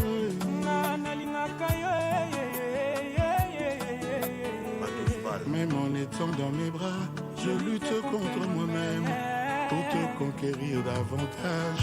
Mon cœur, mon sang et tous mes sentiments t'ont élu pour un mandat sans fin. Organisa te bozo zwa tempo bozo senga babe. Nyata bosengi bien poko zwa te. Waza kaka na mouya kopesa ngai moko. Bolingi boyeba combien je t'aimais na zwaka par jour.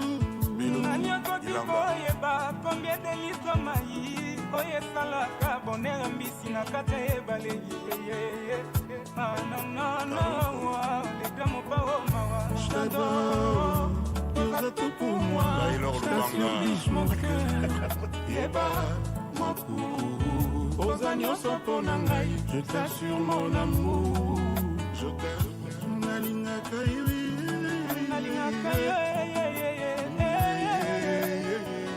Je t'adore, ose tout pour moi, je t'assure mon amour.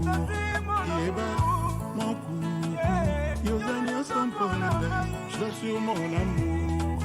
Je t'aime, Nalinga Kairi.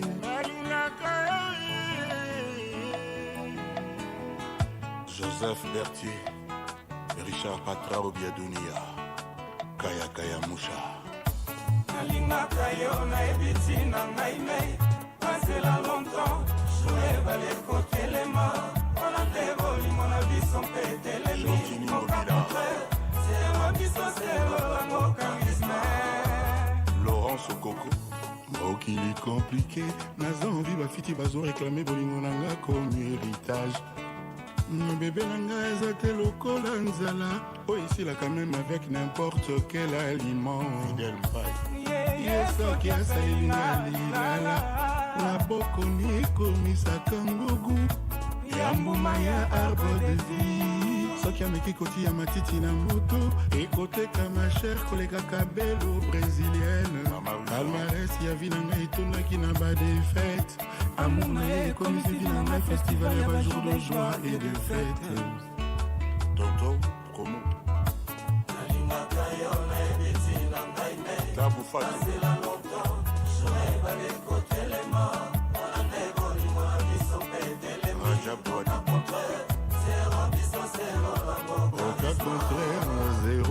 se mapendo nalingaka yo nayebi ntina ngai me nazela longtemps jour ebale kotelema nde bolingo na biso mpe etelemi oka contraire serokisa selolango karisma soki oza nano sûreté ke motema na yo eboyi moninga kolobaloba nano te mbanga yalinaka mbanga me motema bakosaka ye te.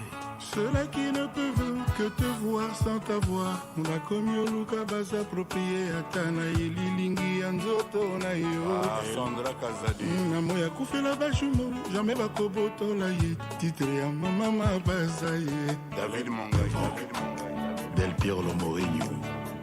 Généralement on dit que tel père a fait de son fils un homme, mais moi c'est toi mon fils qui a fait de moi un papa. Del Piero benga papa, Mourinho benga papa sepela. Del Piero benga papa, Mourinho benga papa sepela. Del Piero benga papa, Mourinho benga papa sepela. Del Piero benga papa, Mourinho benga papa sepela. Anniversaire to you. Joyeux anniversaire to you. Heureux anniversaire, le boss. Joyeux anniversaire, Yaya Saint-James.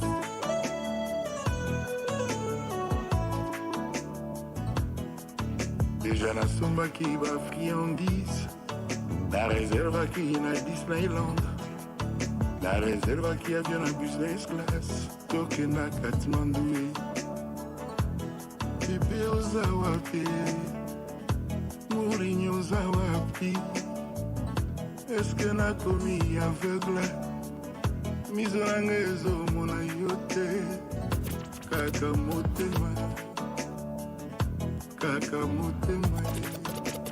tikolelisa papa boye.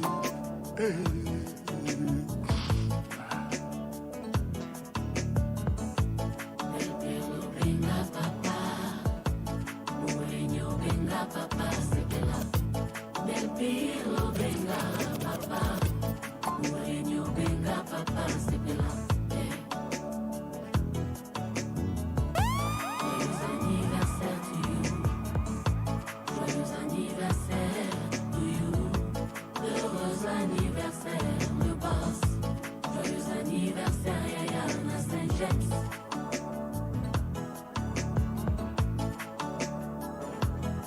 Tu es le repère d'un amour hors pair, plus que celui de ses pères pour les chrétiens sur la terre. Bébé nanga uzawa piena ya kolinga yoye, jamais mon bébé na kosilisa kolinga yoye. Soki oza sur la grande muraille, topela ona mon Everest. Mourinho escuso na jeuna chez du Niagara. Le 13 novembre gâteau d'anniversaire. La memela yo wapi Mourinho, bebe nangoza wapi, bebe nangoza wapi. Del Piero benga papa, Mourinho benga papa sepela. Del Piero benga papa, Mourinho benga papa sepela. Joyeux anniversaire to you. Joyeux anniversaire to you. Heureux anniversaire, le boss. Joyeux anniversaire, Yaya Saint-James.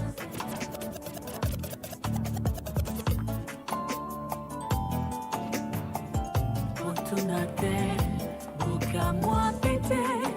Et alors, l'amour simplement. Kasi moto na lingi ndeza moto moko spécial. Mon coffee. Ya malviva kales na zamba na siti azalaka malales.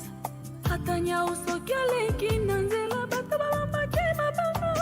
Babelelaka ye sorcier ni asaline elokote.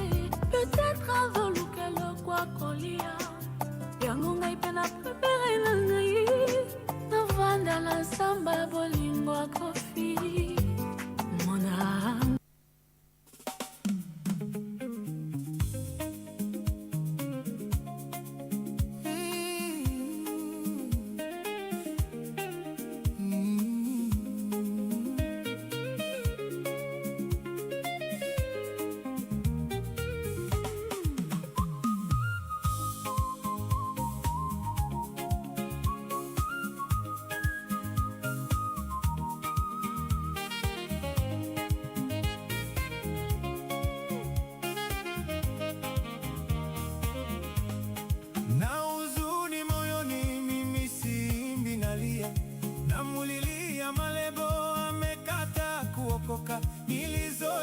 Nilizoimba ni nyingi nikimuonya Malebo, bado hajabadilika, sasa siimbi nalia. Mpenzi wangu, rafiki, tuliyesoma pamoja, michezo ya utoto tulicheza pamoja, sasa ni watu wazima na mimi nimeokoka. Malebo nikimwambia yeye anaruka kimanga.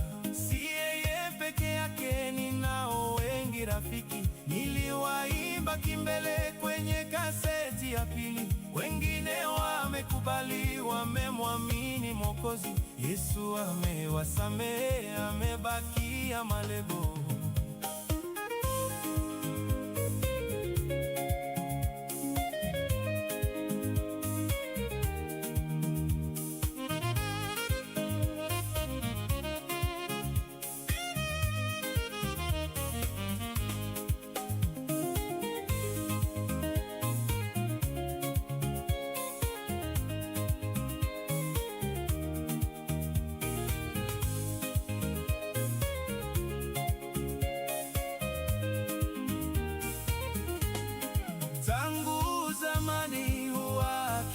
Tafuta aninunulie changa, bangi, sigara na bia. Nikimwambia Malebo ninunulie chakula, matusi atanitukana, amelalia masikio. Amenitusi Malebo, uongo kuninenea, mimi nimemsamehe, najua tatizo lake. Yeye mfungwa wa dhambi, anataka ukombozi.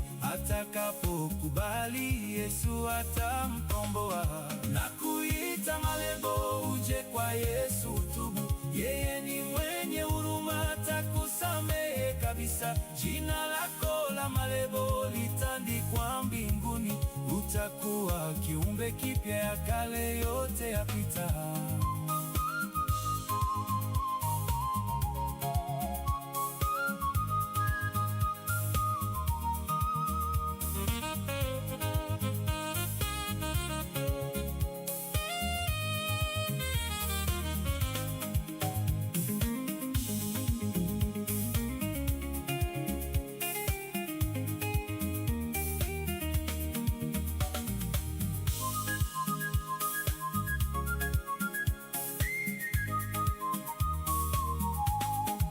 Amkumbuke mrefu alivyokuwa mbai, tangu alipokubali kumpa Yesu maisha.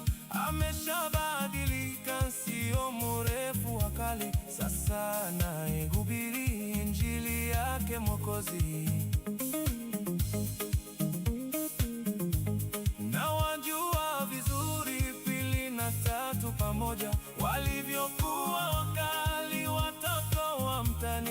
Sasa wameshaokoka, wamechanua vizuri, wote wameshaolewa, wana watoto nyumbani.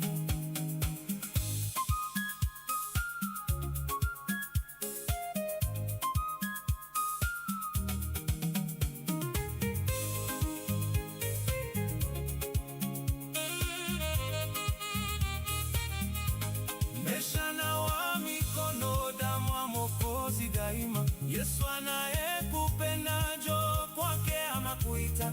Unanijua vizuri, sina cha kueleza. Yesu linibadilisha, nawe takubadilisha.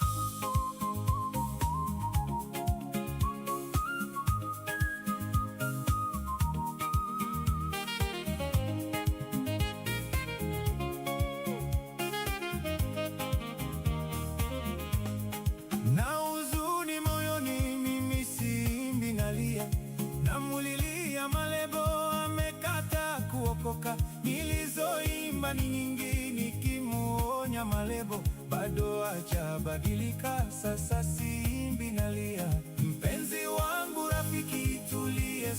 kusoma pamoja, michezo ya utoto tulicheza pamoja. Sasa ni watu wazima na mimi nimeokoka. Malebo nikimwambia yeye anaruka kimanga.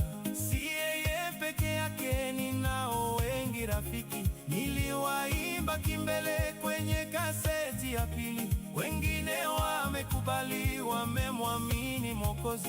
Yesu amewasamehe, amebakia Malebo.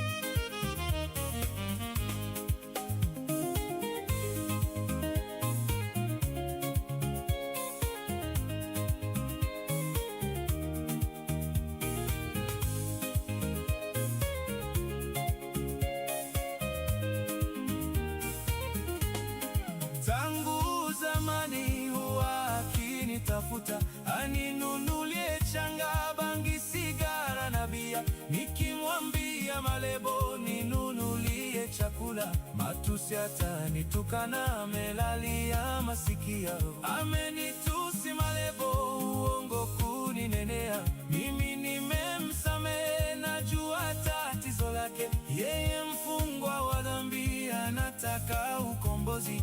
Atakapokubali Yesu atamkomboa. Na kuita Malebo, uje kwa Yesu tubu. Yeye ni mwenye huruma, atakusamehe kabisa. Jina lako la Malebo litandikwa mbinguni. Utakuwa kiumbe kipya, ya kale yote yapita.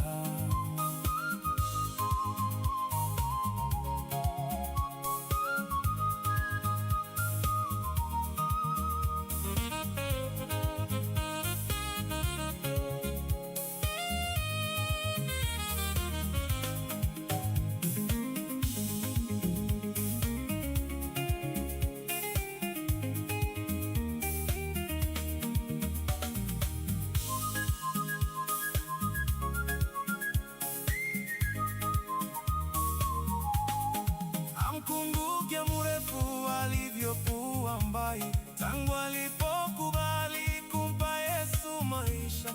Ameshabadilika, sio mrefu wa kale. Sasa anayehubiri injili yake Mwokozi. Na wajua vizuri pili na tatu pamoja, walivyokuwa wakali watoto wa mtani. Sasa wameshaokoka, wamechanua vizuri. Wote wameshaolewa, wana watoto nyumbani.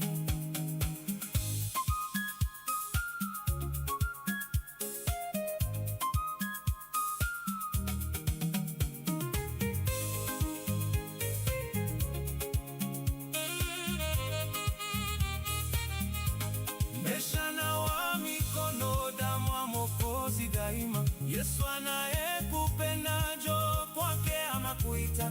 Unanijua vizuri, sina cha kueleza. Yesu linibadilisha, nawe takubadilisha.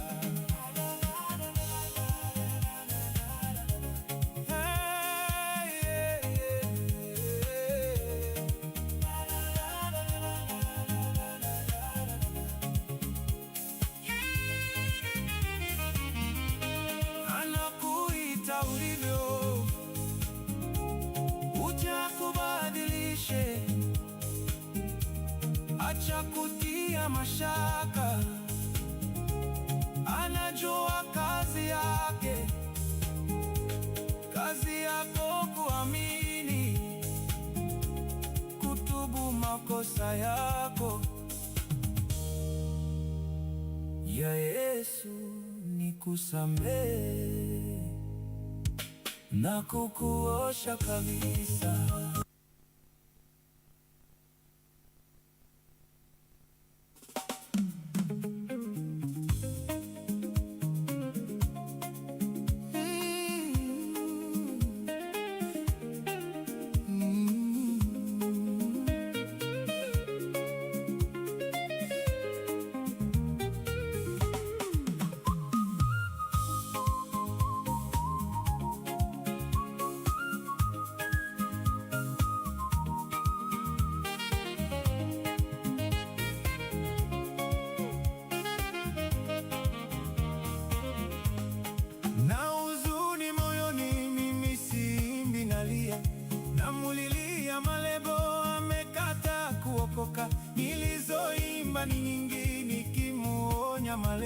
bado hajabadilika. Sasa simbi nalia, mpenzi wangu, rafiki tuliyesoma pamoja, michezo ya utoto tulicheza pamoja. Sasa ni watu wazima na mimi nimeokoka. Malebo nikimwambia yeye anaruka kimanga.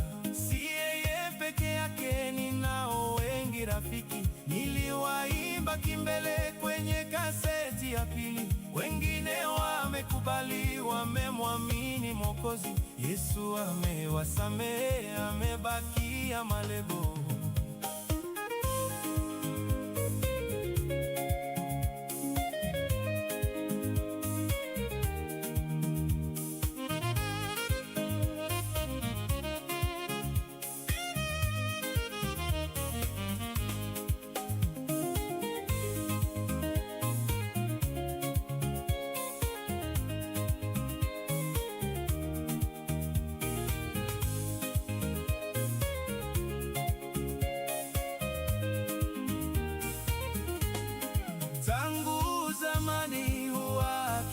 Tafuta aninunulie changa, bangi, sigara na bia. Nikimwambia malebo ninunulie chakula, matusi atanitukana, amelalia masikio. Amenitusi malebo, uongo kuninenea. Mimi nimemsamehe, najua tatizo lake. Yeye mfungwa wa dhambi, anataka ukombozi. Atakapokubali Yesu atamkomboa. Na kuita malebo, uje kwa Yesu tubu. Yeye ni mwenye huruma, atakusamehe kabisa. Jina lako la malebo litandikwa mbinguni. Utakuwa kiumbe kipya, ya kale yote yapita.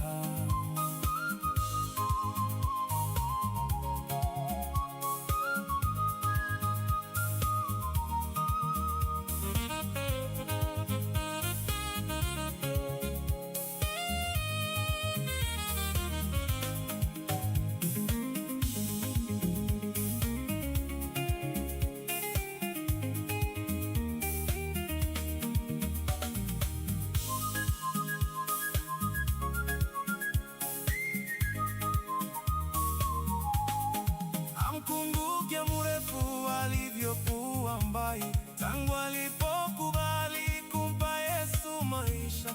Ameshabadilika, sio mrefu wa kale. Sasa anahubiri injili yake Mwokozi.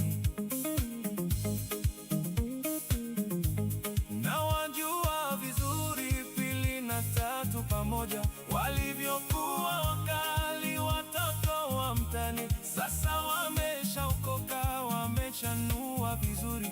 Wote wameshaolewa, wana watoto nyumbani.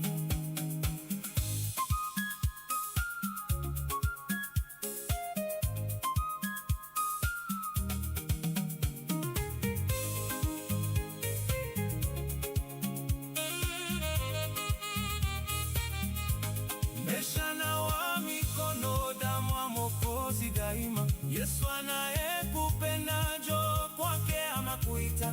Unanijua vizuri, sina cha kueleza. Yesu ulinibadilisha, nawe takubadilisha.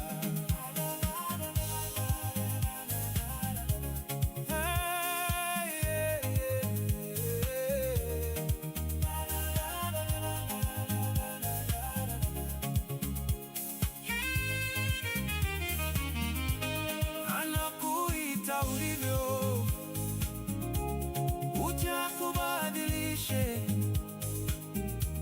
Acha kutia mashaka, anajua kazi yake. Kazi yako kuamini, kutubu makosa yako. Ya Yesu ni kusamehe na kukuosha kabisa.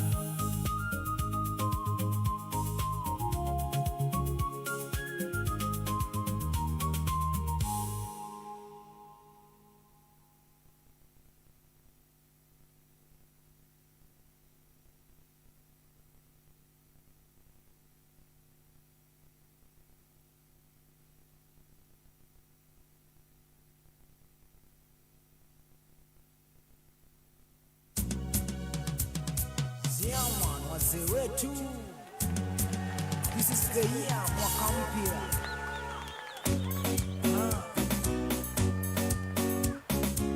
Christ Jesus, joy in the Lord.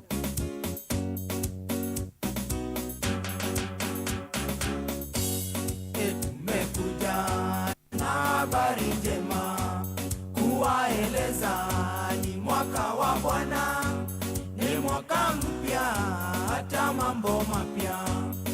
Mwaka mpya, hata mambo mapya ni wega. Kweli baba, wewe umeteswa sana, kini siku ya leo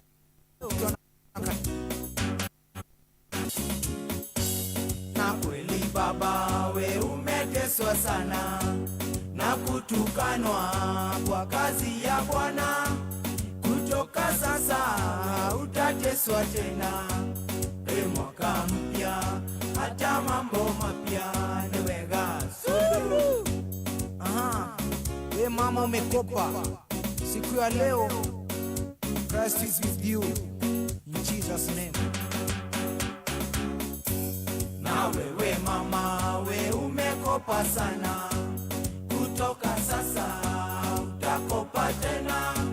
Kutoka leo we utawakopesha. Mwaka mpya, hata mambo mapya ni wega. Jesus, we kijana umechoka sana, siku ya leo Mungu anakuonekania. Wewe kijana, we umechoka sana na kutembea ukitafuta bibi. Ninasikia we utaitwa baba. Mwaka mpya, hata mambo mapya ni wega. Jesus. Pastor unaenda na Toyota, siku ya leo Mungu atakuwa nao. Na wewe pastor, sisi tunanenewa ya kwamba wewe unaenda na Toyota. Kutoka sasa utaenda na Pajero. Mwaka mpya, hata mambo mapya ni wega. Jesus. Tukimaliza ni kwa bishop wetu Francis Moroki, tumuombea tuongoze vyema. Tukimaliza ni kwa bishop wetu nani Moroki, hajabaki nyuma. Tumuombe atuongoze vyema. Mwaka mpya, hata mambo mapya ni wega.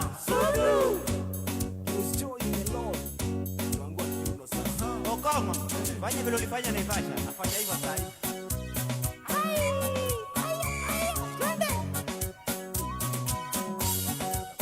Wapinduru, Kadimos wapinduru. Samkaris twende.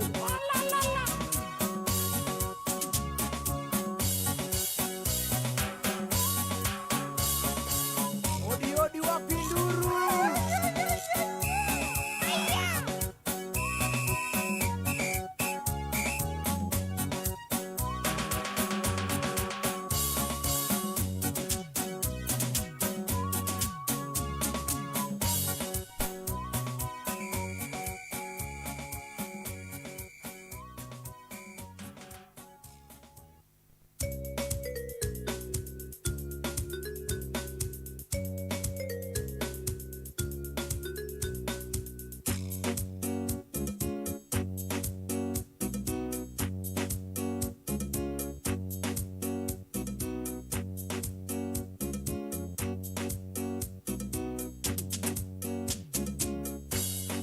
Yesu Kristo hakuita kuokoe, uachane na dhambi ya kuokoe.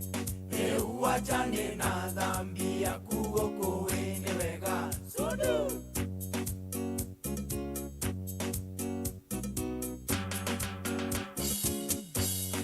Baba na mama, Bwana Yesu awaita, awaokoe, muachane na shetani.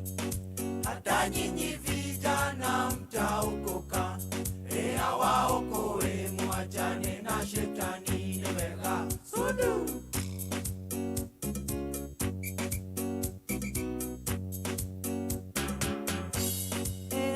waganga Bwana Yesu awaita, awaokoe muachane na uganga. Alikufa kwa sababu ya dhambi zenyu, alikufa kwa sababu ya dhambi zenyu. Newega sudu.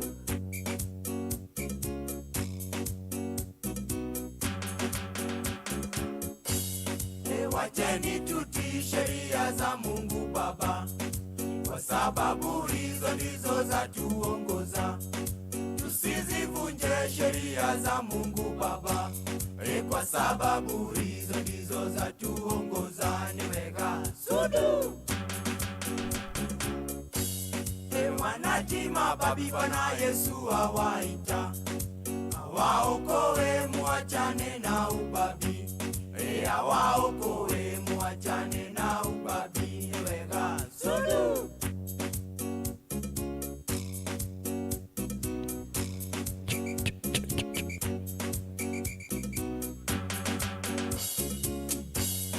Bwana Yesu ndiye mchungaji wangu, sitapungukiwa na kitu hata kamwe. Unilaza katika majani mabichi, unilaza katika majani mabichi. Neweka sudu.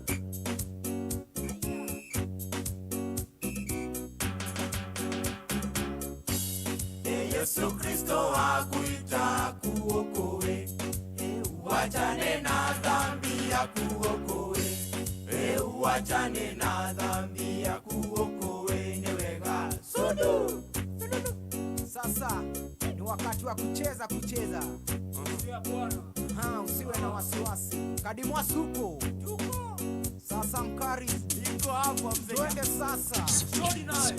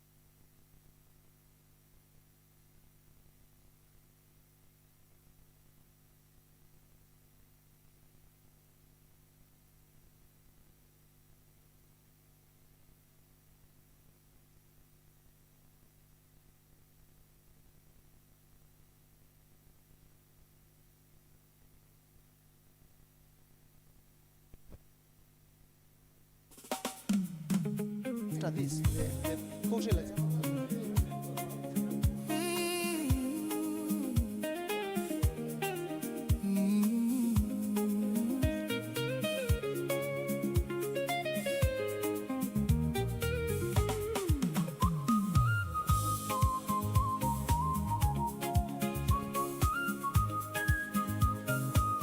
Yeah. Aya. Good afternoon. Good afternoon. We should be settling. So that we can start the afternoon session.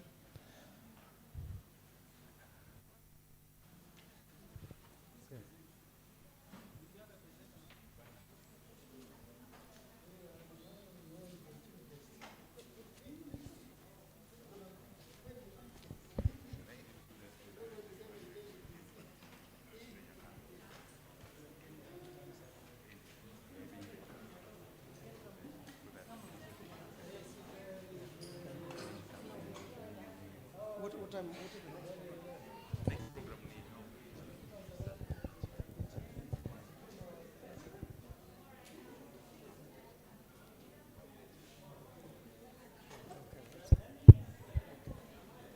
So, hello, we need to begin.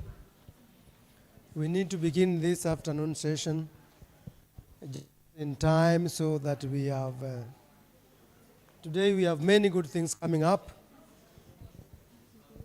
I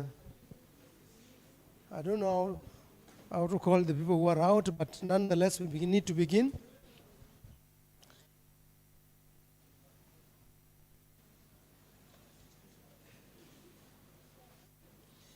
Can we have an interactive session where as we wait for the others to come, and to keep ourselves busy and useful, we could speak of the experiences we have had, what the message you are taking home. But maybe before we talk about the message you are taking home, we could talk of what you have found challenging. In which way have you been challenged for the 3 days that you've been here? What is one thing that you feel challenged as a person, as a practitioner, as a consumer of research, or as a researcher, that you need to relook at? I'll start with you, Daktari. One thing that you feel challenged about, or has it been very easy all the time? Definitely not. There must be something that you think, by time or going forward, I would need to do perhaps better. I would need to re-look at. Begin with you. Thank you. Okay, thank you, Professor Okia, for this opportunity. For me personally, as a researcher, I've been challenged that as I approach my research, I shouldn't just concentrate on the academician only, because we think our collaboration should just be based on the academician. I'm a microbiologist. I should collaborate with a fellow microbiologist or a person in any other field, but still in academics. But in doing my research, I should also concentrate on the community, because the research, that's where the tangible bit of research goes. The community is the consumer of the research. So we shouldn't just focus on ourselves, but do research, we include the community, we co-create the solutions together, and eventually they will embrace what we are doing and consume whatever product that comes out of the research. Thank you very much. Now we need probably to hear from different people. So Daktari is an academician and a researcher here. It's like an opinion from the industry. And there's nobody who presents that better than this, my friend. Many years working for Brita. He's a good guy, tall and dark. Can you tell us one thing that you picked here?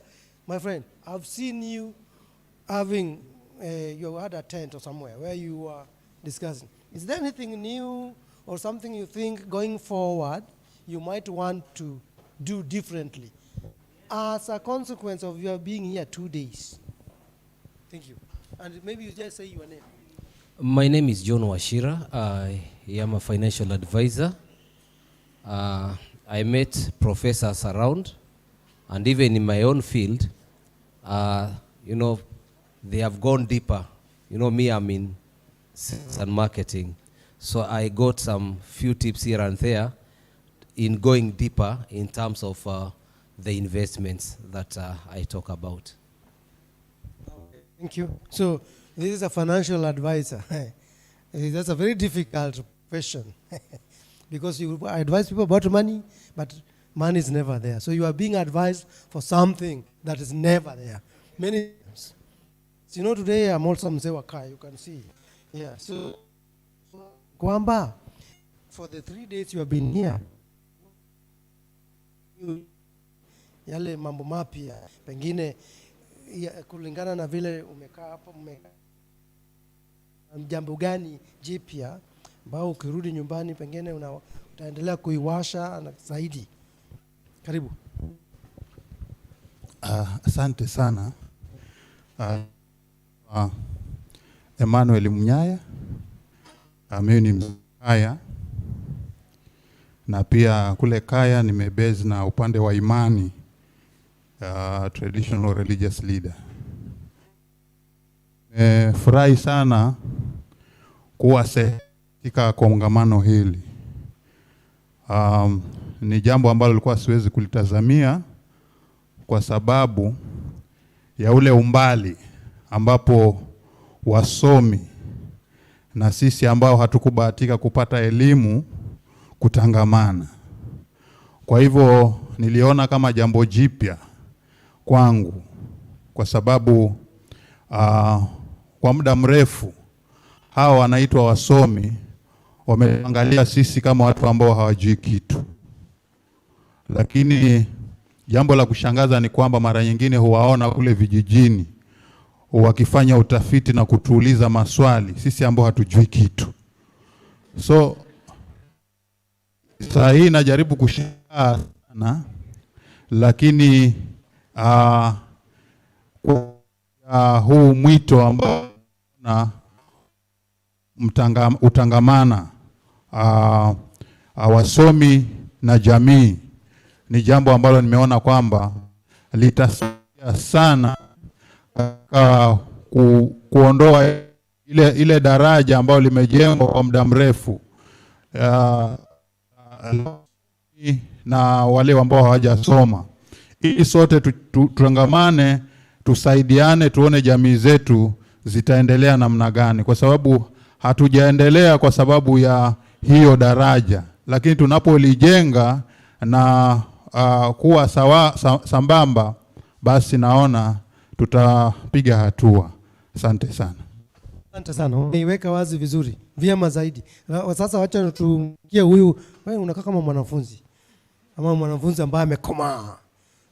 Tuambie for anything new, challenging, in going to think over. Please.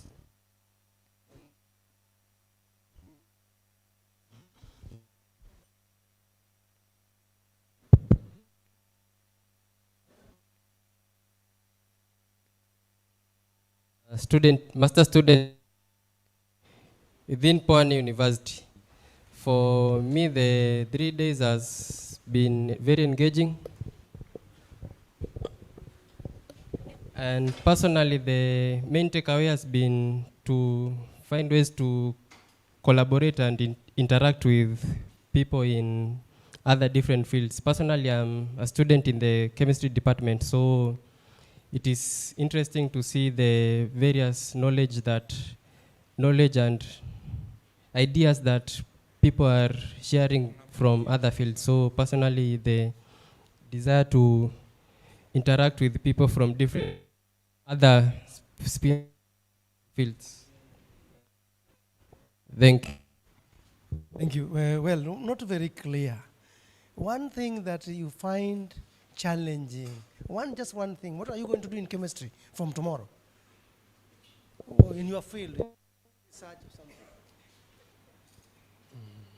Especially from listening to the discussions that have been going around. Is there something that you felt, in a way you felt challenged? Like for us, we realize that sometimes maybe there are things we have not picked. If you are in the fields of community or this not a language that we have not been picking from the societal needs. So maybe we go back and redesign. So for you as a student who's doing chemistry, what is coming out that you are picking up?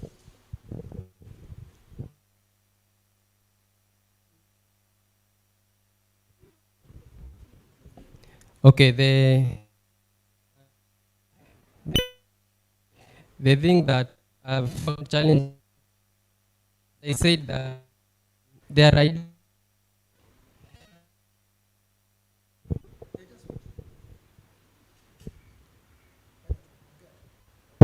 okay. I'm saying that there are ideas that are being shared from other fields, and also there's also the aspect of ideas that they are being shared by the community elders that can be helpful in designing and also having a different perspective of approaching analysis for you from the chemistry department. Chemical. Thank you. We are moving ahead and see a young lady here. It was very interesting. Yeah, one thing that you think you should pick up in the next year to come. You say your name and then what? Good afternoon. I'm Nasra, a master's student. I think one thing or a takeaway is that impact is not all about publishing. So it's up to us to solve the problems that are the local problems, have a discussion with people, and sometimes the solution lies within us. So that they are products of research and they should not end only with publications. That's one of my students. Now he's looking down. He says an AI guru. What are you going to improve in this idea that you have? That you think one line will guide your progress in the future? Good afternoon. My name is Cordero Collins. For this year, I've concluded my exams. Major things that we've learned toward this innovation is that the current ideas that we have are we need some clear understanding and how we can tackle real-world challenges, such as a project that we had on tackling waste. We really come up with an idea where we can bridge the gap between the neighborhood and the waste management authorities. Thank you. The idea was just to keep the environment clean and have a clean environment. Same thing. So for the teachers who are here, I hope you are picking the weakness of our students. They're not able to pinpoint ideas straight. You see, it's all this cleanliness, we need one thing. You can have what we call a keyword.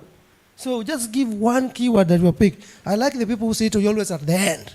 Yes, because they never reach. Today we are reaching them very well. So one thing that you have picked up that you want to follow on. Yes, floor or please. Oh my God. You say just your name and what. Stand up.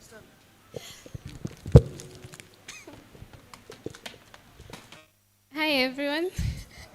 My name is Gloria. I'm a master's student pursuing immunology. What I've picked in sense of involving communities or having the communities in, even when you're doing our research. That is, we should not focus about, as in getting the publications, traveling out to disseminate our work in international places, but also what about the communities that we are getting our data from, our samples from? Our work should directly have impact on them before it even moves out there. So, yeah. Thank you. So as we talk about the community, it's always important also to remember that we are part of that community. So what the community needs in one way or the other is also what we as members of the community are desirous of. Still more time, or I can stop it here? Thank you so much, Prof. Thank you so much for that interactive aspect. Now we would like to quickly get into the next session, or what we, there are two sessions which we have agreed, we had mentioned we do. We shall have to hear some sorts pitches from innovators and our exhibitors about what they are doing. Then we move to the posters so that we can be able to come back for the closing ceremony and awards for the different groups of presenters and the students and different categories. So I would like us to ask for now the pitches for somebody from KPLC wanted to do the pitching.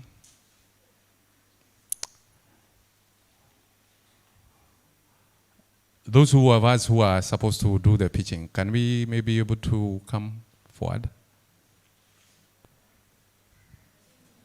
Yes, so that we can be able to go quickly, move quickly, so that we don't have a lot of time. Just we can occupy the seats in front here so that we can be able to know who is coming after who. Karibu, karibu. Yes. Okay. Beautiful.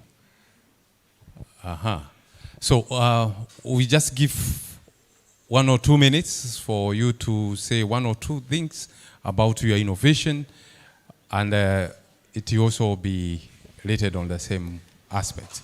So I will not, so that I will not be accused of bias, there is an innovation I like more than the other one. So I will just simply randomly, because you have organized yourself, I will go with the lines which is there. So, Madam, you can start us off.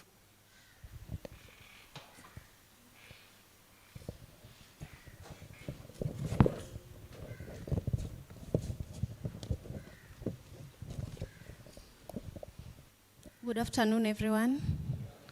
My name is Salome Kimani. I'm here representing Kentes Product Limited, which is a processor company that is based in Kwale, Ukunda. And we came in here as exhibitors. We are processors of coconut products, and we deal with only mature nuts that we harvest from our farmers. Right now, we have 3 sourcing points. Number 1 is in Kwale County. Number 2 is Kilifi. And we recently are in Lamu County. And so far, we have 7 products that are in market. Number 1 is virgin coconut oil, organic. And because of the minutes, I'll just show them as I go. I'll just name the product and maybe 2 uses of the product. So number 1 is virgin organic oil. It comes in 3 different types, 1 liter, 500 ml, and 200 ml. And its uses, you can use it for cooking, and you can use it for your body application, and also as a medicine. It's medicinal. Then we have another product, which is coconut flour, which is also made from coconut from Kwale, Kilifi, and Lamu. You can use it when you're making your porridge, your chapatis, or your mahamri. Then we have our coconut chips, which are baked, not fried, because the nut itself has some fats. So we just bake it, and it comes with 3 flavors. 1 is chocolate, which has chocolate flavor. Then number 2 is salted caramel.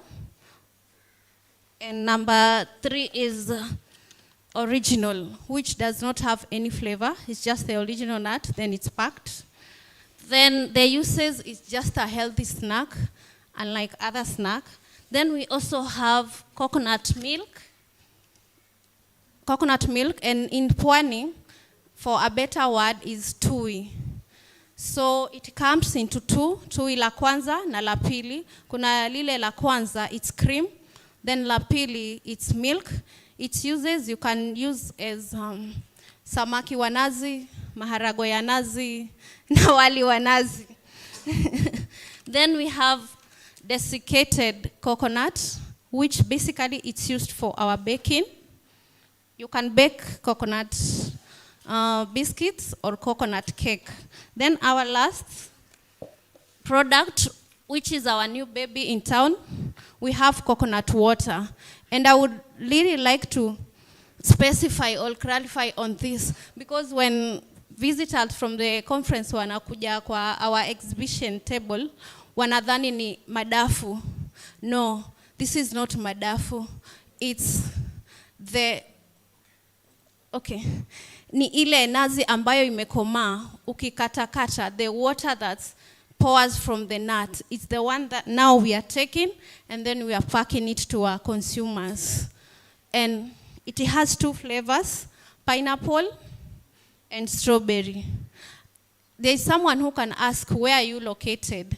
We have offices in Kilifi, and we are located at New Life Petrol Station, Old Ola. And yes, we are in Nairobi also. Naambiwa time is out. We are in Nairobi. Na bado we have 70% our market iko internationally, and then our farmers also are able to buy from our Kenyan supermarkets. Thank you so much. Just say, if you can say your contact. So whoever wants your products, whoever wants information how to make similar products can reach you. How do they reach you? Telephone number? Okay. Telephone number is... Or email, whatever. I'll start with the email. salome@kentes.com. Then the phone number is 0707 128 263. 0707 128 263. Thank you. Thank you. I've just been reminded that for more information, they are there at the tent. Please, you can pick up their contacts. Now we come to the second group. The two of you are together. You are different. Yeah, but please keep to 2 minutes maximum. Please welcome.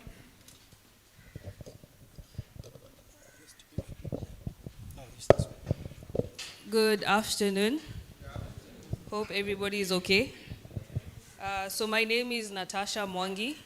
I work with a company called Customized Aviation Solutions, where we offer drone services.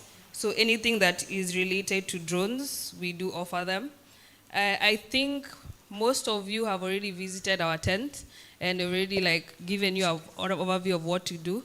But basically, drones just do a lot aside from photography and what we know or see outside there. So what we do is there's advertising, there's wildlife and conservation, there's forestry.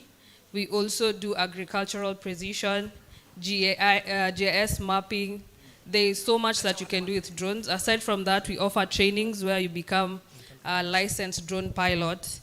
And in Kenya, you can't operate a drone without a license. Okay, so please remember that. And now, so if you have any questions for us, you can come to our tent and ask as many questions as you want. We have a drone there. You can come and see it fly for the people who haven't yet. And that's basically it. Thank you. Yes. Thank you very much. They are also at the tent. Please, for more information, reach out to them. Yes, thank you. Thank you. What was your name again? Natasha Mwangi. Natasha Mwangi, very good. Yes. Welcome.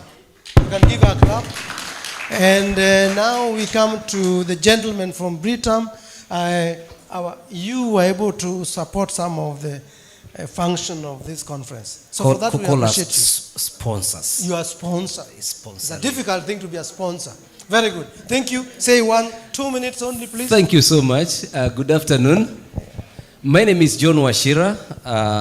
I am a financial advisor. I work for Britam. When people see Britam, many people just think about insurance. But let me break it down for you. Britam is a diversified financial services provider with primary interest in insurance. We do general insurance and life insurance. We do pensions. And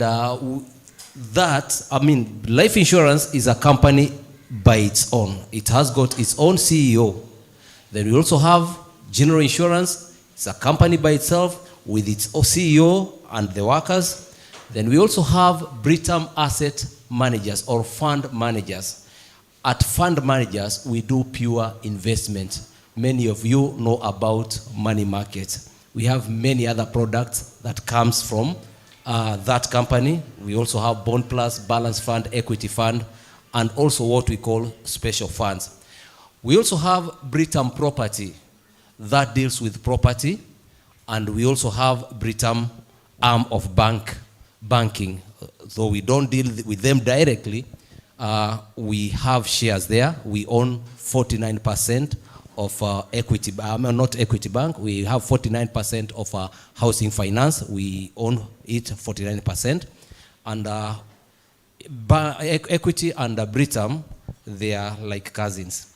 So for more information, because we talk about monies, money matters are very personal. Sindio, normally when I wake up in the morning, ama nikilala, hiki pochi huwa ninakiweka somewhere. Na ninalala na ninaamka. Thank you, Bwana Wachira. Yeah. So I just wanted to say, money is very personal. very personal, so mnaweza mkatuona pale kwa kibanda chetu, and you can also just, hutaweza, maybe you can take my number 0722 884198. If you call me anytime, I'll be there to answer. And we are also organizing for a free... The team has agreed to show you a video for 1 minute. Asante sana. We are organizing to give you a free personal financial services, whereby we teach you how to use your finances. Hiyo kidogo unasema free of charge. You are saying you're going to put something in our pocket. Yes, we will teach you how to put that thing in our pocket. Thank you so much. Thank you. So 1 minute for every promise begins with a spark, a shared dream. A promise alone isn't enough. It takes commitment. It takes strength. It takes someone who walks beside you through every challenge, every turning point, every triumph. A promise to your family. A promise that even in the hardest seasons, you will rise, rebuild, and flourish. At Britam, we are more than a financial institution. We are your friend. Standing with you, believing in you, helping you carry your promise all the way to fulfillment. Because when you promise to build, to grow, to rise, we promise to stand with you. For over 60 years, we've kept our promise from one generation to the next, from quiet beginnings to soaring dreams. We've been Africa's friend and partner for 60 years, because when you make a promise, Britam is here to help you see it through. Britam, 60 years of safeguarding Africa's dreams and aspirations. Okay, so Britam gave us a very decisive support for the organizing this conference. And for that, I request the audience to give them a clap. Thank you. And now, because we are in a university setup, I want to give one of our most outstanding professors who has been coordinating the a journal, the publication of a journal. So in this university, we have a journal that's already on, and you are all requested to submit your documents. So Professor Mutiti, you can say one or two things about you call it Ruwaya. Yeah, say something, please. Thank you.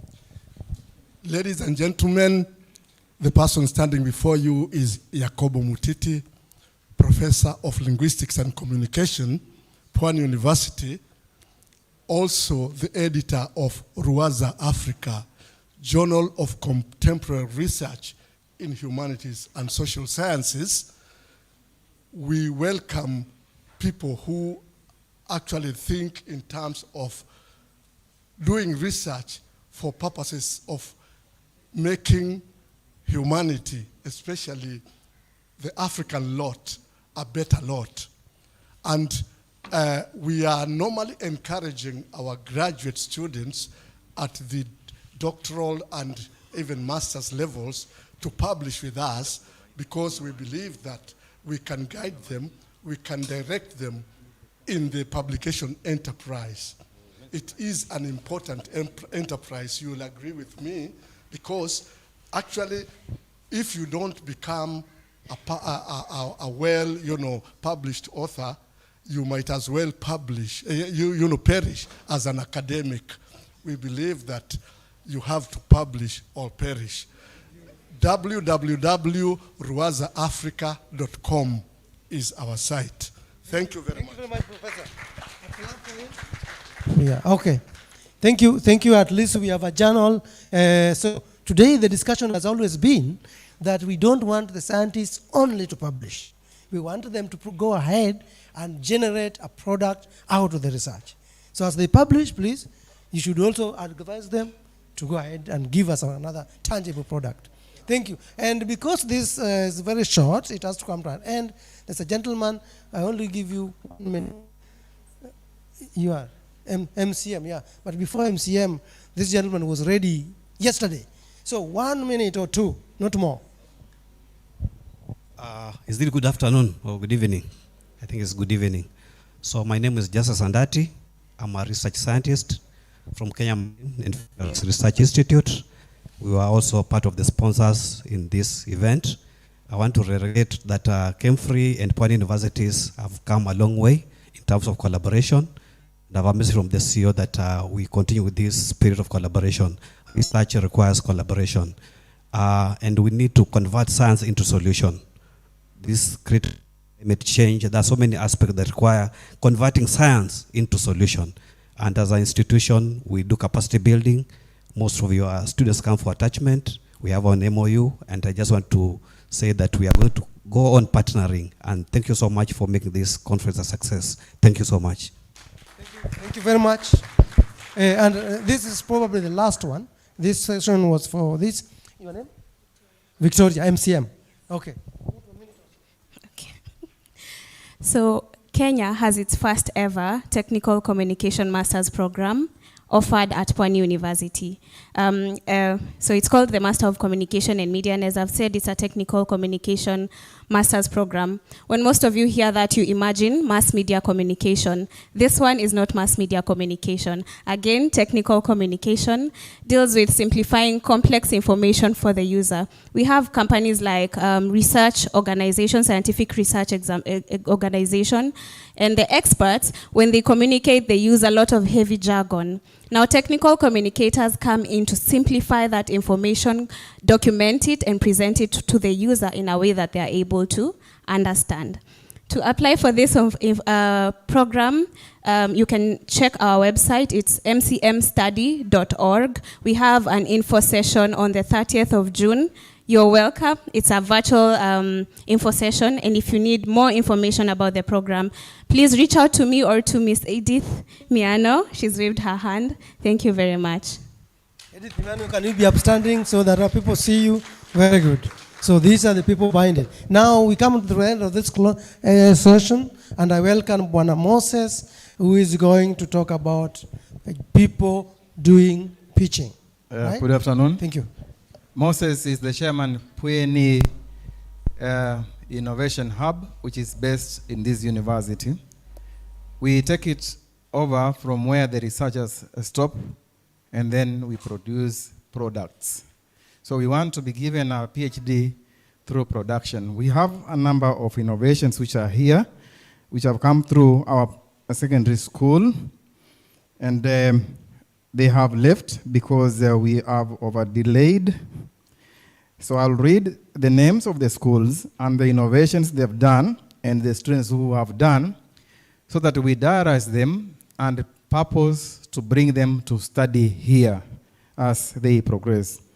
From Charity Pascal, Fasha Clara, Joy Auma, they have developed an axiom program that makes math a play thing. So mathematicians in this room, find your way of engaging these young girls. From Gila Senior School, we have Rachel Kashe and Jacqueline Nyange. They have designed a smart hybrid egg incubator that costs only, how much? 30,000 Kenya shillings, and it can accommodate 4 trays. Those who are in agriculture, please make a date with these young girls.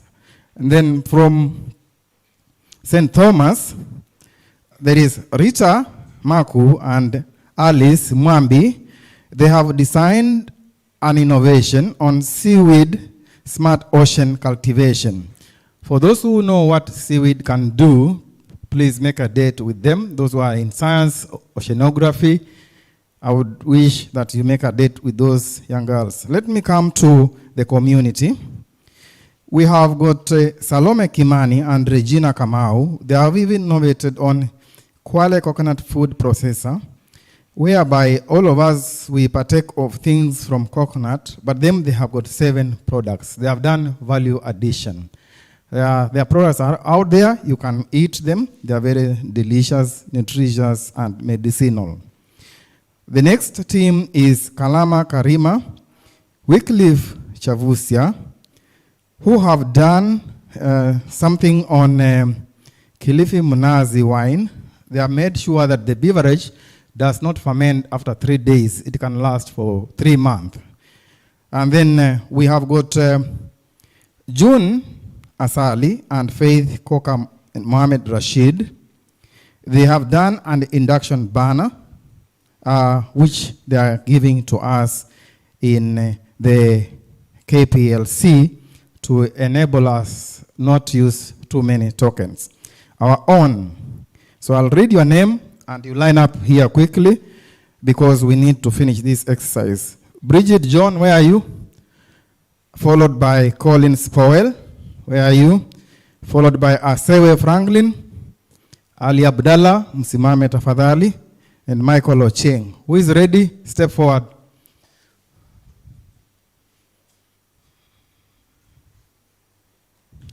Please talk to us and tell us what you have. Hello, good afternoon. I'm Michael Ocheng, student at Pwani University, taking telecommunication and IT. Here with me I have a smart irrigation system, automatic. The irrigation system is designed to help farmers who are in arid areas like Kilifi, which receive by model rainfall pattern. You can't predict when rain is to come. The system helps you to irrigate your farm automatically, and your crops will grow and get high yield. Thank you, and we will participate as you help me to improve my innovation. Yeah, clap for him. That's our own. So we've been having problems with food. We always get food from wherever to come in here when it's dry. Can we help this young man enable us just produce our own food? Next.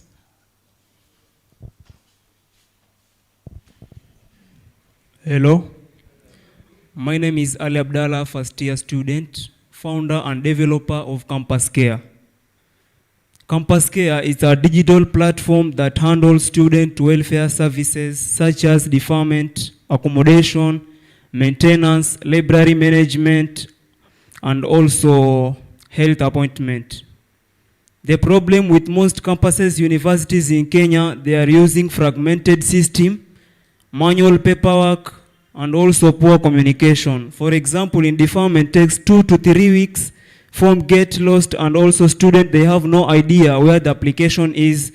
In fragmented system, each service in separate system. For example, health, it is in one place, maintenance, it is another place, fee payment, it is somewhere else. So students runs between offices. The solution, I have created this platform to unify all services into one digital platform, which call it Campus Care. Thank you. Where is the ICT manager? There is your son. Nurture him and let's solve the problems that are always coming in management meetings. The next. Good afternoon. My name is Viron Andrew. Together with Scodero colleagues, we've innovated an app called Carbon Sense Grid. Carbon Sense Grid is an app that is used to collect waste. You take a photo of your waste in a nearby area. What were we trying to solve? Millions of wastes are being collected in Kenya, but their climate impacts are invisible. So we were trying to make them visible to policymakers, to climate founders, to communities, such that there is a climate data that we can claim some climate funds in our society, and it comes as a credit to the users. The app is AI empowered, that is able to verify waste you've taken, to measure its waste, to estimate the amount of carbon inside it, so that such that the user dashboard, I am the user, the controller might be the garbage waste management authorities. Now they will see where there is waste, they come collect it, but you yourself, you have the estimated carbon credits in your dashboard, such that when the climate founders fund these people, you have some data to present and you claim your credits. Estimated around 200 kgs of waste can give you 2,000 plus.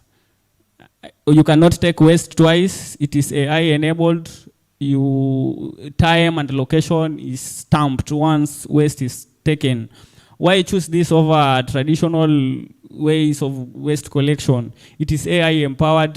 There is AI education in it.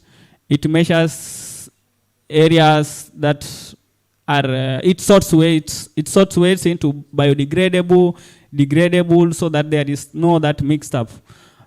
Together with Collins, we are looking for founders and partners to advance this thing to the next level so that everybody benefit from waste. Thank you. Where is Collins? Ameingia mitini. Simama tafadhali, hata mchezo. Wave to the graph. Yeah, that's Collins. He should have mentioned that the money comes into your M-Pesa line while you are asleep. So the money will look for you. You won't look for money. The next.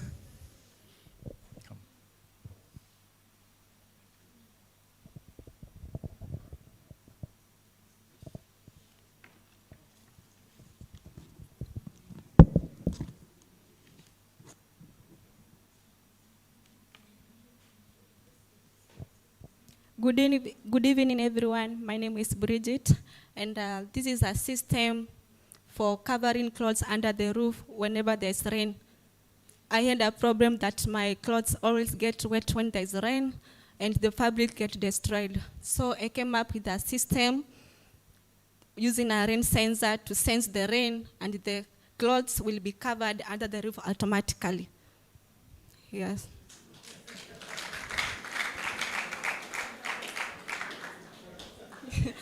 If there is someone with a problem like me, you can look for me. Okay. Yeah, so it's a simple application. When you do your cloth line, you put a motor, simple motor. So when it starts raining, the cloth line just rotates and come and hide under the balcony of the building. Then when it stops raining, they go back to dry. So who wants to take her over? Who wants to inherit her? Yeah, please take her away. We want to see it happening. Thank you. Next. Yes, good evening. My name's Asewe Franklin. I did a project under security system. My security system is focusing on privacy and security. I'm a student here in Pwani University, and we...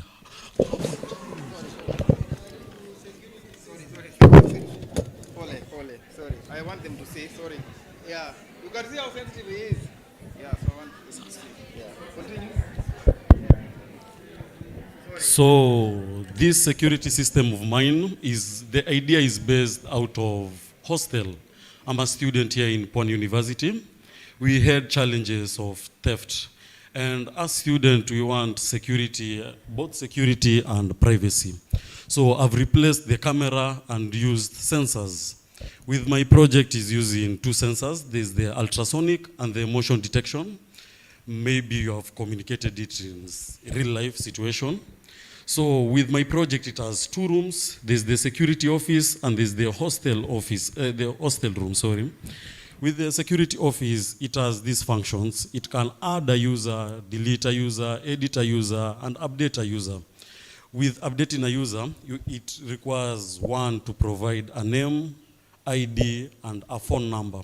The phone number is the most important part in this operation of mine, because the alert when an intrusion is detected, it will send an alert both to the security personnel and the allocated users in the hostel.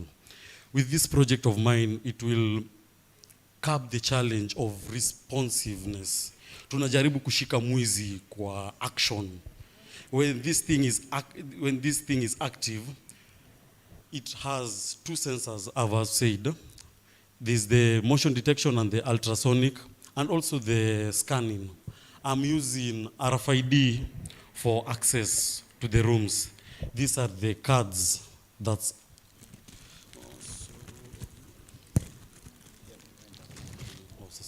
this is what I'm using as the key.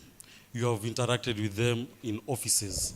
So with this project of mine, it will be quick for security officers to capture what is not intended in the hostel room, and yes, for quick responsiveness. Thank you.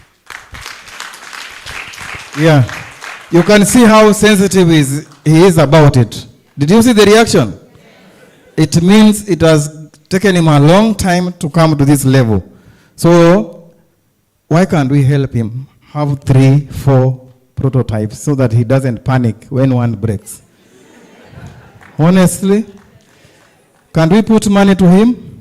Yeah, let us invest in our children.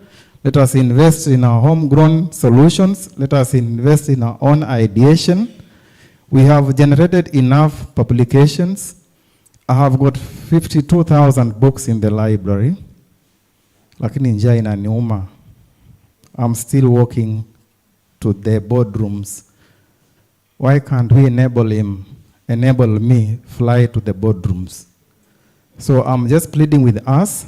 Let us begin embracing innovations which are realistic, which have been demonstrated to us by our own students, so that I don't have to buy electronic resources and spend 10 million when we can convert these innovations into electronic resources here and put them in our institutional repository so that other people can buy our own knowledge, our own products. I would really want to see one day where it is written, made in Pwani University, and it is being used in the whole world. Thank you for giving us attention.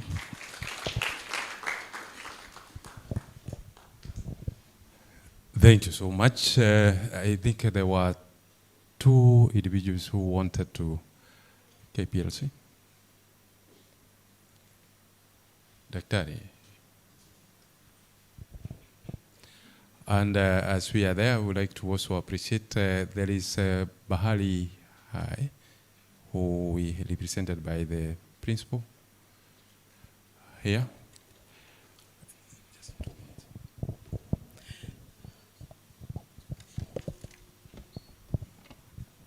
Good evening, everyone. My name is June Asaji, and my partner is Faith Koka. We are both from Kenya Power.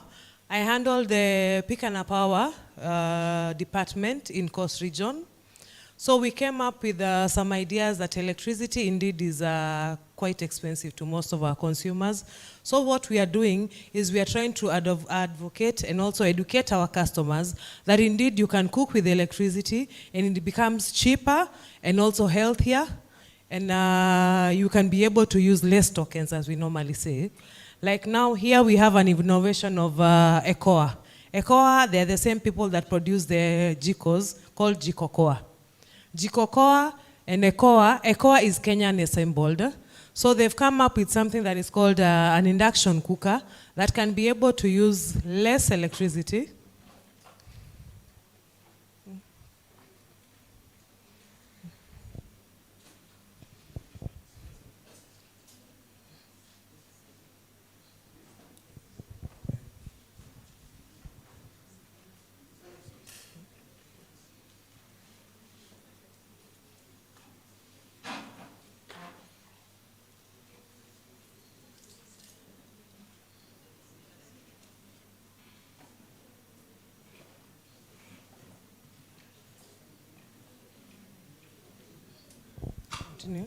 Okay, sorry for that. We have an induction cooker. It uses less electricity. Like for the induction cooker, it uses specific sufurias, which are called induction sufurias, and it uses 1 hour. When you cook continuously for 1 hour, it takes 2 units.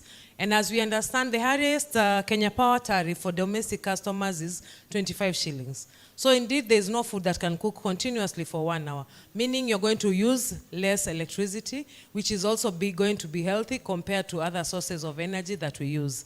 And also the good thing about ECOA, they've also assembled the electric pressure cookers, which are also using 1 hour, 1 unit.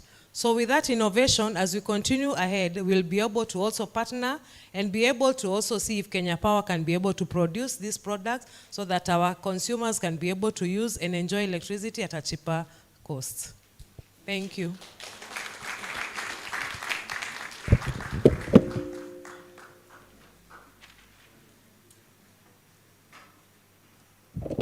Thank you so much. Consortium? Coastal Consortium? You had something? Okay, thank you. Because of the interest of time and because we have the activities, all the presenters for the poster session, we need to move to the poster session for the presenters. Then we assemble here for purposes of the crossing ceremony. But before I go to the crossing ceremony, I would like maybe to have a short session, just one word from maybe the DVC to guide us after this. We assemble here. The crossing ceremony will not take a long period of time so that we can also proceed for the cocktail session. The cocktail part of it, myself, you know, I'm in science. And when I hear cock and tail, those are two different things. So I'm trying to imagine what is in the cock and what is in the tail. So I am looking forward to be, for those who are in food industry, to tell me why they called it the cock and the tail at the same time. I know the cock, which I know it doesn't have a tail. So, but I am going to see the tail itself of a cock. But please, DVC. 1 minute. Thank you very much. Just for 2 minutes before we go for the poster presentation, I want you to allow me to introduce you to some of our partners, our guests who have been here also, but on another assignment that is very critical for the university, especially some of our students, in terms of opportunities that we are trying to create as a university. When they graduate, they transit to be able to give service to the citizens in the Republic of Germany. The way we are trying to internationalize, internationalization is not only about the disciplines and the things we do, but we must also create opportunities to know where we are taking our students. So as a university, we are very keen and very serious in terms of we don't want to see our students being highlighted in media that they went to Pwani and there are no jobs. So I'll give them probably 1 minute each so that they can be able to tell us their names and where they're coming from, so that we can be able also to have them in the process of trying to finalize and concluding our conference. So I begin with you because you are looking at me. Yes, yes. Yes, yes. Guten Tag. Wie geht's? Dankeschön. Dankeschön. Sehr gut. Sehr gut. Mir geht es gut. Thank you. Nice to meet you all. My name is Kadir Khan. I'm from Germany, Berlin. And first you want to... Yes, my name is René Pernol. I'm the business partner of Kadir Khan, and we are the CEOs of Junge Zukunft. Junge Zukunft means in English, young future, and that's also our aim. So we provide youth welfare support services for the Berlin and German government, and for young people and children who needs help, and also for disabled children. So that's why we're here. We wanted to start a collaboration with the PU, and today we had a very nice appointment with Dr. Nancy and Dr. Kitty, Mr. Kitty, and we're looking forward to the future and hope we can transit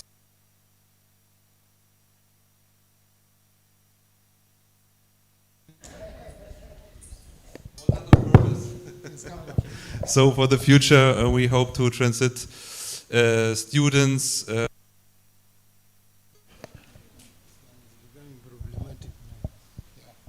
Students who studied the subjects special needs education and nursery, especially and childhood education, to bring them to Germany and also to hire him, especially for our cooperation. And yeah, that's what we are here for.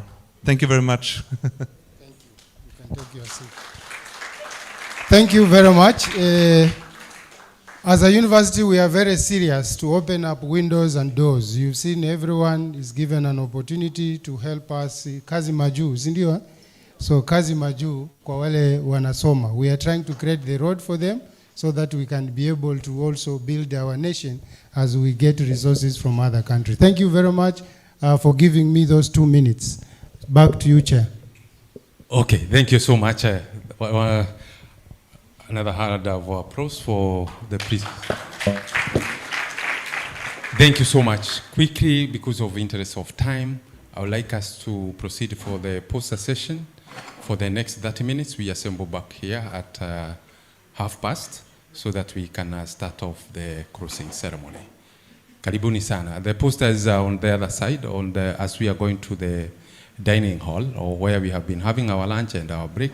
So those who are doing the posters, you have your time. So let us have you standing next to your poster and pitch for your poster for the period you'll be given. There will be assessing, which will be going on at the same time. Karibuni sana. Please, kindly members, join me and the others as we go to the poster session.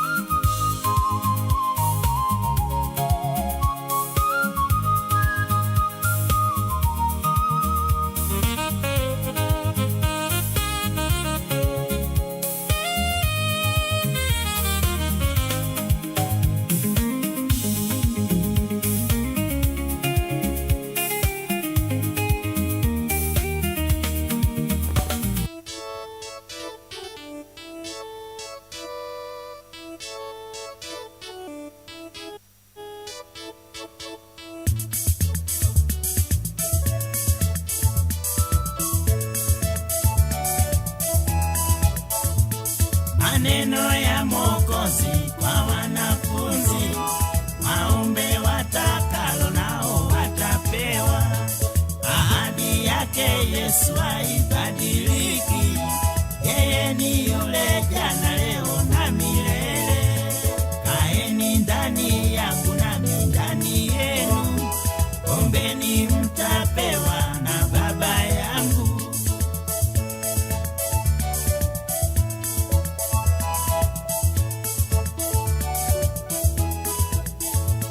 Kitabu cha Samueli sura ya kwanza mstari uende.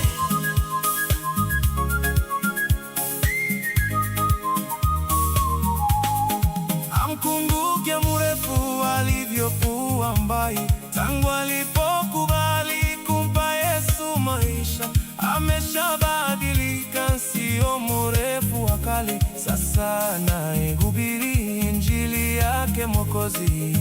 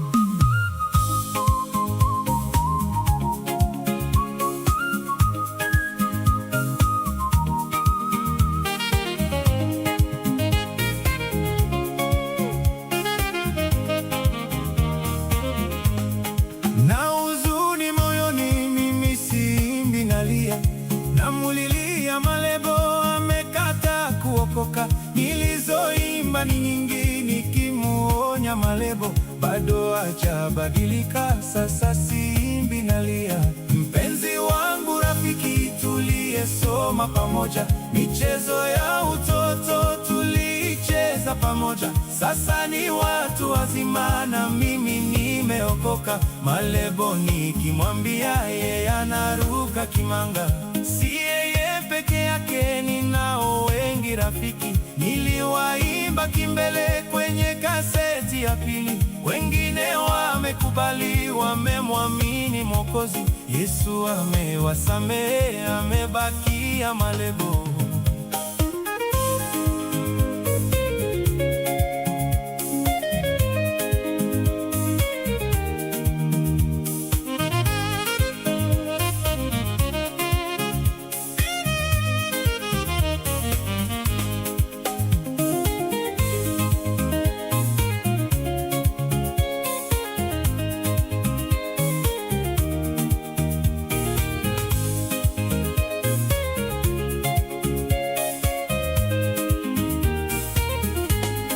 Tangu zamani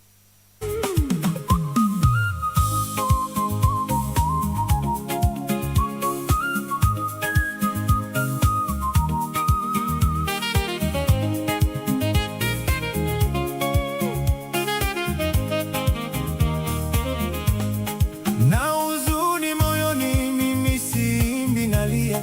Namulilia Malebo, amekata kuokoka. Nilizoimba ni nyingi nikimuonya Malebo, bado hajabadilika, sasa siimbi nalia. Mpenzi wangu, rafiki, tuliyesoma pamoja, michezo ya utoto tulicheza pamoja. Sasa ni watu wazima na mimi nimeokoka. Malebo nikimwambia yeye anaruka kimanga. Si yeye peke yake, ninao wengi rafiki. Niliwaimba kimbele kwenye kaseti ya pili. Wengine wamekubali, wamemwamini Mwokozi. Yesu amewasamehe, amebakia Malebo.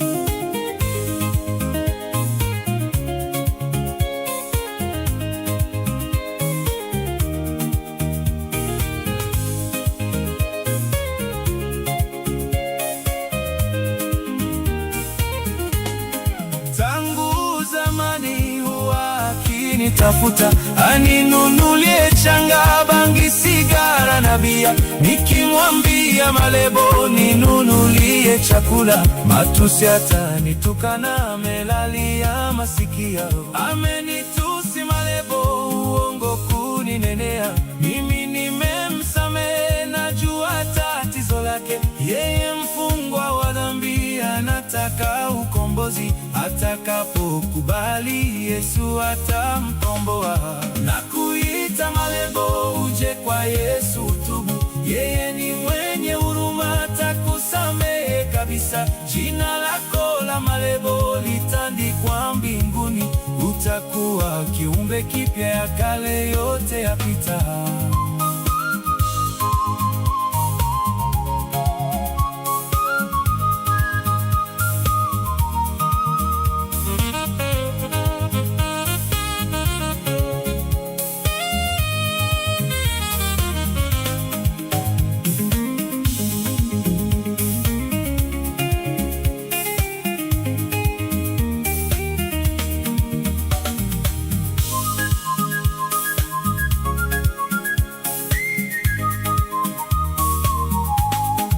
Amkumbuke mrefu alivyokuwa mbai, tangu alipokubali kumpa Yesu maisha. Ameshabadilika, sio mrefu wa kale, sasa anayehubiri injili yake Mwokozi. Na wajua vizuri 2 na 3 pamoja, walivyokuwa wakali watoto wa mtani.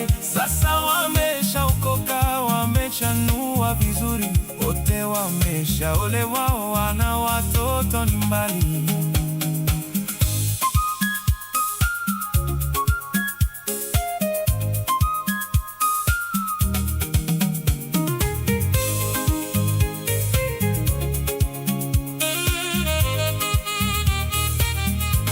Meshanawa mikono, damu ya Mwokozi daima. Yesu anayekupenda, njoo kwake anakuita.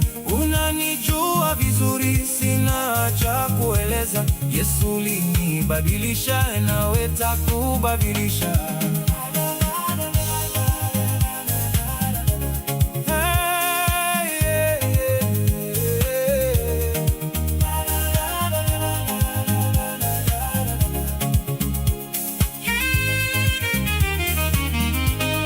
Anakuita ulivyo, uja kubadilishe.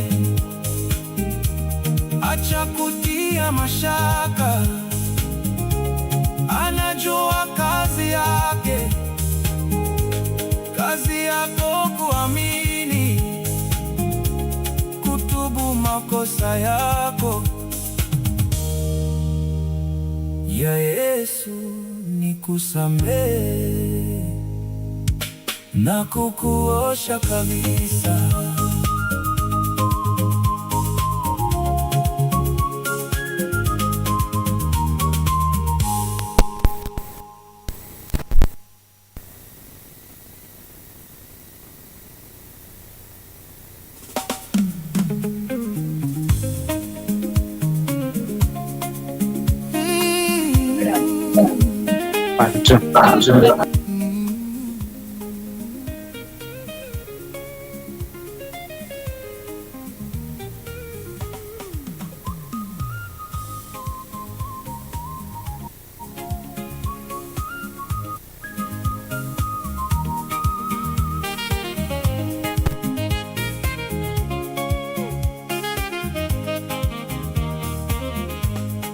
Na huzuni moyoni, mimi siimbi, nalia, namulilia malebo, amekata kuokoka. Nilizoimba ni nyingi, nikimuonya malebo, bado hajabadilika. Sasa siimbi, nalia.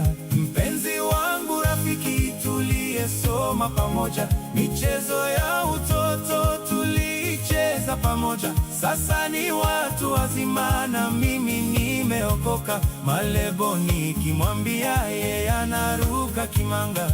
Si yeye peke yake, ninao wengi rafiki. Niliwaimba kimbele kwenye kaseti ya pili. Wengine wamekubali, wamemwamini Mwokozi. Yesu amewasamehe, amebakia malebo.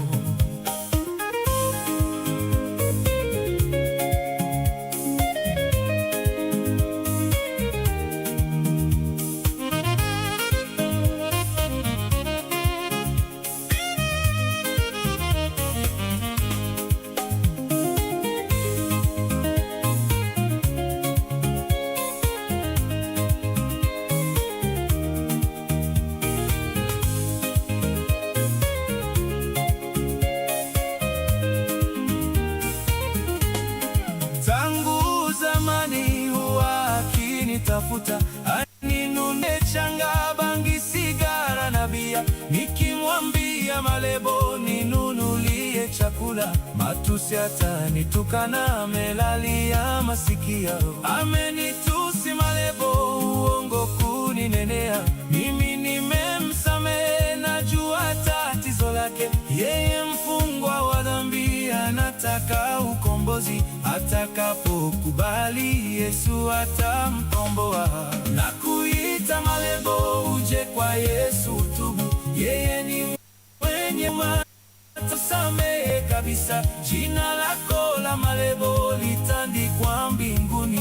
Utakuwa kiumbe kipya, ya kale yote yapita.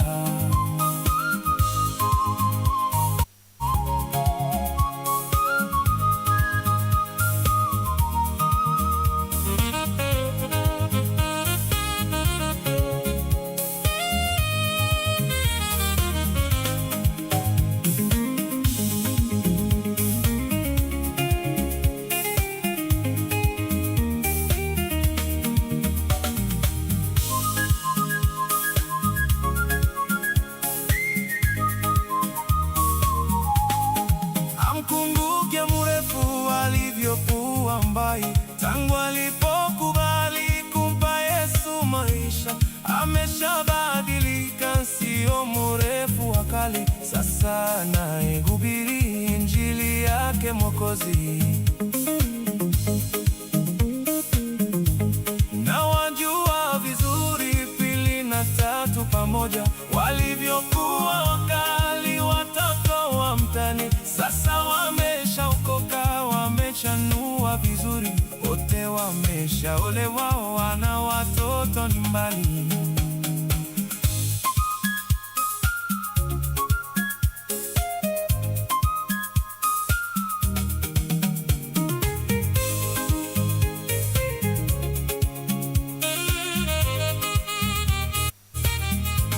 Meshawa mikono, damu ya Mwokozi daima. Yesu anayekupenda, njoo kwake anakuita.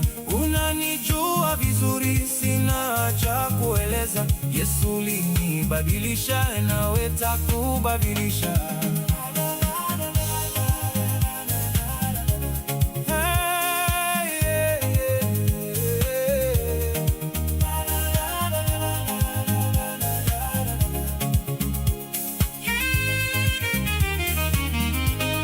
Anakuita ulivyo, uja kubadilishe. Acha kutia mashaka, anajua kazi yake. Kazi yako kuamini, kutubu makosa yako.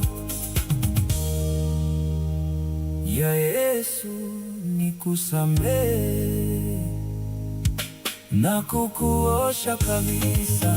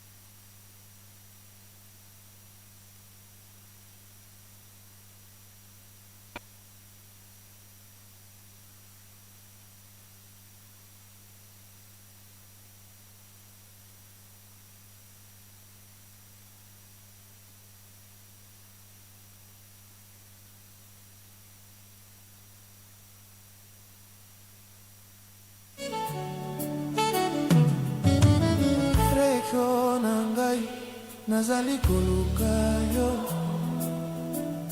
osilisa kimia motema tambala moko bolingo esili kokoma libulu ya silence ozali na bomoi me motema na ngai ebungi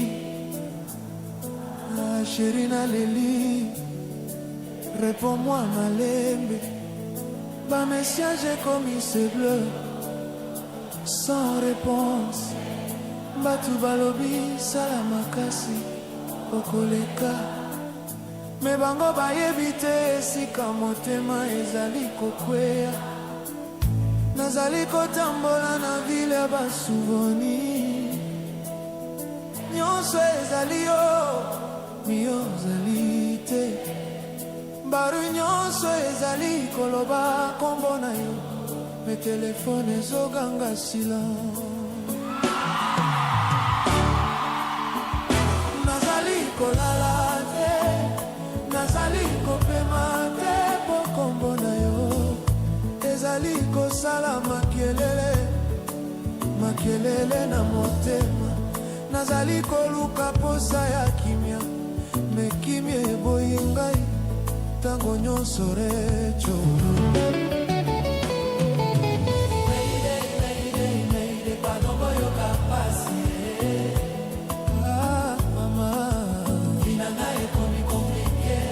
depuis recho akoma silence depuis okimaki motema eboyi kosala molimo na ezali koluka yo partout mon amour pesanga yata sinye moko maide yokanga nakoma kovivre vi na ngai caché po bakestion ekomi trop bino mibale bokabwani ngai nakangi monoko po eloko mosusu ezoboma ngai na kati nakomi kolela sans larme kwata miso eboyi lisusu kolela bolingo nyonso esili na kati lokola vero ebukani malembe bolingo ekomi mosika na nga recho bundisi distance nazali na fule me nazali se moko po absence na yo ezali malembe te nazali kolala te nazali kopema te ata na midi ata na butu motema ezobenga yo soki ozali koyoka ngai yoka ndenge naza recho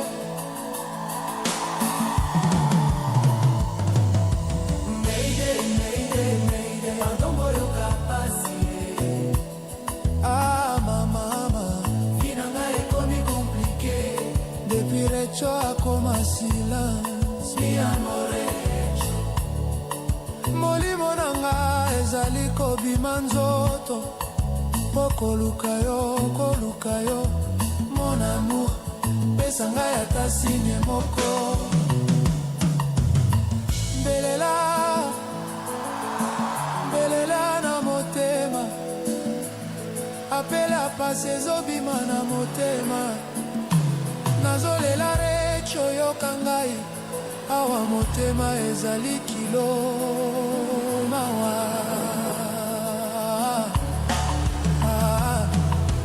recho mawa mingi partout nakei bazotuna ngai oza encore na ye ngai nakangi kimia po solo esalemaka mpasi koloba bolingo oyo bateli ngai ezali wapi ngawa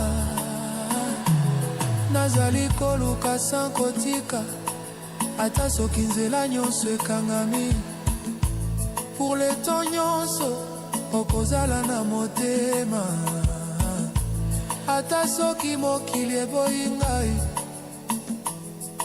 kote nyonso bakolinga yo te ndenge ngai po bolingo na ngai ezali solo, ezali kosenga te, ezali kotanga te. Mayday, mayday, mayday, oyoka mawa ah mama, motema ekomi lourd, depuis recho akomi silence. Mi amorecho, mbelela na motema, apela bolingo ezobima, nazokoluka yo bolingo na ngai.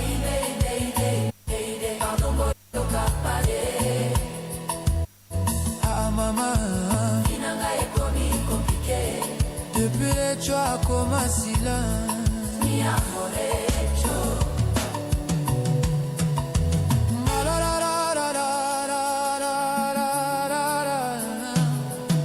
mayday.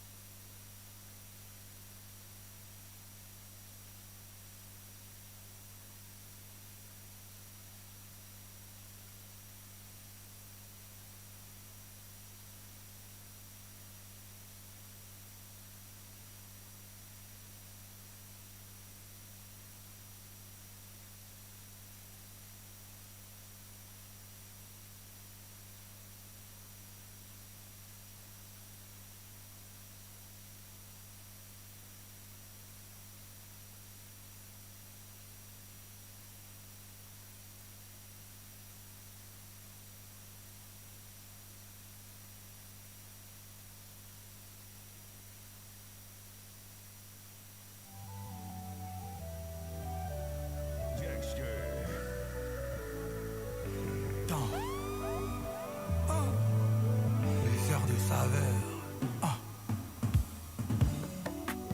CTK for Diamonds.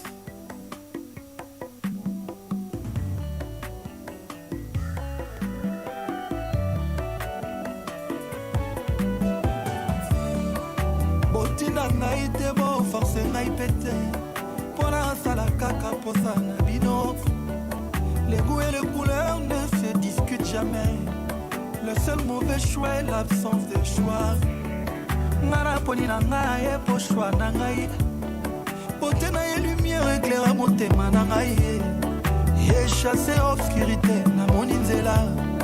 Pourquoi bolingi bokotisa badoute kati na ngai. Lokola octave Aubert na les deux chemins. Bakoselaka ngonga makambo te. De l'abondance du cœur que la bouche parle. Bon en vouloir naïté maman Sarah ya before. Bon moi qu'il s'en aille pété bampang ya Vincent. Mon temelingi c'est le kwelingaka. L'amour est plus fort que la mort. Olimwezon nisaka biso banamike. En grandissant bas parents bapé qui s'abisso. Pas jeu dangereux ni en sorte toto ça.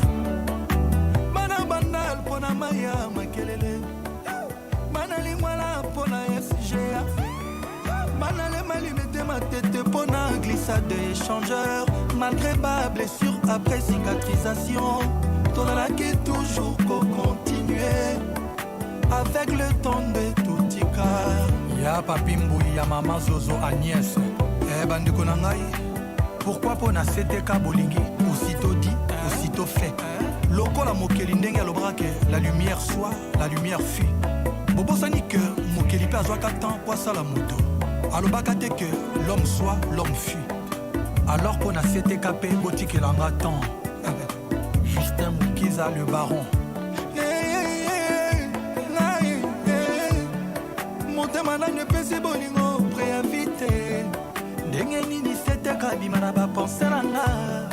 Bolingo tamba lobi mayo ekufe la moi.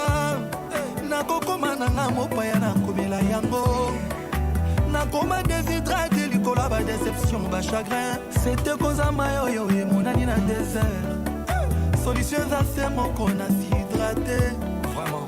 ngama na bolingo ngai nde nalingi eya butu tomoi ngai nde napona oboyisa moto eloko motema elingi nde problème mabe bomoni na ye eske brise motema na ngai ye apekisaka moto alingi akende ngai esi nakei botikelanga temps botikelanga temps nasengi na bino botikelanga temps pona bolingo botikelanga temps pona setega botikelanga temps.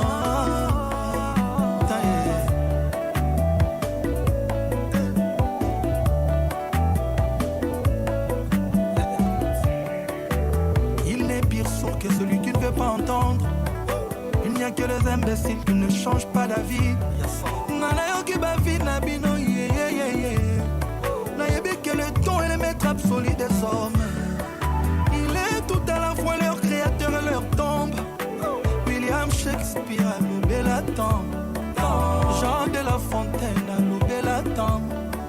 Jean de la Bruyère a loubé la tombe. Sacha qui tripe a loubé la tombe. Aïpe fali poupa na loubé li tombe. Nasengi na bino botike la maton. Pona setega botike la maton.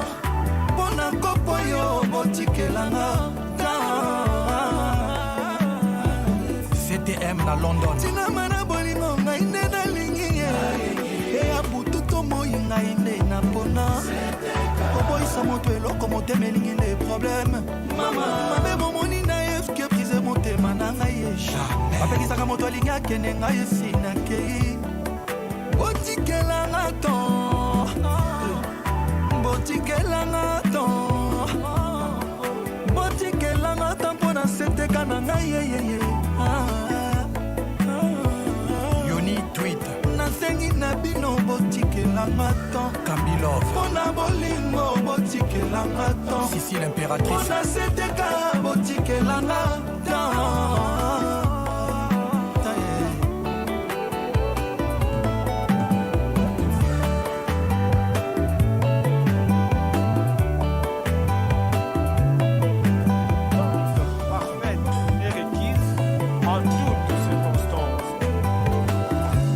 L'amour, rien que l'amour.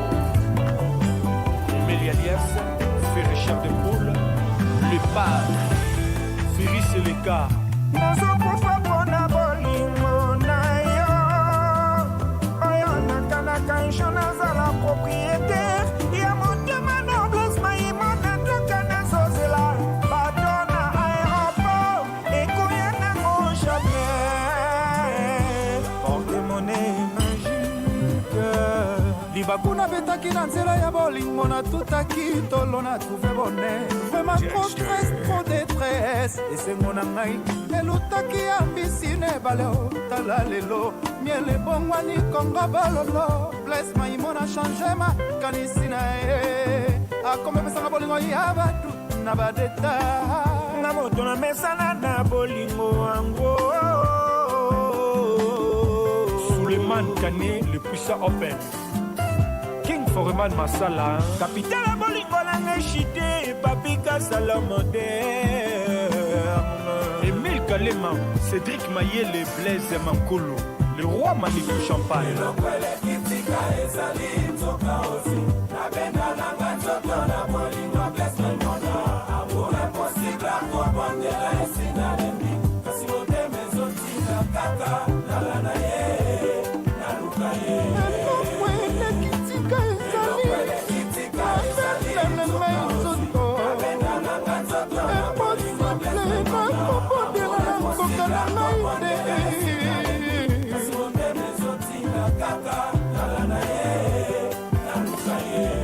Babi Levingi, idéologie toujours.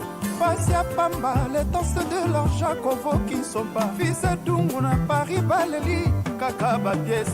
Chico, ma belle mère. Malobama, Alita Chamala Chouke, Lomoto, Marco, Kosoyi, Salem Service, Naleli.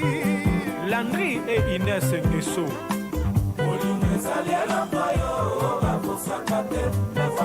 Papi Momanga Noble.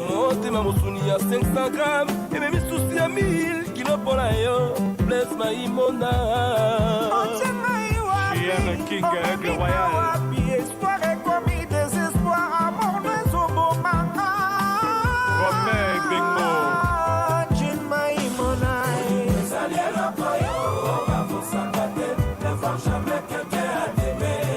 motema mosuni ya 500 grammes eme misusi ya 1000 kilo mpona yo champion de champion anti chinois Saina de crâne. Na mikodisi nazokoka komibimisa te babomba libani na chaponga nazokoka te kopomba oyayo bless maimona nanu nzongo promese ya bolingo na yo bless maimona na bomba yango lokola mondoki esala crypto bomba to evite baevidence yoluki moto kosala mabe oponi kaka ngaye nakolasanga defense po efeble nanga bolingo mpona linga yo bolingo na yo ekomelinga mokuwa na monoko ya bebe moyenda bukuta ikele fe amour na yo impossible gaston ngango kokonga ndoe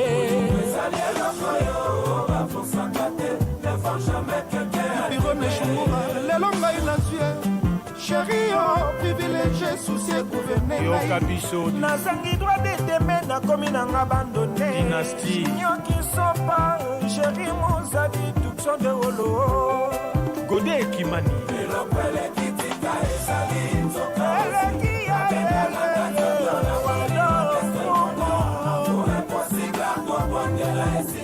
Yannick Kieri. Marc le remarquable. John Spirito. Merveille à Bombi. Yolande Ikandonani. Héritier Mbangi. C'est la taille.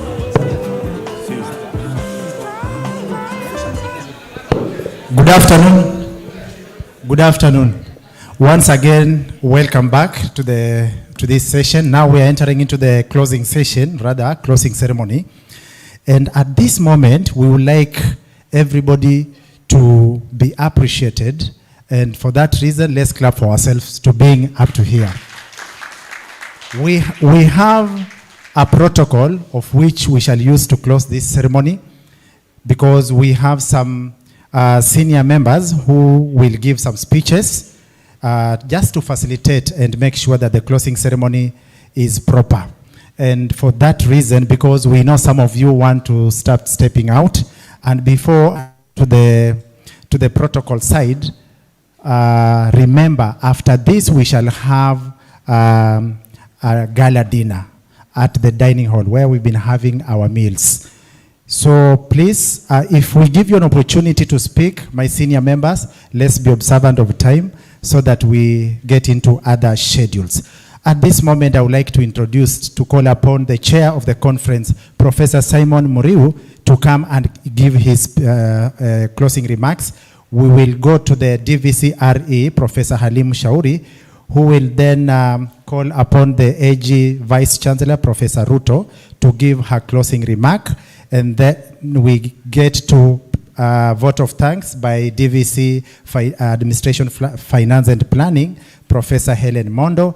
Then we shall have closing prayer from one denomination, and then we close by national anthem, after which we shall proceed to the dinner cocktail. Sawa sawa? Okay. Then now at this time, I don't have any other option but to call the chair of the conference, Professor Muriu, come and give your closing remarks. Professor Muriu.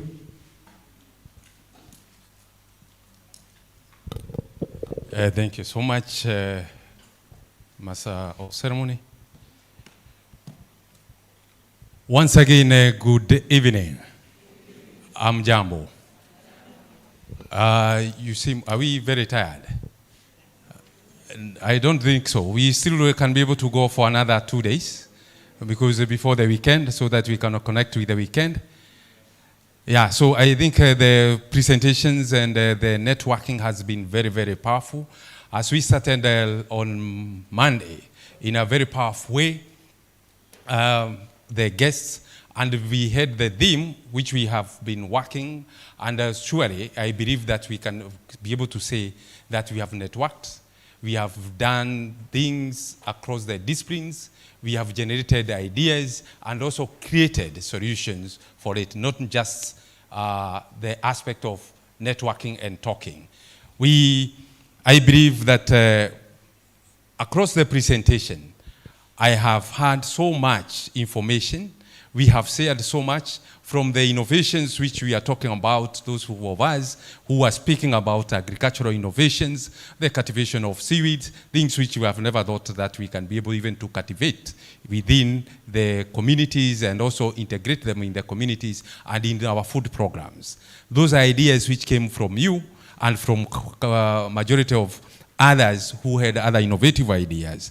We have also had ideas from our care elders, from ourselves, including even our mental health is associated with the coming back from the communities. So integration of the communities and ourselves, the academicians, we have really integrated that aspect and seen how transdisciplinarity occurs. I was thrilled. I was excited. I was even challenged because one of the things which I didn't expect is to be challenged from the community level. I thought the professor would be the one to challenge me, but actually the people who challenge me are the community elders and community participants. How we can be able to integrate the values which we hold in terms of communities in academia. And therefore, we see how we can be able to work. We have seen how law in class is being innovatively being integrated in communities, integration, relation. Apart from recitation, there is the aspect of even kind of restoring relationship in a very innovative way, in a tradition way, combining tradition, law, and also the customs and the various ways of doing things. And all these, we have seen also technology, how it is implemented, AI. Everyone is using AI, and also in other innovations, and also the data which we have. I believe there is so much we have learned. There is so much we have networked. There is so much also to innovate. We heard from the keynote speaker of the day one, yesterday when we had the Kenya Director of National Innovation Agency, and so much we have heard about how it is being implemented, either by our students, high school students, community themselves, you the researchers. Therefore, in a way, we have brought ourselves to be the global changers who we are. We have achieved that. And some of the key aspects which we have found, or coming from you, is one, majority of you, up to 60%, we mentioned and believe that key professional connections and community, the importance of integration of community engagement in our academic activities, in our research, is a key aspect of research and academia and this transdisciplinarity. So therefore, feeding into our theme.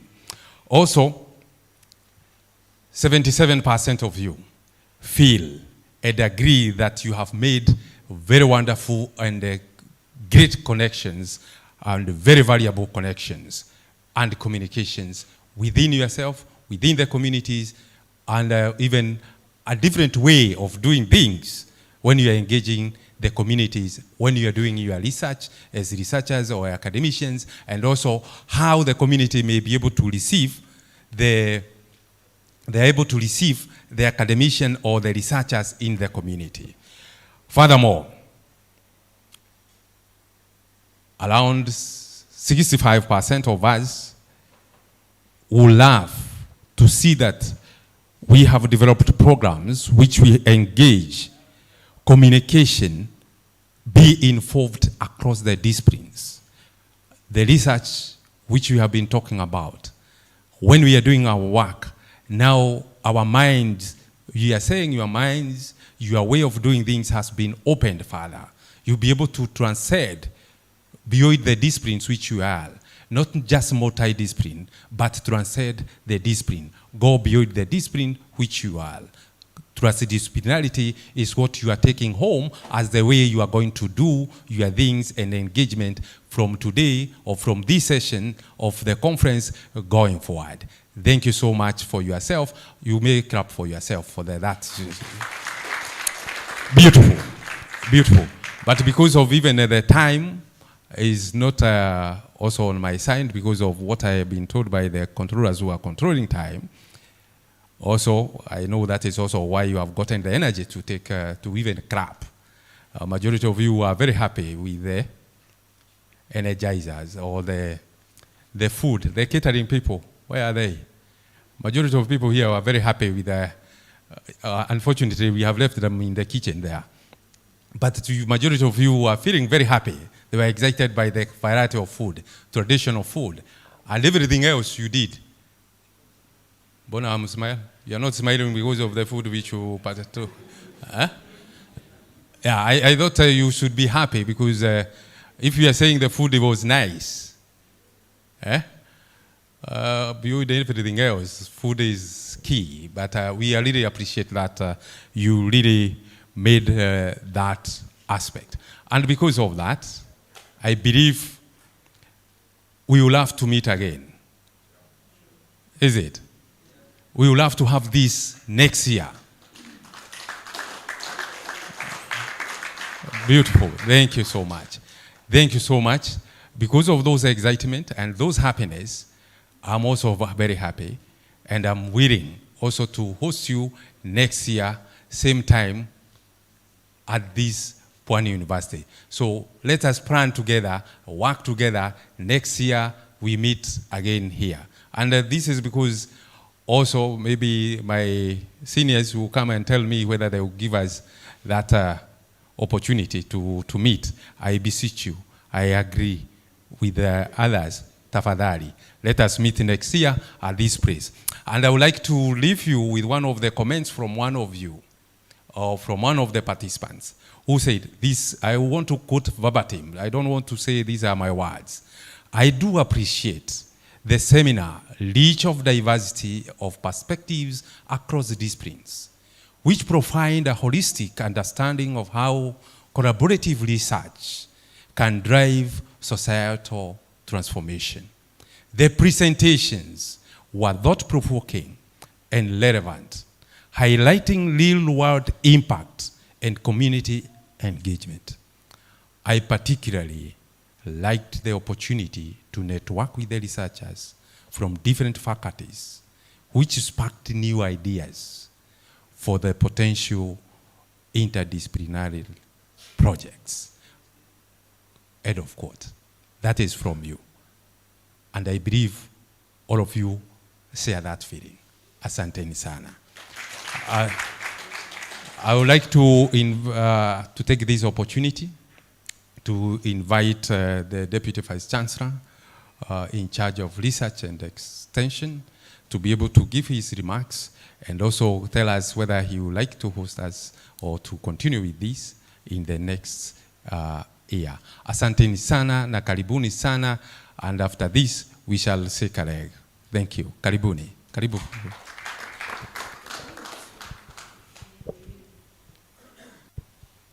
Waswahili wanasema hayawi hayawi huwa, si ndio? Na kilona mwanzo kina mwisho. Jazz has told me that I should not make a speech, but I should allow you to be able to make the speech. You know, this transdisciplinarity is confusing. He's told me, DVZ, no speech, but we should be able to allow the participants make the speech.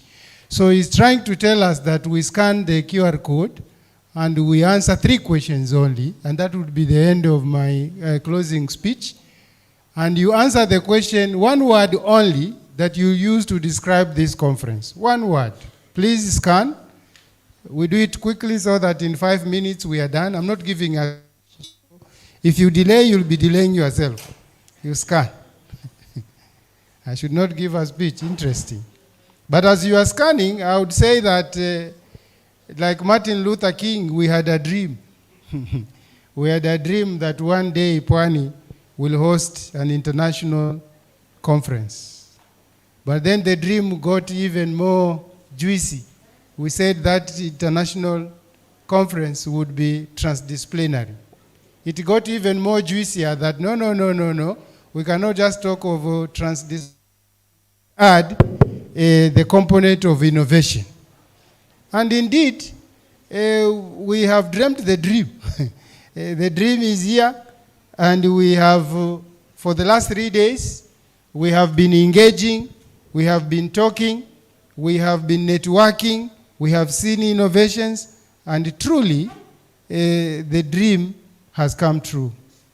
And I'm really excited and very happy to know that we've been able together to accomplish this. Scientists, innovators, community, together we have arrived where we wanted to arrive. And this is it is very, very critical and fundamental. To support the request that the chairman of the conference committee has put forth to us, we said we must be backed by data. So we will ask a question so that we have that data. So that I can go and say, this is not me, it is the people who came to the conference that they said this is what they want. So that it's not chairman and it is not me. So, the second question that is important for me to take that data is that one. Would you like to see this conference become an annual? Not me. If you don't want, fine. Pwani, DVCAFP is here. She's listening. She'll be very happy. Those few millions can buy something else, paint. Those few millions can buy paint. So do we want? But I'm not canvassing. I'm just saying it is us to say whether we want it next year. I've heard the chairman. I think he's very calculative. He's saying same time, same place. I don't know whether same time really 2027 June 22nd to 24th, is it a weekend or he has already checked? You know, it can be a force here. You know, we were having communities from the Kaya here. Maybe they have given him some powers to see 2027 on 22nd to 24th would be a weekday. I believe he has done so. If he has not done so, then too bad if it is a Sunday or a Monday, but we hope it would be. They want 25? I want even more. So 32. So I think that is they have it. They can continue answering. They have it. The final question in my speech, in my closing speech, what did you feel you wanted more of? Ni kitu gani ulitaka zaidi? Nasikia ukipewa utamu unasema unataka utamu zaidi. Utamu gani zaidi ulitaka? Wale walikula kuku, wengine walifanya urafiki, wengine waliona exhibitions, some listened to cross what we call those breakout sessions, plenary sessions, pure science, hard science, environmental science, social science. Kuna nyimbo ya yule wa in transdisciplinarity, kuna nyimbo ya Diamond na mwenzake Koffi Olomide, anasema kila siku nakupenda zaidi. Kila siku nakupenda zaidi. So ni kitu gani ulipenda zaidi ama mnataka zaidi?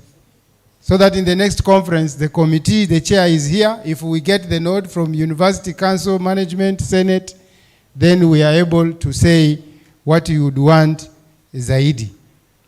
So as you complete that, I think so far so good, because we want to make this as short as possible. That brings to an end to my speech. Brings an end my speech, and I want to take this singular honor and opportunity to invite the acting Vice Chancellor to be able to give us her closing remarks. She invited us, right? Now she should chase us, but chase us kindly. So I want to invite Professor Rose so that she can talk to us and bring this curtain down, as she invites also the DVCAFP to give us a vote of thanks. Karibu. Thank you, DVC. Goodbyes are normally not very pleasant. Sindio? especially for those who have been able to connect at the human level. Wachana hii hapa, where we are seated the way we are sitting. I hope we've been able to go to the beach and walk bare feet there. Because Pwani University is the only university at the beach. So I give my closing remarks on behalf of the Vice Chancellor. Colleague DVCs, deans, CODs, senators present, distinguished guests, esteemed scholars, researchers, students, partners, ladies and gentlemen. It gives me great pleasure to stand before you as we bring this enriching and thought-provoking gathering to a close. On behalf of Pwani University, I extend my sincere appreciation to all who have contributed to the success of this event. You can imagine if we put together a conference and on the starting day, nobody pitched. We wouldn't have had the conference or the joy which we share today. So your participation, insights, and commitment have made our deliberations both meaningful and impactful. Over the course of this gathering, we have engaged with ideas that challenge our thinking to think differently about the future of higher education, especially in Kenya, about the future of research and societal transformation. The discussions have reminded us that universities occupy a unique position in society, not merely as centers of learning, which we have often focused on, but as institutions entrusted with generating useful knowledge. And useful knowledge is knowledge that tackle real-world problems. As a university, we are guided by the vision of excellence in teaching, research, innovation, and community engagement. The theme of this event aligns closely with our commitment to fostering knowledge that is both inclusive, relevant, and transformative. It also speaks directly to the responsibility that we can no longer ignore, and that is the need to reinvent our knowledge systems. For far too long, knowledge production has often been framed within the narrow paradigms that do not fully reflect the richness and diversity of our experiences, and therefore, not a wonder that as soon as a thesis has been published or produced, it gathers dust in the library. This is a conversation that we had with the CEO of Kenya yesterday as we took our lunch. And we reflected why there is a disconnect between innovation and knowledge production. And so clearly, from the discussions that we have had, the disconnect is often about, was that knowledge useful for society? The challenge of the 21st century, climate change, social inequalities, technological disruption, health crisis, sustainable development, all require us to think how knowledge is created, shared, and applied. Reinventing our knowledge systems calls for a deliberate effort to recognize and integrate multiple ways of knowing. That includes the communities where the problems exist. It requires us to value indigenous knowledge alongside scientific inquiry equally to strengthen community-based research. The example of the mosquito given by the organizing committee chair yesterday is a beautiful illustration of transdisciplinary working and co-creation of knowledge. At Pwani University, we believe that the future belongs to institutions that are willing to embrace transformation We must cultivate graduates who are not only knowledgeable but critical thinkers, innovators, and responsible citizens capable of navigating complex worlds, so that even as they graduate, they can be able to create solutions to problems. I'm encouraged by the quality of the presentations that we had, but foremost, my heart lights up because we had the traditional community leaders in this conference. That challenges the traditional systems of how conferences and how interactions happen at the universities. In a special way, I want to thank the Research and Extension Division, led by our able DVC Professor Halim Mushauri, and his team for putting together such a distinguished conference. I wish to express my gratitude to the organizing committee, our speakers, facilitators, sponsors, partners, and every participant whose dedication and enthusiasm made this event possible. Your contributions have enriched all of us. We depart Kilifi having learned one more thing. We depart Kilifi having made one friend.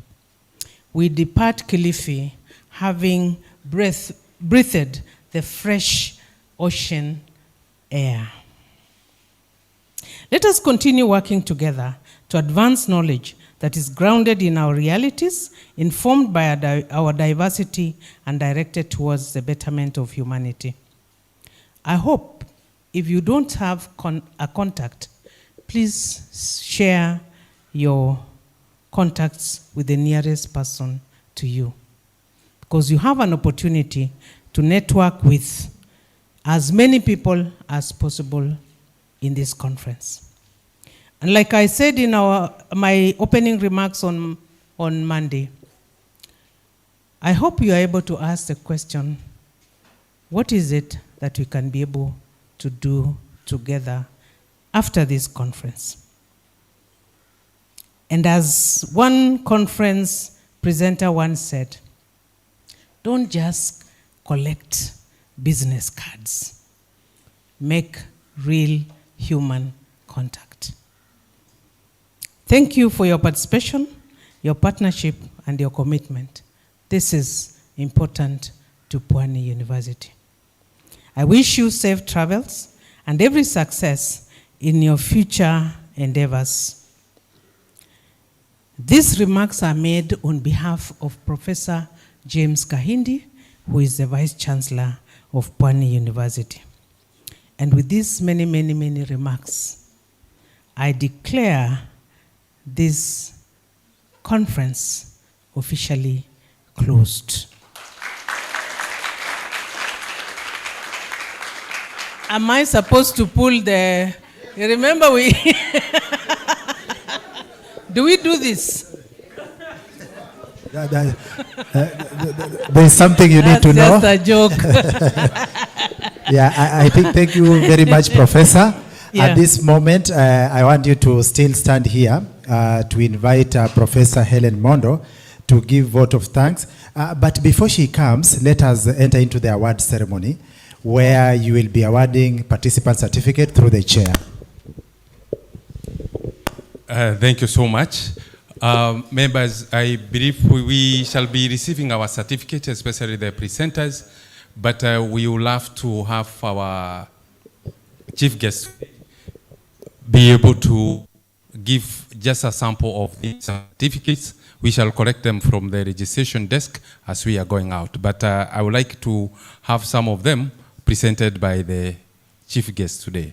I would like to call upon Mr. Joseph Mwarandu as one of the, to come in front of here. Joseph Mwarandu. Joseph Mwarandu to represent the part of the us presenters. Yakombo Mutiti.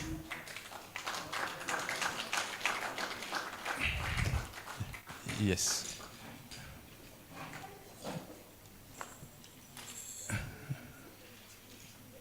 Yes, thank you. Yeah, Kobo Mtiti. So, sorry mzee. Tunaweza rudia ndio tupige picha hapa. Karibu. Kidogo prof. Sorry. Thank you. For purposes of the certificate and the photo. Thank you, the participant, Professor Yakobo Mtiti. Thank you, Professor. Thank you, Professor, for gendered Nambulia Jessica. We have Dr. Nambulia Jessica. Sorry. Mercy Gichangi. Mercy Gichangi. Sorry. Yeah. Thank you. As a part of the presenters, Derapo Olgibe. I don't know whether I have managed to Derapo. Maybe you can help me pronounce the name properly so that, yeah. Banaderapo. Can I pronounce the name? Okay. I am Dolapo Damelare Olugbile. Thank you so much. Thank you so much, Delapo. And last but not least, Dr. Jeremiah Ganda. If he is or she is here. Jeremiah? Okay. Thank you so much, Prof. Thank you so much. Back to you, or Professor Mondo. Sorry. I've slept on the job.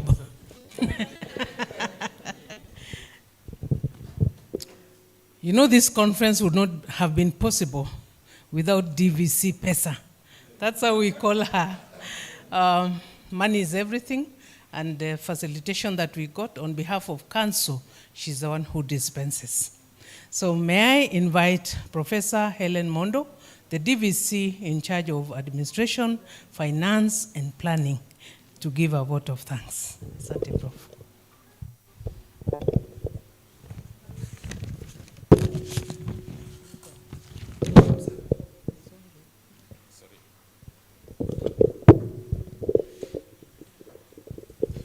Thank you very much. Good evening, everybody.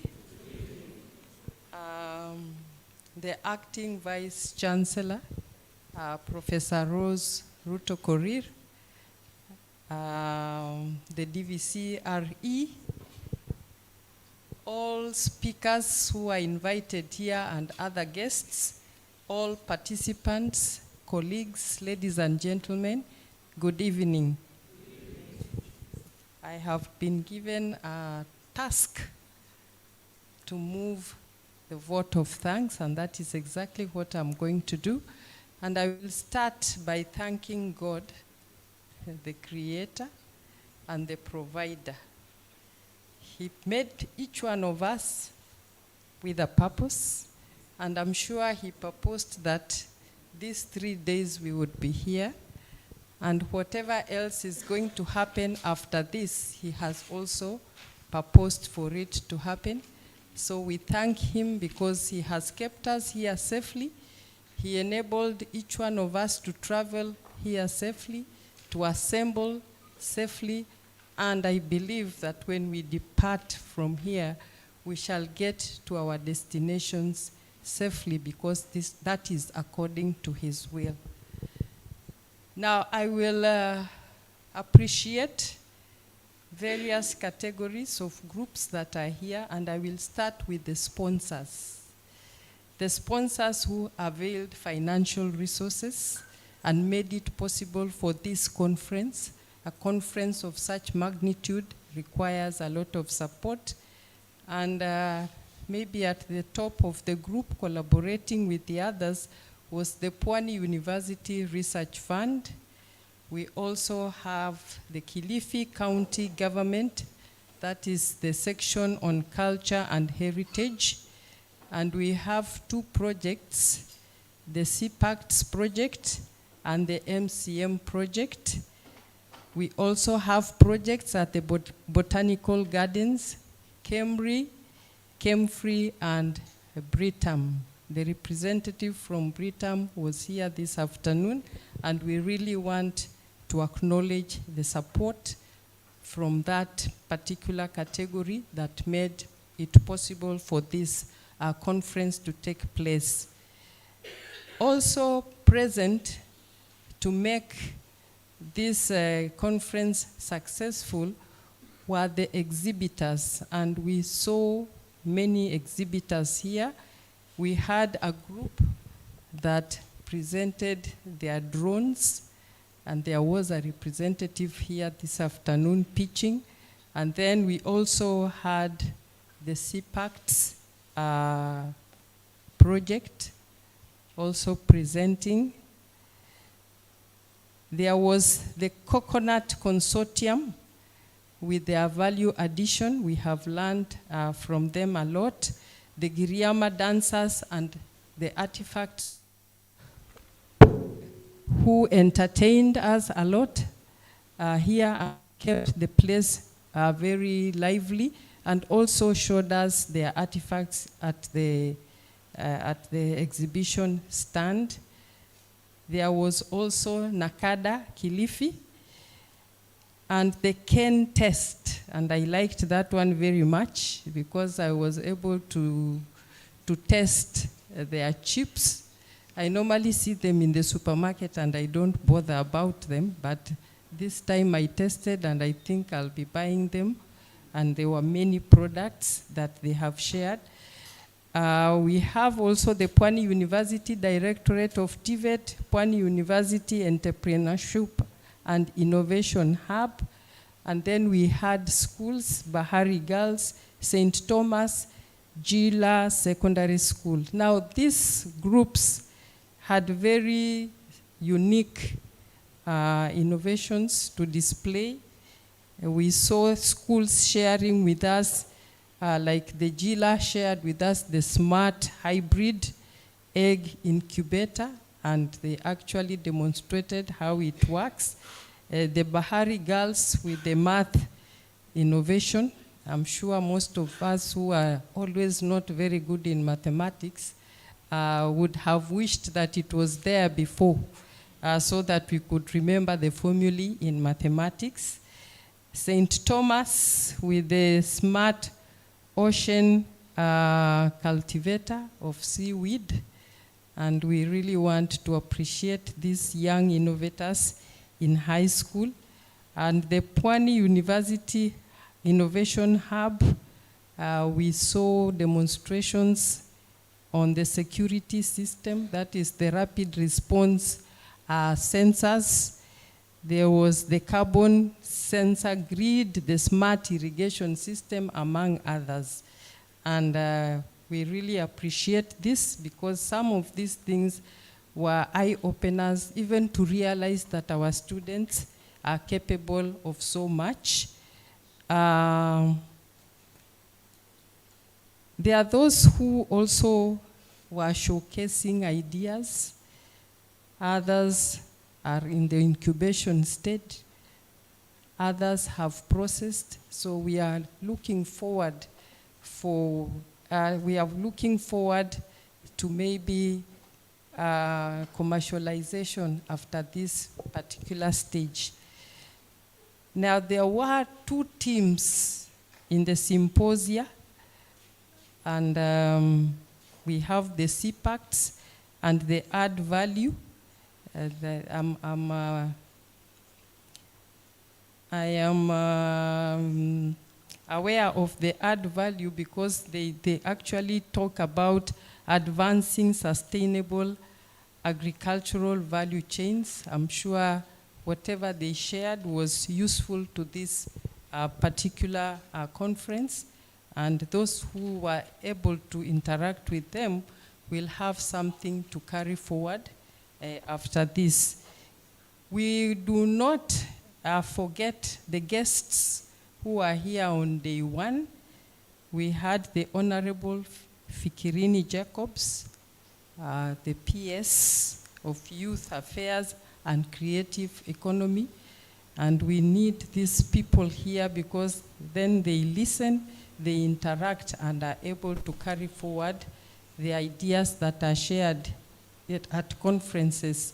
So we really appreciate him for making time to even come to be with us at this conference. We had the Honorable Professor Abdul Razak Shaukat, the PS State Department of Science, Research and Innovation, who joined us on a virtual platform, and we thank him because he made time to join and even talk to us. I know he has been very supportive of the division, and I can be sure that his support will not just end from this conference. He will continue working with us. Then we have our Deputy Governor, Kilifi County, Honorable Flora Mbetsa, who is always with us, working with us, and whatever is happening here, you will always find her joining and just participating and encouraging us and asking us questions also that make us think beyond just what we are discussing.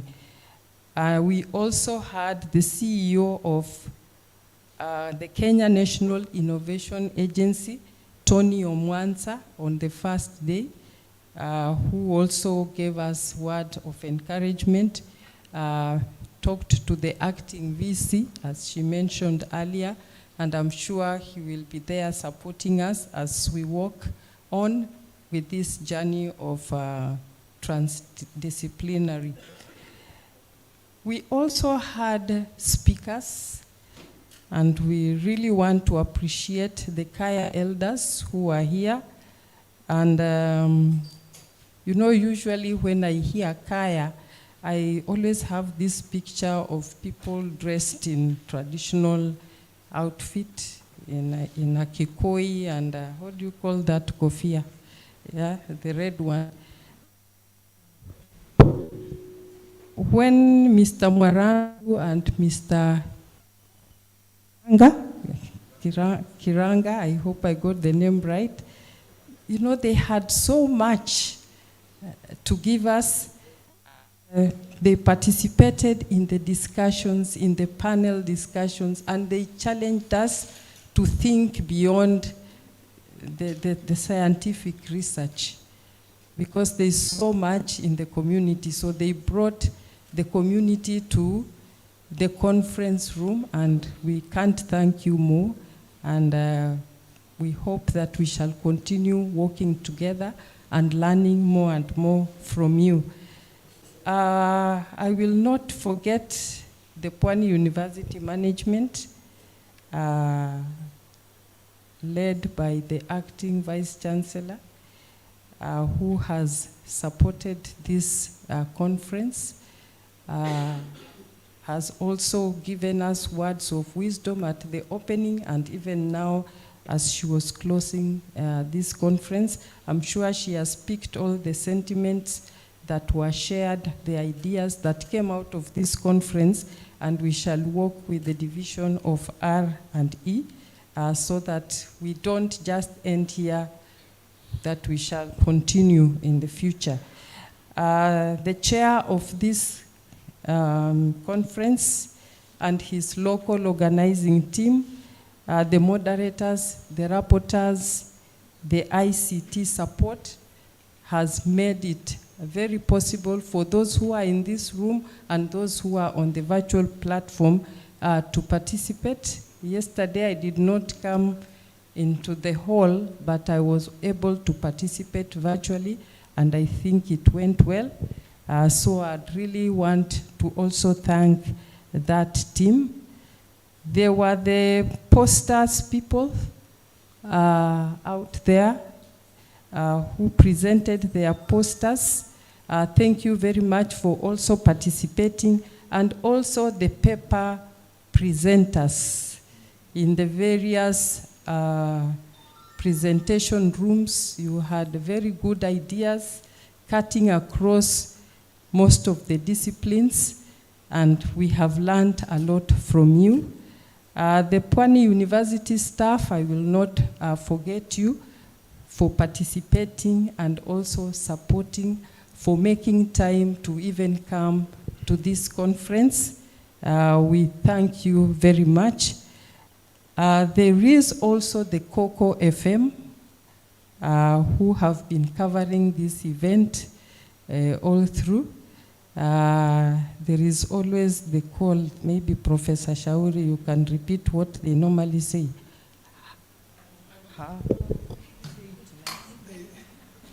They normally say, haha, ni hehu, hawaguzwa, atawapope. This is our home or our place. It is not on sale and is not for hire.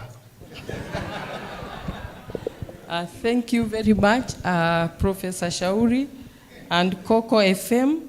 And then we also had other people participating in the periphery and other organs, including security, just to maintain order. The catering was very good, and there was always water in the conference room. So those are the people that we really want to appreciate. I forgot 3 people from the category of speakers, and I wish to apologize. There was Professor Elizabeth Vaca, who was here. I can't see her. From the Technical University of Munich. I think she gave the first presentation, keynote speech. Then there is Professor Cici Close from Karlsruhe University of Applied Sciences, was also here, and Dr. David Obura. We appreciate you. We did not, I did not deliberately forget you. Maybe I just read, I skipped the line. So thank you very much. Yes.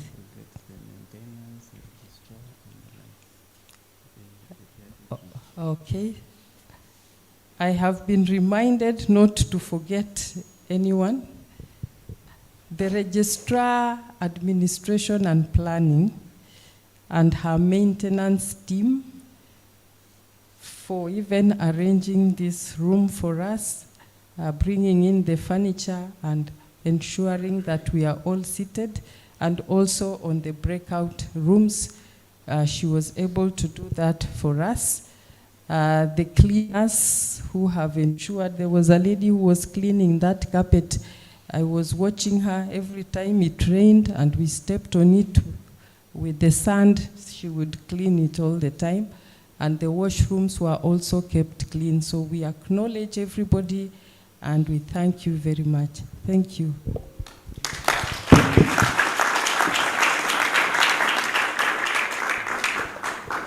That's a tired clap. Let's clap properly for the DVCFP. And also, let's clap for the forgotten hero who has not been recognized, the MC of the ceremony. Yeah, it is okay. So now, thank you very much everybody who was here. It's not easy keeping you around until this moment, and all goes to you back. Let's clap for yourselves. So I don't want to tire you with the speeches, already you are.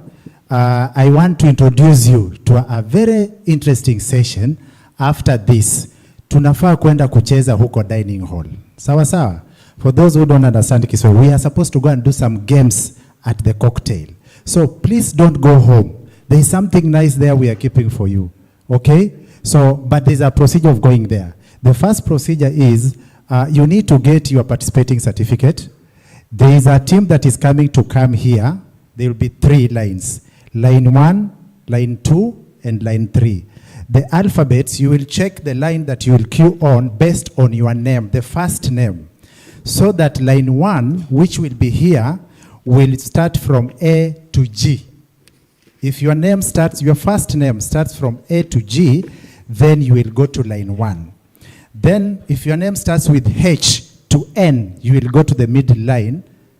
And then line 3 will be from P to W. If your name starts with doctor, please don't consider that to be a doctor. If you are called Dr. Paul, go to the P. I'll repeat that. Line 1 will start from A to G. Alfric, that is your name, up to G.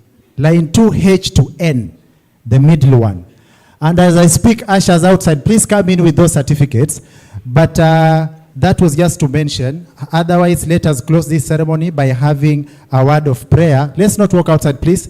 Let's have a word of prayer from Alex. Then we were told that we should not forget local community. We wanted to have one prayer, but they said we usually engage them when we go there for academic purpose. Tafadhali mzee wa kaya, njoo mmoja wenu atufungie na maombi. Mmoja tu, tafadhali.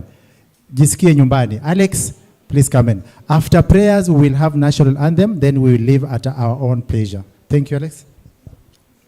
Let's bow down for a word of prayer. Let's stand up.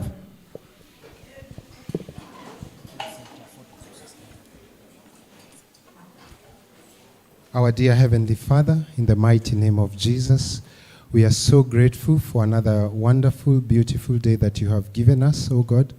Thank you, Lord, for the 3 days of a lot of fruitful, positive engagement in the conference that has been happening. Your word says that planning belongs to man, but success comes from you. We thank you for making this conference very successful.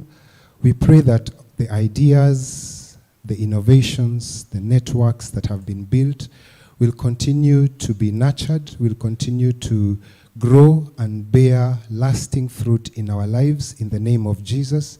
We pray, Lord, that the future prospects of this conference will be brighter and greater.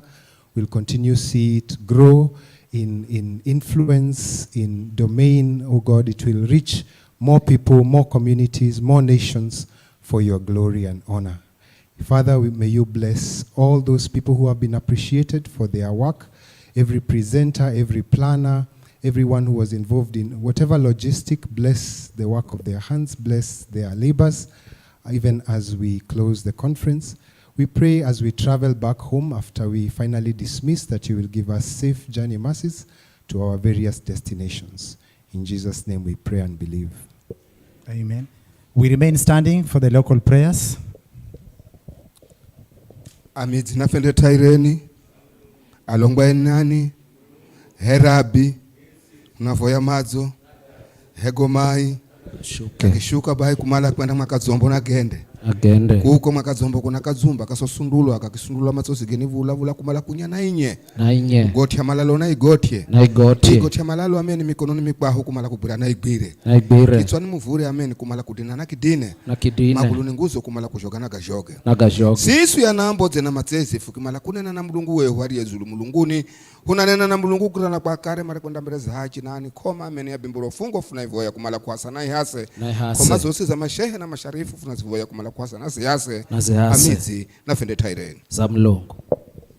Thank you very much. Let's now remain standing for the national anthem, followed closely with that of the East Africa.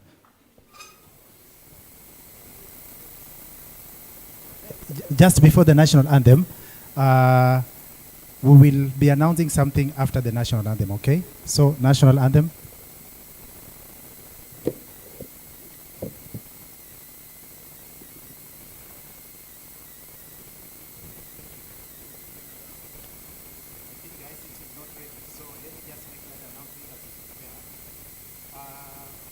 We will have awards to the participants, but that will be done from the cocktail end. So please remember there is an award for you. And then there is something else, Chairman? I think that is okay. Thank you. Director, National Anthem.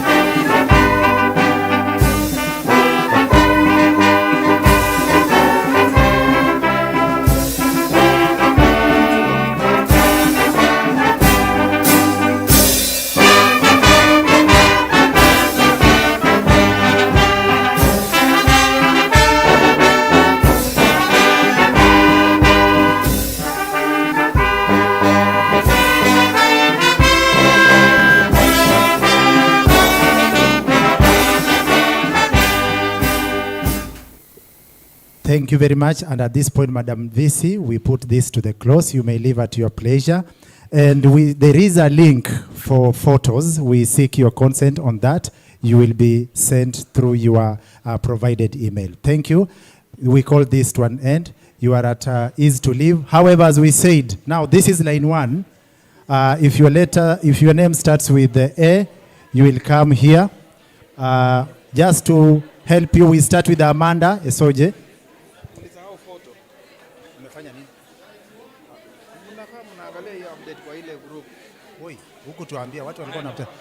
Simama pale. This is line 2 for presenters only. For presenters only. The rest can proceed to the cocktail. Presenters, this is line 1 for your certificates. Presenters, this is line 2 for your certificates. And presenters, this is line 3 for your certificates. Okay? Others, you can proceed to the cocktail dining hall. Cocktail dining hall. We are meeting at the dining hall. The certificates are for the participants. If your name starts with A to G, if your name starts with A to G,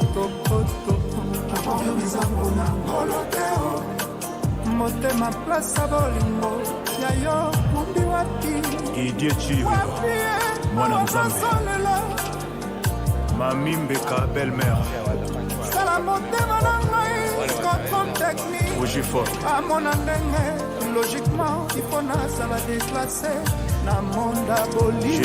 So if you miss your certificate, that doesn't mean that it's not there. They will organize for you to be sent electronically. Let us start.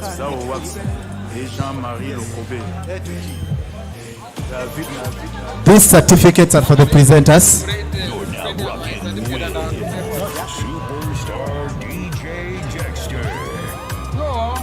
I presented 2 papers.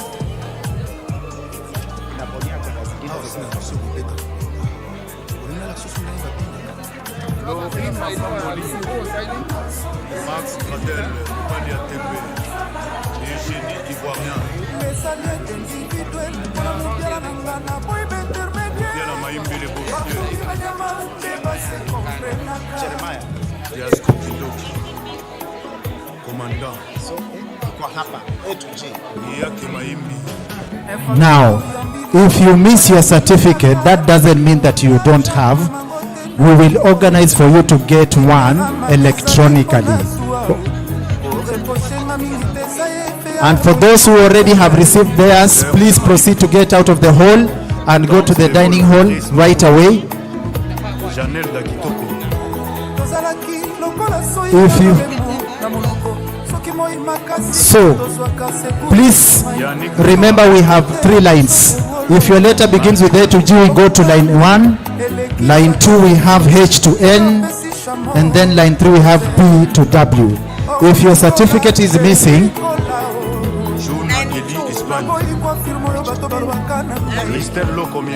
hii ya katikati ndio line 2. Ya kwanza ni iko karibu na DJ ama na director ICT.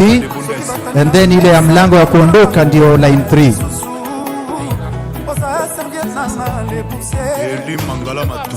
Boni, wherever you are, Boni, wherever you are, Rebecca, please come to the hall. Ni Boni.